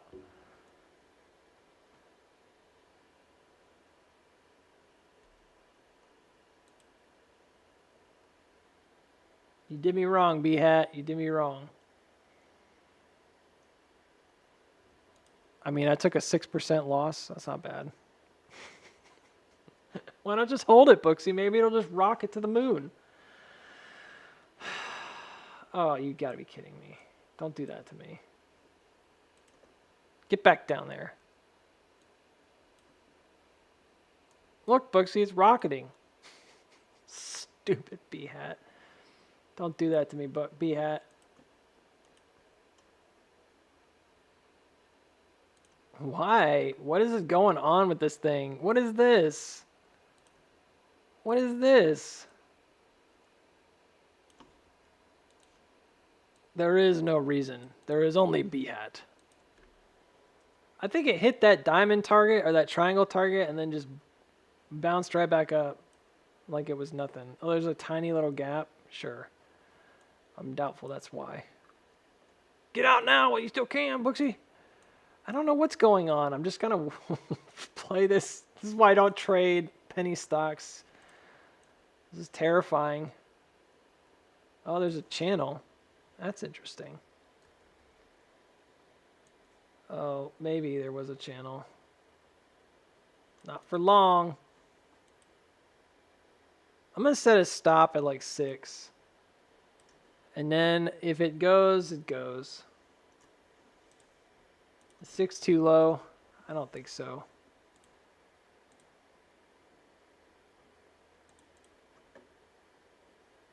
I don't know. This is a ridiculous play anyways.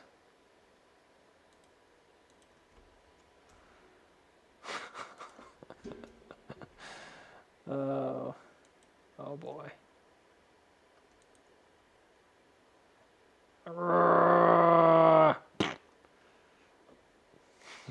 What is happening? It just looks like just a huge mess of, you know, if this drops, it's gonna drop so hard. It's gonna go so hard. It's gonna come all the way back down to like 5.3. This is what you wanted, Booksy. Are you not entertained? Yes, I am entertained. Dance, monkey, dance. Do your dance for me, little monkey. Do it. Dance for me. I don't want to dance anymore. Please. My feet, they hurt. You will dance for me, monkey. You will. Or everyone you love will suffer. Alright, I'll dance for you. But only this last dance, please. Very well, monkey. I grant you this wish. You are most generous. I appreciate it. What the heck's wrong with you, Booksy? It's like a broken man. I don't know what's happening here. This is a crazy looking chart. I feel like I'm missing something. Like, what am I missing? I don't know. Something. I don't know what I'm missing yet, but I'm missing something. It could be a creek backup. I mean, technically it hit this top one.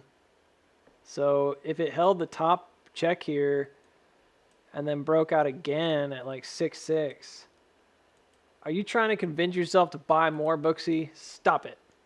Stop it. Stop it. You need that bookshelf. Don't throw the money down the toilet. Don't do it. Don't do it. But look, if it just comes over this tiny little line, it's good, right? That is what they want you to think. It's struggling, though. struggling. That is an ugly candle, dude.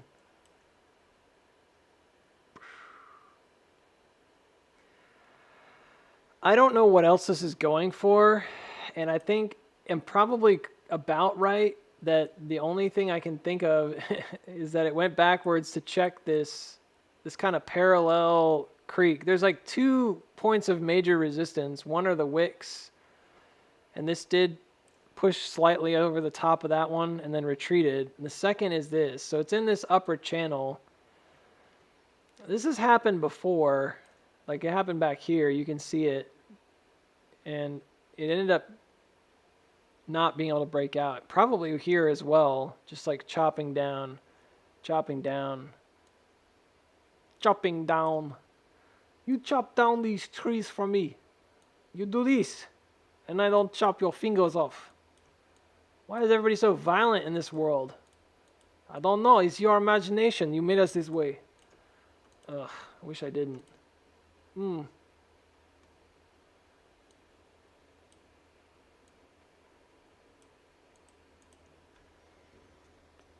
You are a grown man. You should have no imagination anyway. Yeah, that's what they tell me. You are like tiny child, like baby. Like a baby with a beard. Yeah. He's turning into like some kind of mobster.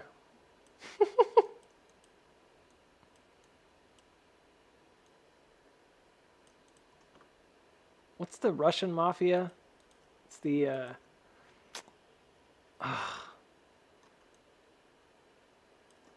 what's it called? Gestapo, isn't that it? The Gestapo? The Gestapo.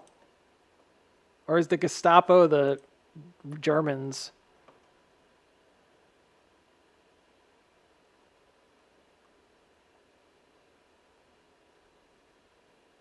Jason, where is Jason at? Take responsibility, Jason. You did this to me. Bravta? Yeah, I think the Gestapo is like... The Gestapo is like the Nazis or something, isn't it? Like, why did I say that was like the Russian mafia? I don't know. Why are you crimping? You can't build the blue hat. Buy the blue hat. The blue hat is not a legitimate trade, guys. Look at this thing. I just did it again. As soon as I say that... Did one of you guys just sell it? Is that what happened? Booksy said it's not legit. Sell it. Goodness gracious. What is even happening? I wish I could justify this, but I can't.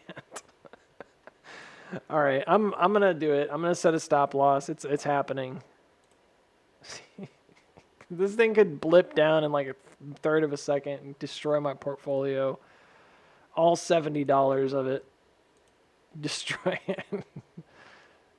Man, Booksy, wish I could buy 1,000 shares of a penny stock. Well, turns out you probably can.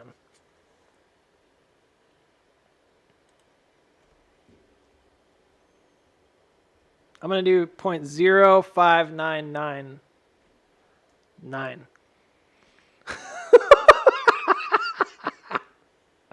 That way if it hits 6, doesn't just kill me. You lost $10 on this trade, Booksy? Seriously? You really want to do that? I just like pain. Actually, no, it's less than $10, but whatever. I said 70, but I got in for 60 something. 60 something bucks. It's weird when you're like, buy 1,000 shares of this thing. It's like you feel like you're doing something significant, but you're really not. It's just a fun feeling, I guess. Huh? Okay. This stop loss. What do for you? It is going to protect me. Like witness protection. No. Oh.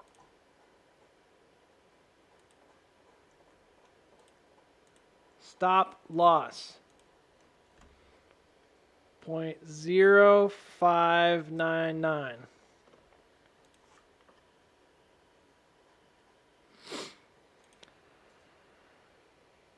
It's going to be really bad. Oh no!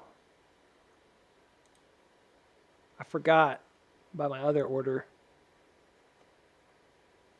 Order 66.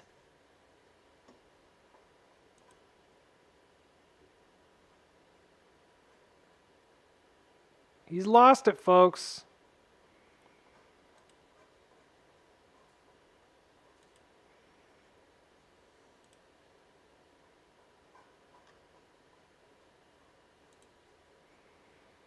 It's over. It's over. I think if it drops beneath this line, I'm just not feeling it. So, to be very serious about like the stop loss, because I think that for me, it's like I don't really want to trade something that's not gonna make money here, especially like this, because I have no idea what to expect for a penny stock. It is at a place where, yeah, like it had a nice divergence coming down. It's broken out. It's trying to hold, but it's just not. I'm not very confident about it. And I think coming back beneath the floor at 6 would be enough for me to be like, nah, it's not worth it. I don't even really care if it runs. Great if it does and you're still in it. You know how I feel about that. But not for me. It was a simple little trade for a simple little piece of the pie. Blue Hat Interactive, I'm sorry. I love you guys, but for the few days that I knew you. Wait! Wait! Wait! Interactive entertainment technology. What do they make? Like VR things or something? We don't even know what they do.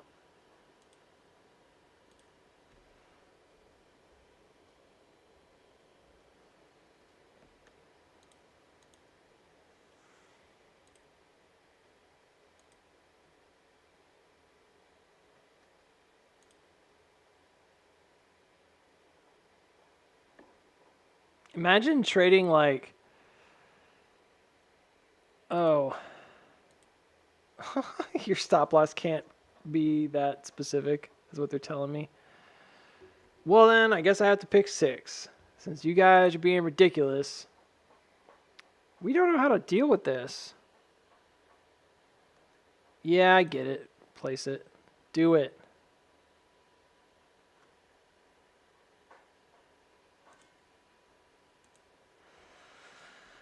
Oh, AMC dropped back beneath 3.5, so that's weak sauce. It is definitely looking like an upthrust as a result. Sorry, guys. They knocked it right back down.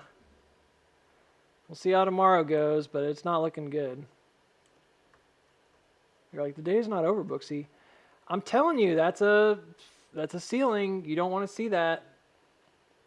It's not good.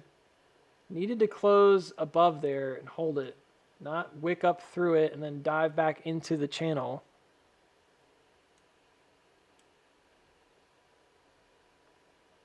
Well, such is life.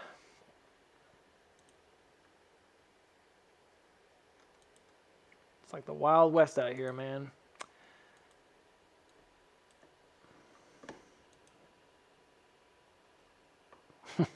Or the SSR. I don't know. I don't know. I'm an idiot. All right, let's oh, my bonds are going up. That's interesting. Very interesting. Very interesting.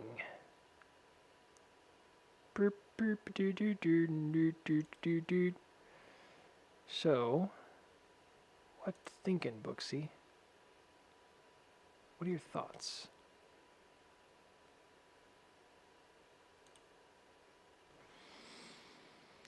Don't have a lot of them.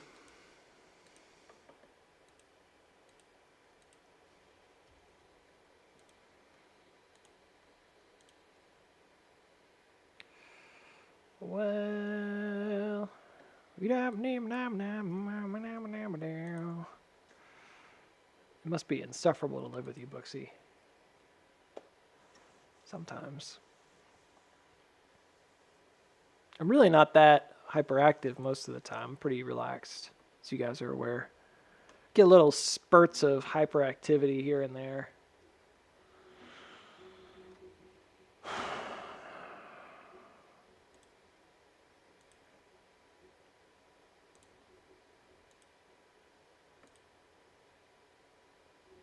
Here and there.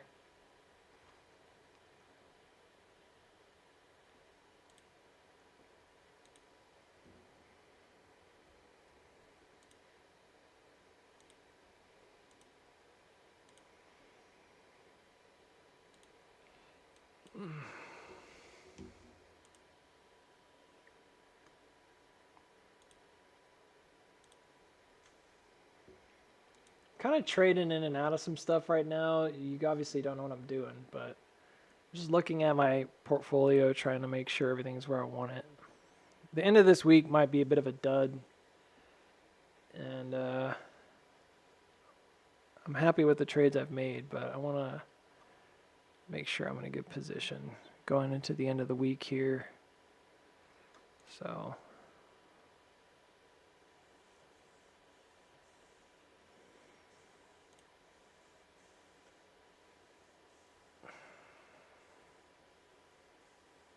as good as I can make it anyways.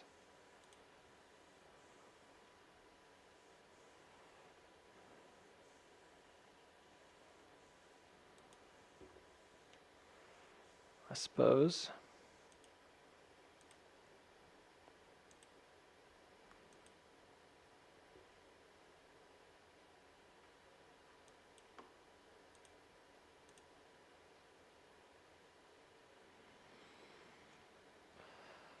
Oh boy. I don't really want to do that. Not really. I'll take up some more of those. If I can get them, but I doubt I'll get them. This options chain over here is busted. Man, this AMD is still like sitting flat. It's come up quite a bit today, but kind of disappointed in it.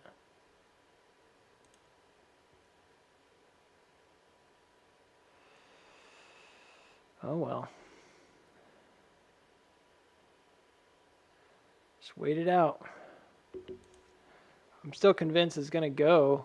I just don't know when. Maybe tomorrow, maybe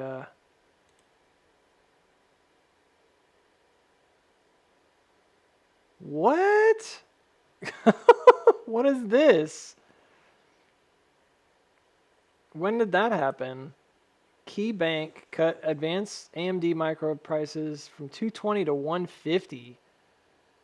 Still, it's hot. It's still above where we are, causing a 2% drop in stock. AMD shares are down 8% this week, 35% over 6 months, currently trading on 117. This is old news. This is probably what happened here. Yeah, I'm sure that's the reason it dropped. It's still higher than it is. 150 is like way up yonder. That's actually my target. That's interesting.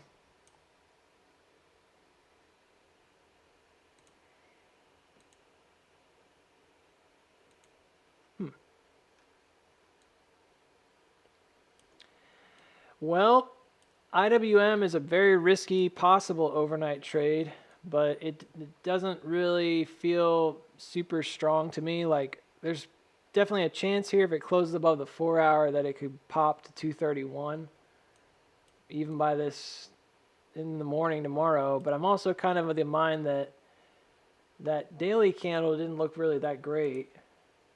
It's sort of a red almost. If this ended green on a hammer, I might be more inclined to be like, yeah, let's go. But it was sitting right on that 4 hour right now, and it's at a very critical level at 224.99. So I'm not thinking that at this point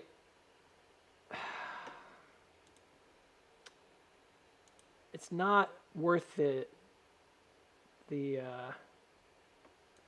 stressed for me. So I'm probably not going to mess with it. Probably. If it came back above with some strength here, if it came back above 225 and closed high, there's a potential like wave that could come in off of that and take it up, like a strength of momentum. But otherwise, I'm just thinking like that's it for the moment. I would like to see it regain. What would be a great trade, in my opinion, would to see it kind of regain strength, like come back down and then rebuild out upward. That to me would be really strong. Then I'd be like, yeah, let's go. Especially if it kind of did what it did over here and it just did it with some strength. I guess the question of a lot of folks are going to be like, well, why does it matter if it's still in the channel? It's still technically in that rising trend. And I'm like, yeah. It's just because it's on an important level. It's a level that if it sits underneath it, it's easier to knock it down.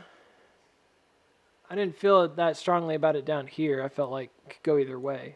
But this one, I feel a little bit worse about because it's sitting beneath it. So it's just one of those levels where you see that knockdown could be pretty easy. It's a common sell wall. I'd prefer to have the confirmation above it. That's all.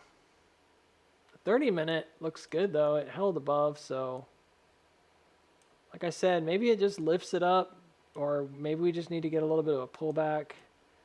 We can see that lift up towards the end of the day maybe. What about the 45? It's an interesting one.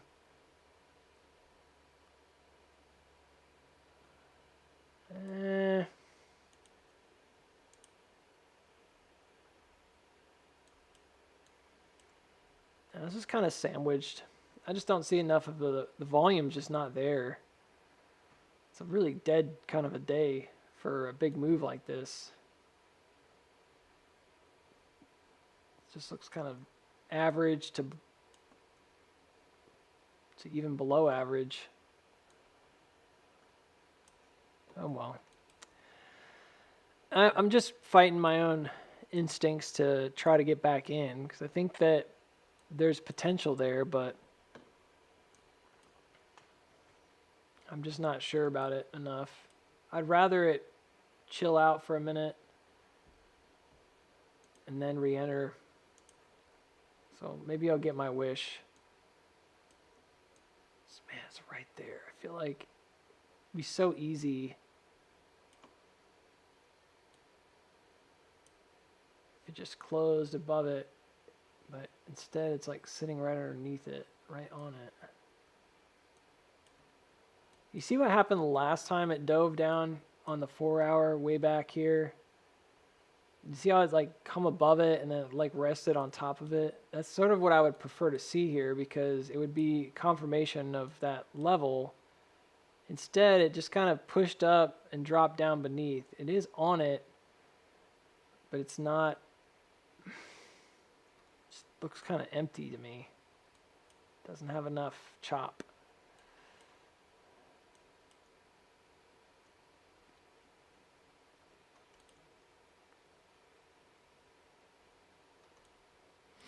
Well, if we open the day tomorrow and it's at 2:31, so be it. Booksy missed it. It happens. I got my trades. The hat just still chilling out. Not really going to look at that anymore. Oh, look at you, NU. You're trying to make us get all bored with you, and then you're trying to take off here. All right. So the rising trend, I don't think it's busted yet. So it's holding up right there pretty well.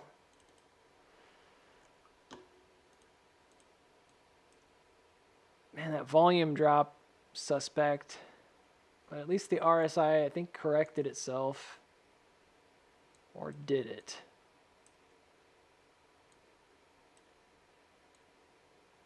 It's trying to. The consolidation here is trying to break back out. It's not quite there yet. I'm happy to say it looks like it's above the problem zone, and it looks like it got some strength here, at least for a moment, like at 1136. So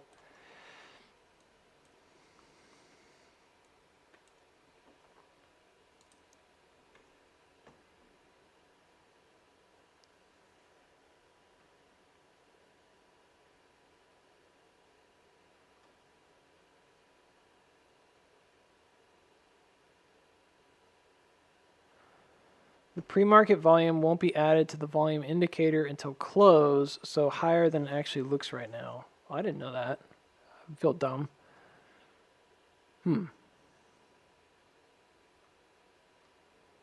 Clove be cloven.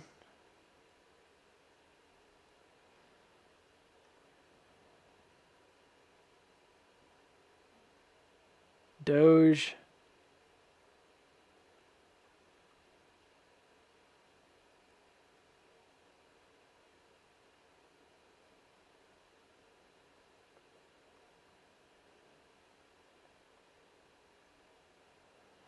MTTR broke 505. Good. And you just broke out here too. It's trying to move the top.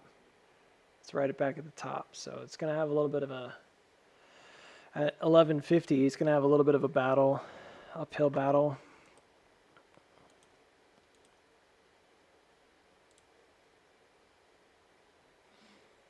Contracts are still like dead, but it's back to 1150, so...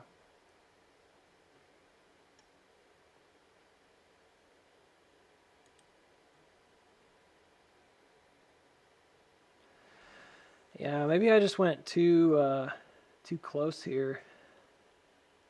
Flew too close to the sun, I think.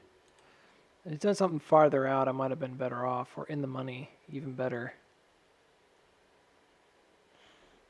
Oh, lesson learned. Every stock is different. The way they trade in the options chain can vary quite a bit.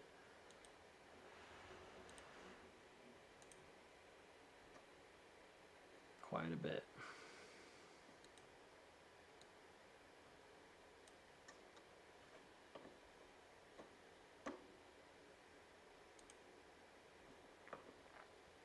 B hat, what are you doing?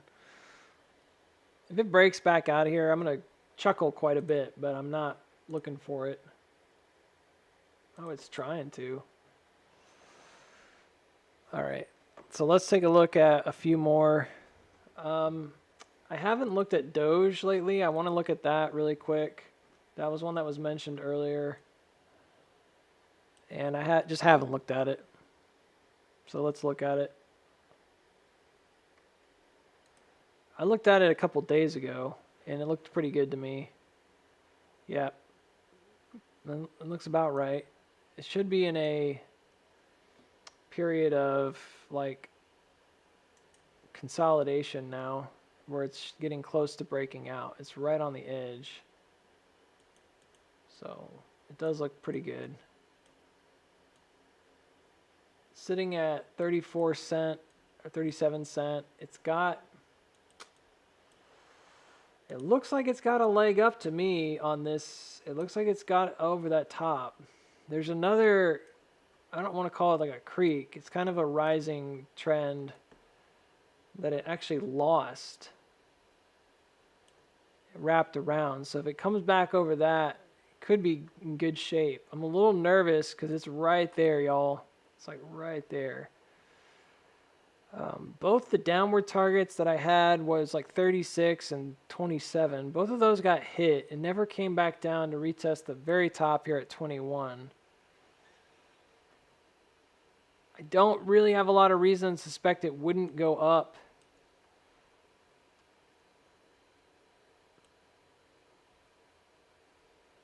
I'm going to drop this a bit.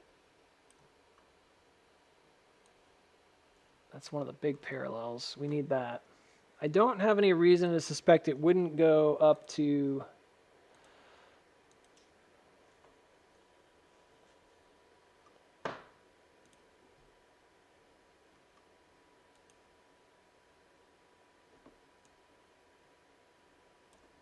that's gone. Like I still think this is probably going to go to like 1.4. So I know like we've talked about this before as like a potentially huge trade. Um, I still think it could get there. What we compared it to was the previous run up and breakouts, and we were specifically looking at maybe stuff like this, right?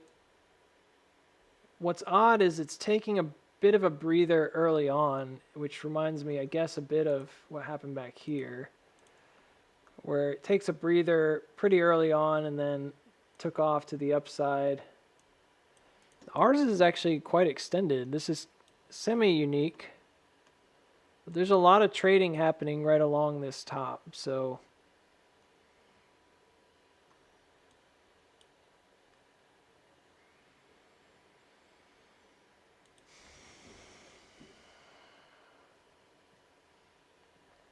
yeah, this was an attempt for whatever reason to check that trend, and it did not quite pass that check.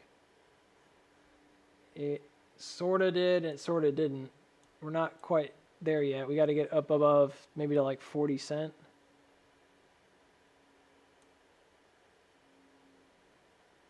This is a good back test. Builds out, waves up, waves up. It's the first cross, check. This should have another decent wave if it goes. And then, honest to goodness,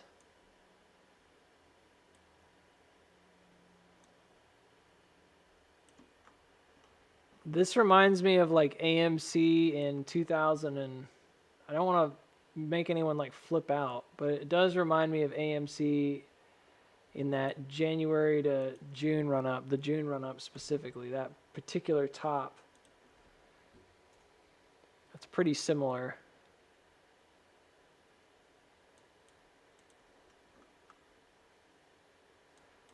If there's a trick to this top, the only trick is that it has, I've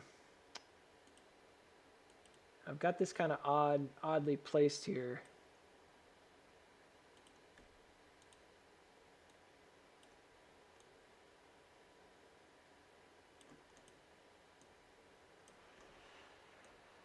It has to come back above this. If there's a trick to it, that's the trick. If it gets back above this, it should just, I would just say the price is going to just maybe soar. It could go all the way up. Well, definitely hit all-time highs, but at 67 cents. But I suspect then our original targets are at play. And we would probably expect to see 130s, and then this has become a LSPY kind of thing, or not an LSPY, but a preliminary support. So this is still possible that we come back down and check it later would make sense. This is what I had on the chart long time ago, because I figured we'd build something here and then it'd be like a halfway point, and it is. That's right where it's supposed to be, guys. So far, this has been a really good play. It is right where it's supposed to be. So far, so good.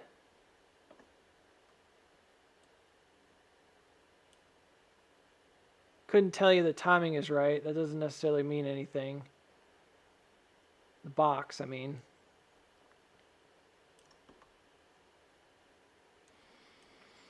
But yeah, to keep it kind of simple, it's basically like the same thing we just saw, but bigger. But it would happen around the top instead of where we just saw it happen, which is this other previous top. So if this breaks out and it gets back above like 55 cent, probably going to fly pretty far. And then I think it might have a pretty nasty dive after that. Well, can't it just go straight up, Booksy, like it did over here? Just hit one, hit the next, and go. Yeah, that's a possibility. The reason that we thought it would probably not do that is because of this. Because of the way the RSI is set up, This is just different. It got overbought repeatedly early on the breakout, and it spent a longer time, and then it ended up having a longer consolidation in the middle. It's more similar to what we experienced here, where we got rapidly overbought really quick. So just a bit different. It's not impossible that if this rallies that it doesn't do that. It could easily be a situation where this goes up to $1.60 and then chops and then just goes right up higher, right? Long term, a lot of this was based on some trajectories outstanding to February 2026, which is very similar to what we saw in AMC. So there could be a connection there perhaps in a longer term trend if this is indeed what happens. Well, how can this go if AMC doesn't go? Because this went in, it took off at the same time back here in January. Yes, it did.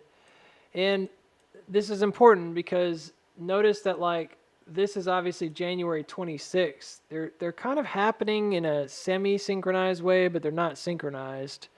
Doge is just one example of many different crypto that you could probably use, including Bitcoin and stuff. That doesn't mean that they're connected, that they have to run together, but the idea is the same, right? This built out into January going into like the 15th, and then it breaks out going into February, and it's a similar timing for that run up, which is very late January, right?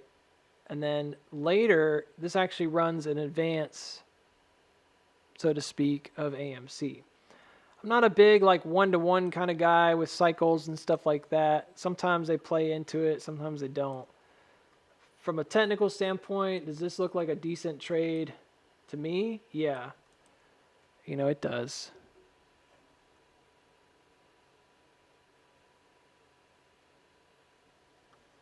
So when I look at it, I'm like, it's there. It's just kind of missing like the last bit of this setup, which is a recovery pop here that finds support and then support again. I would expect it to look like this, which is quite a bit. And there's more to it than that, but it needs to find support on those three levels, and then I think it can go. If it doesn't do that, kind of pitters out here and goes sideways, it's not dead, it's just not done, right? So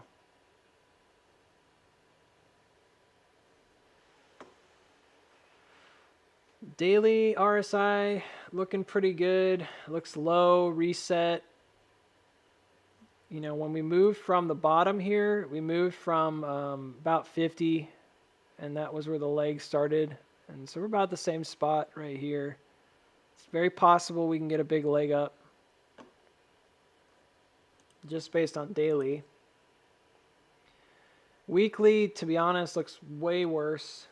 But again, it's kind of like, I mean, it looks really bad by comparison, but it's kind of like what we experienced over here. There was a series of bursts, right? 1, 2. I'm a little nervous. Doge has already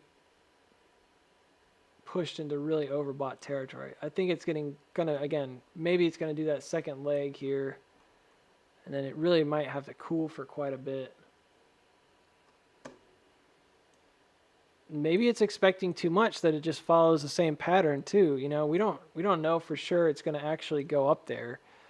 One of the real possibilities, even though I didn't love it, was the possibility, not necessarily this is distribution, but that it just stops here and needs to retrace back to the creek, and it does like a longer backup. It's going to depend on sellers. So there is a potential here for a move that's substantial. Not trying to overhype it, but it's like a 300% move. If it can make that leg and hold support around 45 to 50 cents. It should be heading up towards $1.50.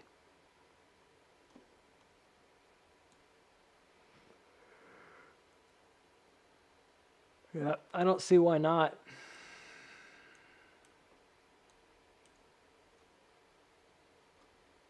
The 67 cent or 70 cent area, that area is like the middle. It should be. So it should be gearing up for like another 50-50 swing right around it. And it definitely looks like it did.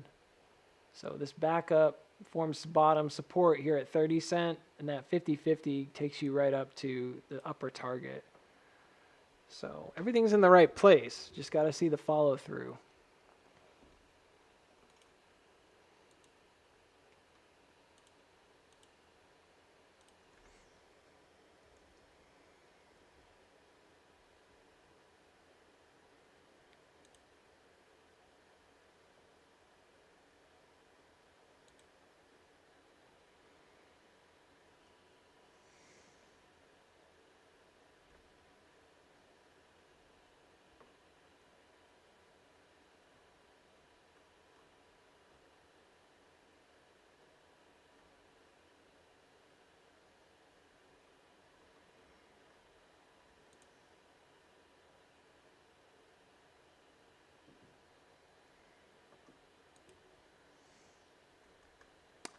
Yeah, Doge may be ready very soon to kind of explode. So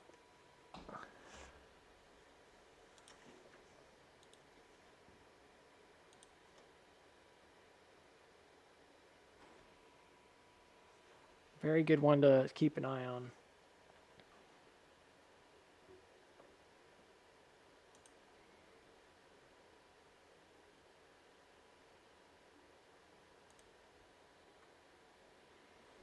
I'm trying to think about if I want to set a alert here. I think I might. Because I think it's at a place where it's about to go. Oh man, it's so overbought on the hourly. 4 hour looks good though.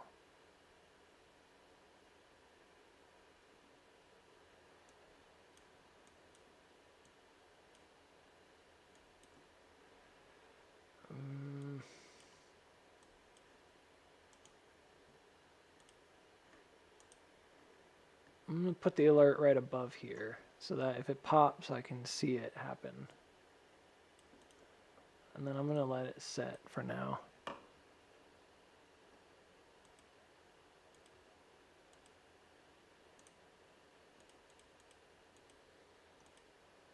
Because I don't know if it's ready to go just yet. It's like close. But I could see it like trying and then backing up and then going. So there's a question mark. Really close.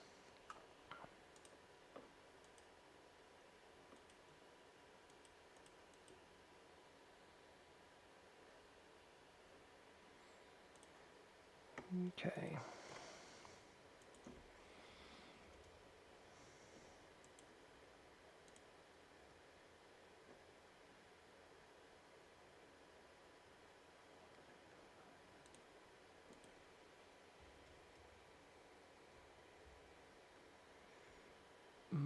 Just a second, guys. Sorry.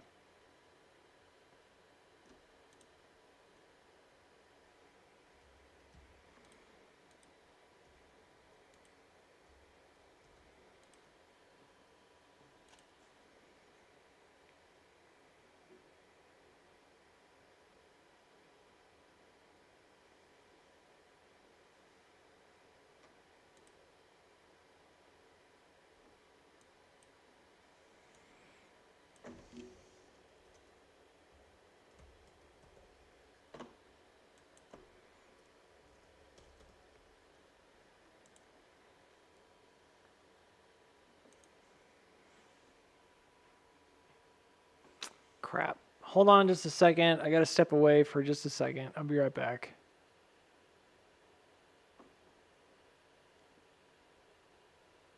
And Jason, I did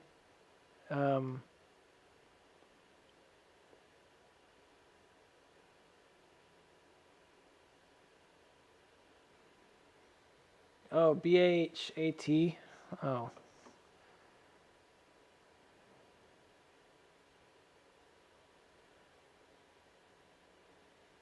Yeah, I'll check them. I'll try to check some out. Just give me just a second. I gotta do something real fast.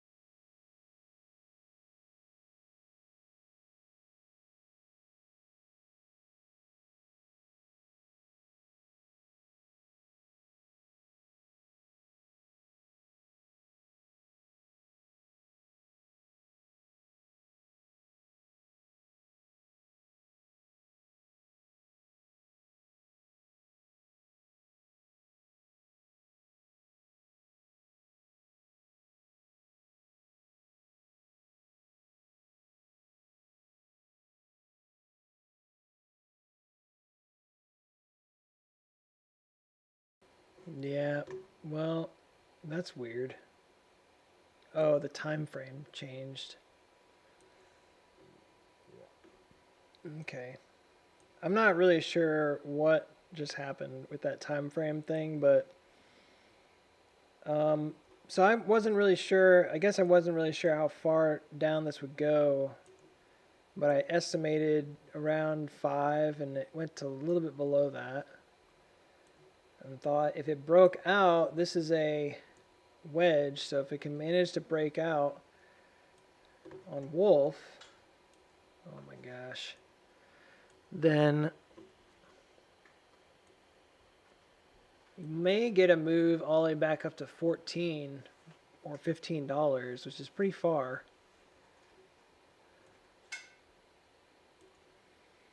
That's bullish divergence on the 4 hour, so it looks good. Right here. Is it here? It looks pretty solid for a potential swing here. It looks to me like RSI hasn't quite broken out yet. It's like getting right there. And I talk about breakouts on RSI. I just mean like momentum is its own indicator. I mean, you can definitely use it. So that's a 618 on something. I guess it's a golden pocket retracement. Yeah, man, I don't know. It kind of to me, I think hit the target it needed to hit. There was a yellow mark here as well. Um, this is a long, long chart, so I might have to go to the weekly. 4 hour is 4 hour. I mean, it's not the biggest picture, but it's a pretty decent time frame. So this looks fairly compressed on the weekly as well. I wouldn't be surprised if we saw some kind of break on the weekly. If this follows through, why not, down here. There's probably going to be a pretty decent chance that there's a bit of a squeezy play here, like going from 6 up to maybe 14. Just what I had on the chart, and I think that's reasonable. So it bonked that cross trend here. So it's done with that. Yeah, I don't know. I don't know where else it would go. We'd have to wait and see if it broke the trend, the bigger one. And it hasn't yet broken the smaller trend either. So if you didn't want to chase it, then you would just want to set up this trend really well and just wait for confirmation. Wait for that break above like $8. It's still a big trade. You may think you're missing out, but in the end, if this chopped back down, you'd be happy if you didn't jump right in at $6. But if it can come back above 8, I think you've got a good chance it's going to run up maybe 100%. That's a big trade.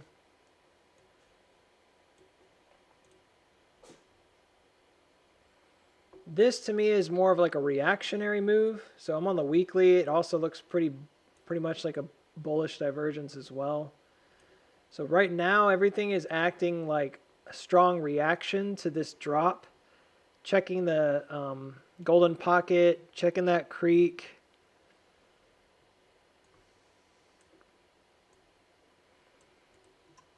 I would say if you bought now, you'd probably be pretty safe. It would just be a matter of like whether this backs up again.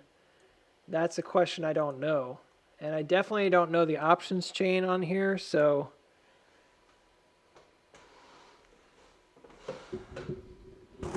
it's not one that I would take lightly and be like, oh, get in, do this or do this. You know, I don't really know the options chain on here at all. So where does this hit the top is another question, because if it kind of snowballs from 4 hour to daily to weekly and you get this breakout and it's a very rounded breakout, yeah, I think you could have a pretty big reaction. At the end of the day, it's impossible to know just how far this really goes. But I would submit to you that perhaps one of the easiest things to do is to just set up like a series of parallel markers and just see where it goes from there. Because we've got a bunch that are confirmed, essentially. Yeah, so you can see like there's a few places that this could stop and try to like reverse. It is what it is. Long term, I think, like I said, long term, I think this is probably a pretty good trade because, or I should say mid to long term, this is probably a good trade, at least out to March. If you're willing to wait a few months, you'd probably be fine. I doubt that it's going to go below this 618 without reacting, especially given the volume here and this massive divergence on the weekly scale. It's a big deal. I mean, it's a huge deal. September to now, so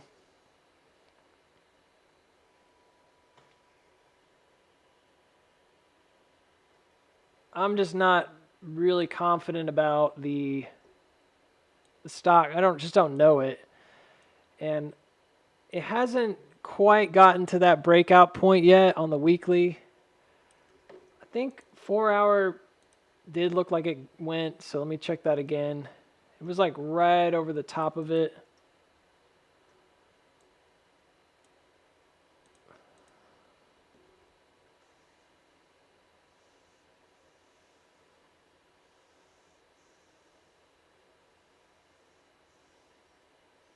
January 29th. Right. So, you know, with earnings coming up, you can throw your lot in, I guess, with what you think is going to happen. It looks like the offering is what caused the pop. But I'm just saying, like, from my point of view, it looks like that's already pretty good. So it's pretty close. I don't know. Really close to for me to say like a strong buy-in is likely. There's another little creek here. See, this is the kind of thing that's like, that could be a little top and then it backs up first. Oh boy. Yep. So this is one that I feel like there's a really good trade here, but I just don't know exactly what it looks like yet. It probably looked like buying in when it dropped below 5. But that's already happened. So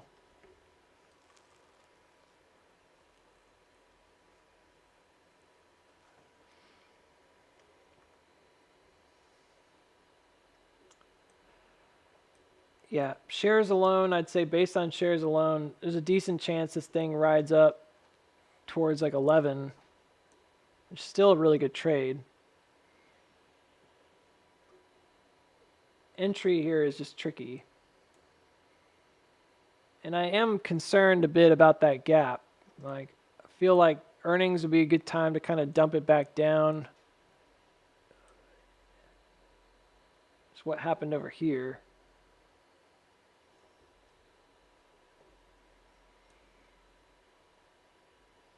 It just, there's so many like question marks still. So to me, I would default to, let's just use the bigger trend and then be done with it, you know?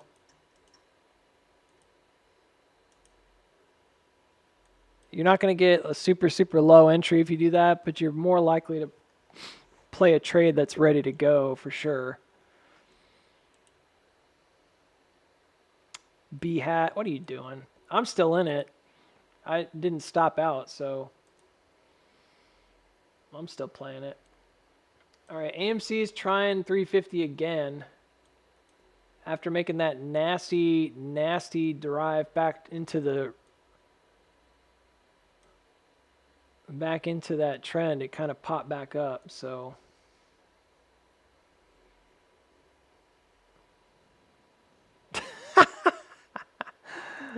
do what I want, man. I'm just kidding.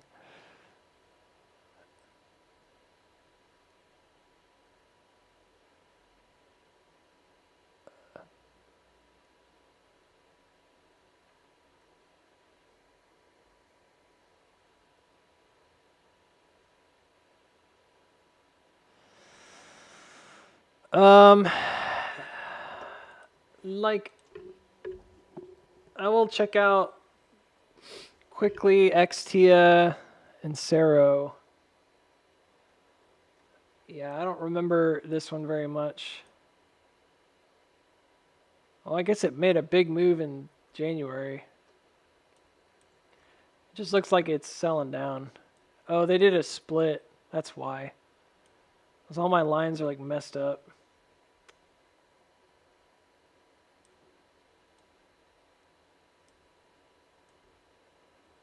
I don't know, I'm just kind of guessing what I did. That looks right.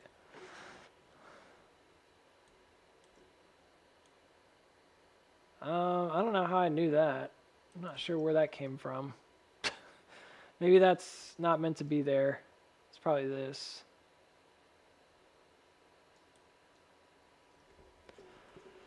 Yeah, I wouldn't touch it. Just don't know how to look at something like this and be bullish.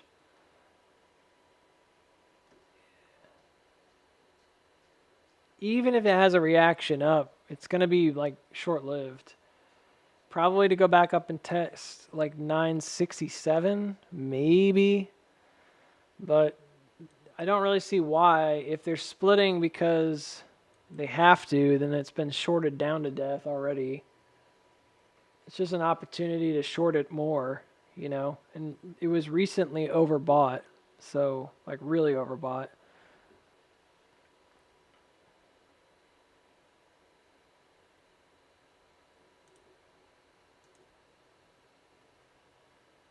I'm always curious if you take it to like $1, where's the middle? Yeah. So that established level at like 8 here, I think is trying to define the middle. CERO. Same deal. When we looked at this one, I said I thought maybe they were pumping it up for the split. I can't really like chart it anymore, but it looks like it they followed through on that. So I was probably looking at this like a trend down with 50-50s, that it would head towards the lower one if it broke. We had some trajectories down, it looks like.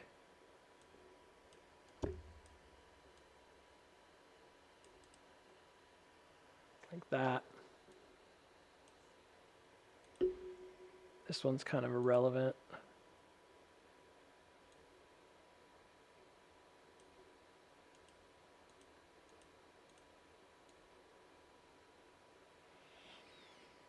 That was probably talking about like another trend that existed in the midst of all that. I'm sure this was looking at this intersection.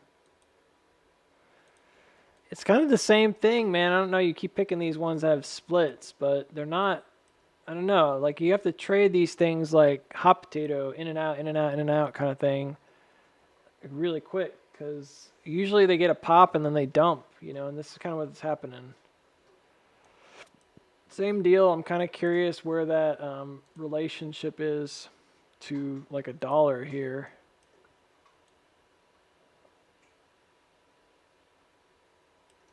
Yeah.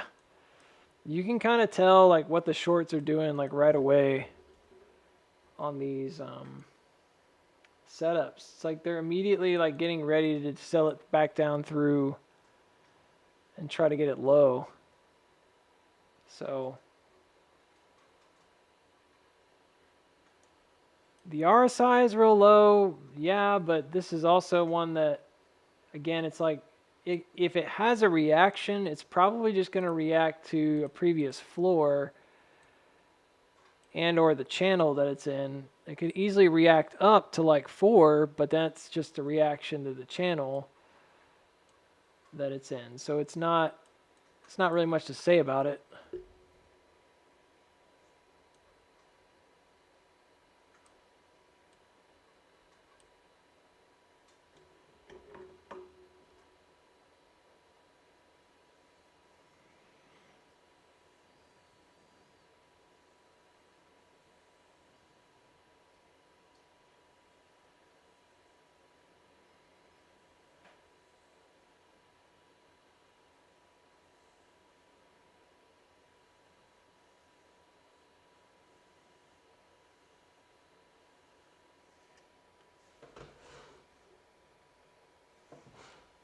Yep. All right. Let's head back around.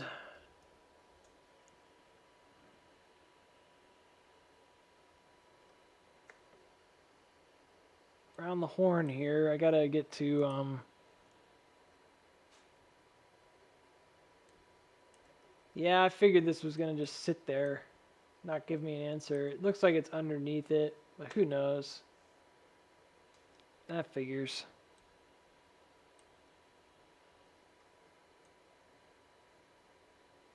AMD's not quite there yet. We're really waiting for this MFI to turn up, hold. It's going up. If you bought dollar value wise, you would have been doing well, but contracts aren't. Oh, and you hot little turd, you. All right. That sort of stinky. What's the top? Actual top here. Oh, it is right at 1150. So.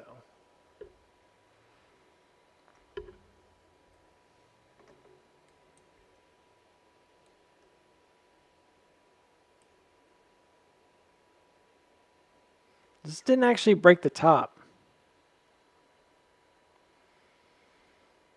It did have another one that looks like it's really struggling now. So the selling picked up because of that second push was actually still divergent, dropped back through the moving average on 15. So the first one held up, the second one did not. So we still want the same level. We still want that 136 to hold. I don't know. This would have been pretty lucrative if it just been shares. But I didn't make the right trade with my contracts. So unfortunately, it's probably going to be a scratch or a loss for me unless we see a really big pop and head up towards like 1170s or whatever tomorrow. I'm thinking that it's kind of dead.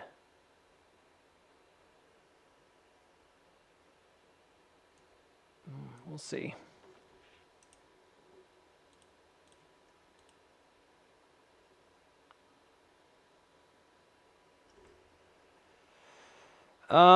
Let's close out AMC here. So just to kind of round out our day, we talked about not having like now I say over the top expectations for AMC on this bounce. It's still a good bounce. There's nothing wrong with it.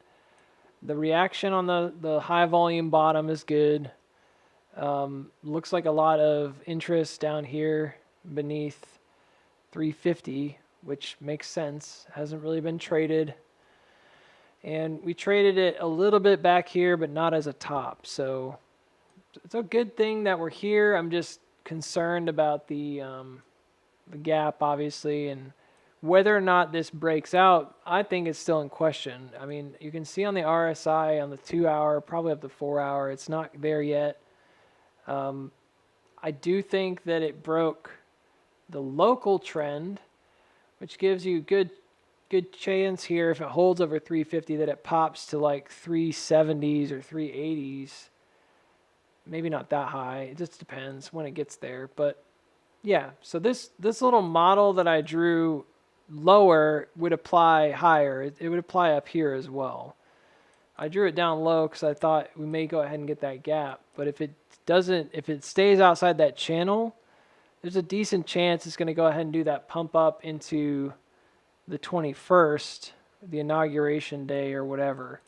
So that's that.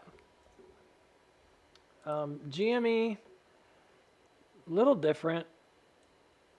So I don't have as much. It's weird because I kind of felt like GME almost looked better than AMC, even though it's coming down. Like I want it to come down to 25. I think it would be stronger if it built out here and then broke back out.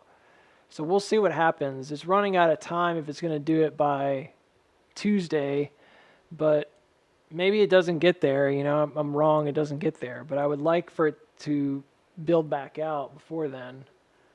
It would be nice. AMD is my one big trade right now. Still just kind of sitting on it. Not sure. Maybe they'll get a bump end of day here because that's what happened yesterday. Got kind of a bump in the prices at the end of the day. So maybe there's something to that. Not sure. Right now I'm down like 4%. It's not like a huge deal, but waiting to see what happens with those 122s. And then anything else I want to address right now? I talked about MPW a little bit. It's at 414. WTO is still at 31 cents. It's not moved yet. It's just kind of chilling out. Not much to say there. NU is sitting at 1142.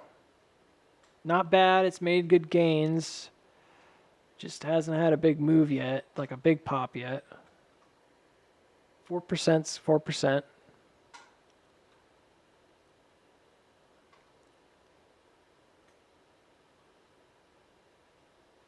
And then this B-hat thing. I don't know what to do with that. I only have a few more minutes. I guess I got to decide if I'm going to hold it. Fang just churning upward.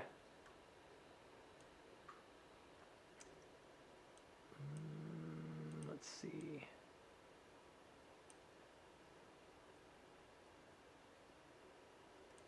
Is that 15-minute time frame?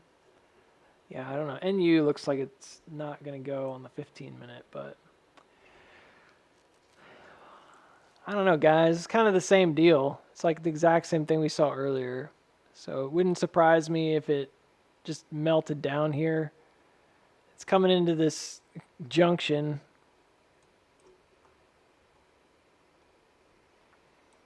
It's a penny stock. I don't know what to tell you. I mean, there's a very strong divergence on it this whole way from like 45 cents down. And locally, it's divergent from like November to now. So it's been a while. Very short term, there was a decent one right here locally. It looked like it might try to break. But, you know, all the same, if this ends up creating a little caddy here and dropping, you could see it come right back down and hit like 4 cents, you know? Just not going there. So I would have expected if it popped to hit like 8 or 9 and then drop after that and then come down on top of this. Something more along this line. But I guess we'll find out. I'm just going to keep it. I don't care. At this point, I don't want to kill myself over it. And it's like 2 minutes till close, so it is what it is. I'm just going to keep it. It could very well be a little kitty cat ear right here that then dumps. I'm a little nervous because it did lose that thing. Seems like it might do that. This would be the worst place to hold it, actually, because if it dropped, it would drop really far. Ah, son of a biscuit.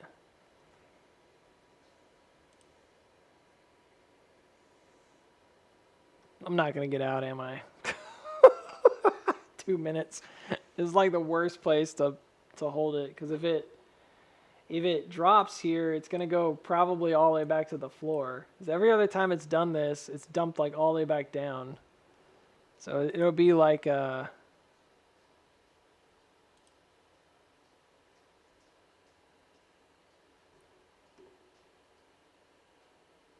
not going to make it.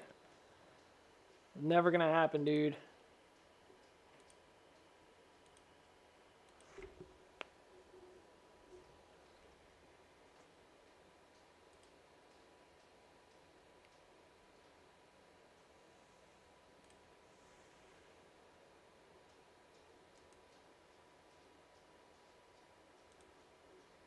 I got it. Yes. All right, I'm taking the L. It was like it was like 0.2 cents below or whatever, because it's like 2/100ths of a or whatever it is, 2,000ths of a cent below where I bought it or something. So it's pretty negligible. It was fun. Watch it rocket tomorrow. Just that'd be so funny. It's like the complete opposite of what happened over here. It just goes straight up. It is kind of like right in the middle, huh? It looks like it can go either way. I'm sure that's by design. What a goofy move, huh? All right, that's it.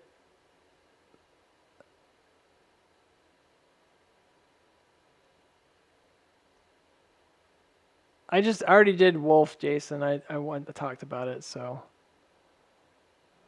yeah. I'm seeing 351 on AMC. That's not bad. It's sitting on the top, so let's see how these guys close. Yeah, I mean, I wouldn't have been able to tell you if this was gonna run, but it looked like it sat beneath the moving average, so that's all there was to me on IWM. It may very well have some kind of crazy reverse action and go above. Like this was pressing on this trend, but I didn't have any other reason. Just felt like the right time to see it maybe pull back, but when in doubt, sit it out. That's usually the rule of thumb. If you're really unsure about it, it's probably not a good trade. Yeah, and I think this guy, I mean, it looks like a straight up kitty cat here. Funny enough, on the 15 minute. It's a strange one. It's rising. I don't think I've ever seen a rising cat ear quite like that. So I'm very curious, just for science, just to see what happens here on NU, as I have no idea. I have no idea what's going on there with that. That's bizarre to me. It looks like it's extenuated, like it's tried and it failed to advance. And that might mean that it needs a pretty deep pullback. But I wouldn't be surprised if it hit down here and then like rebuilt like a quick cross up for Friday or something. I don't know. It just wouldn't surprise me. There's something about this that doesn't quite sit right. And didn't quite get the double top either.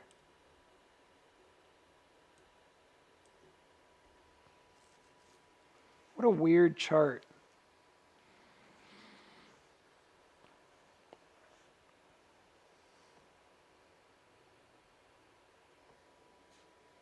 Yeah, MFI is already down to like 50.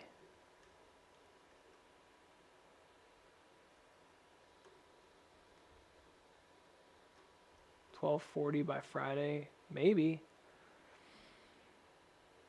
It's just a strange one.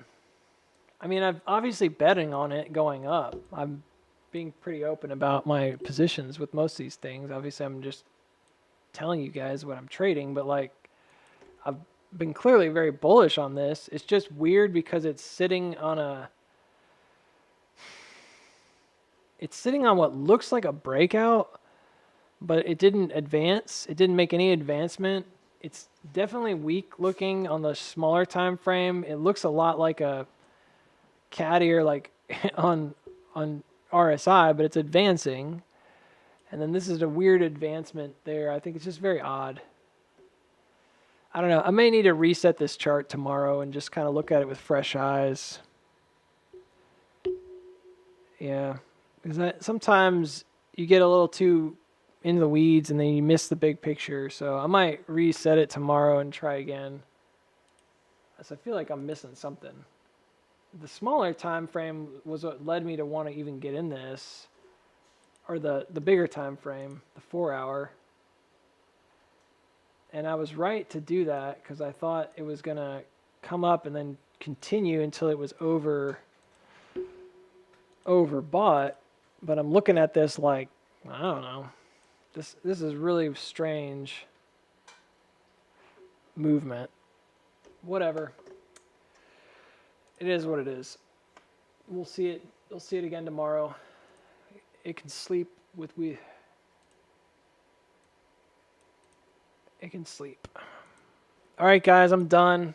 Good day today. Hope you all enjoyed, and we will talk to you tomorrow if I'm on. If I do stream tomorrow, I'll probably do it short because I need to do some other stuff. So maybe just the morning or something, or just the afternoon. But I'll be on. So I'll see you guys then.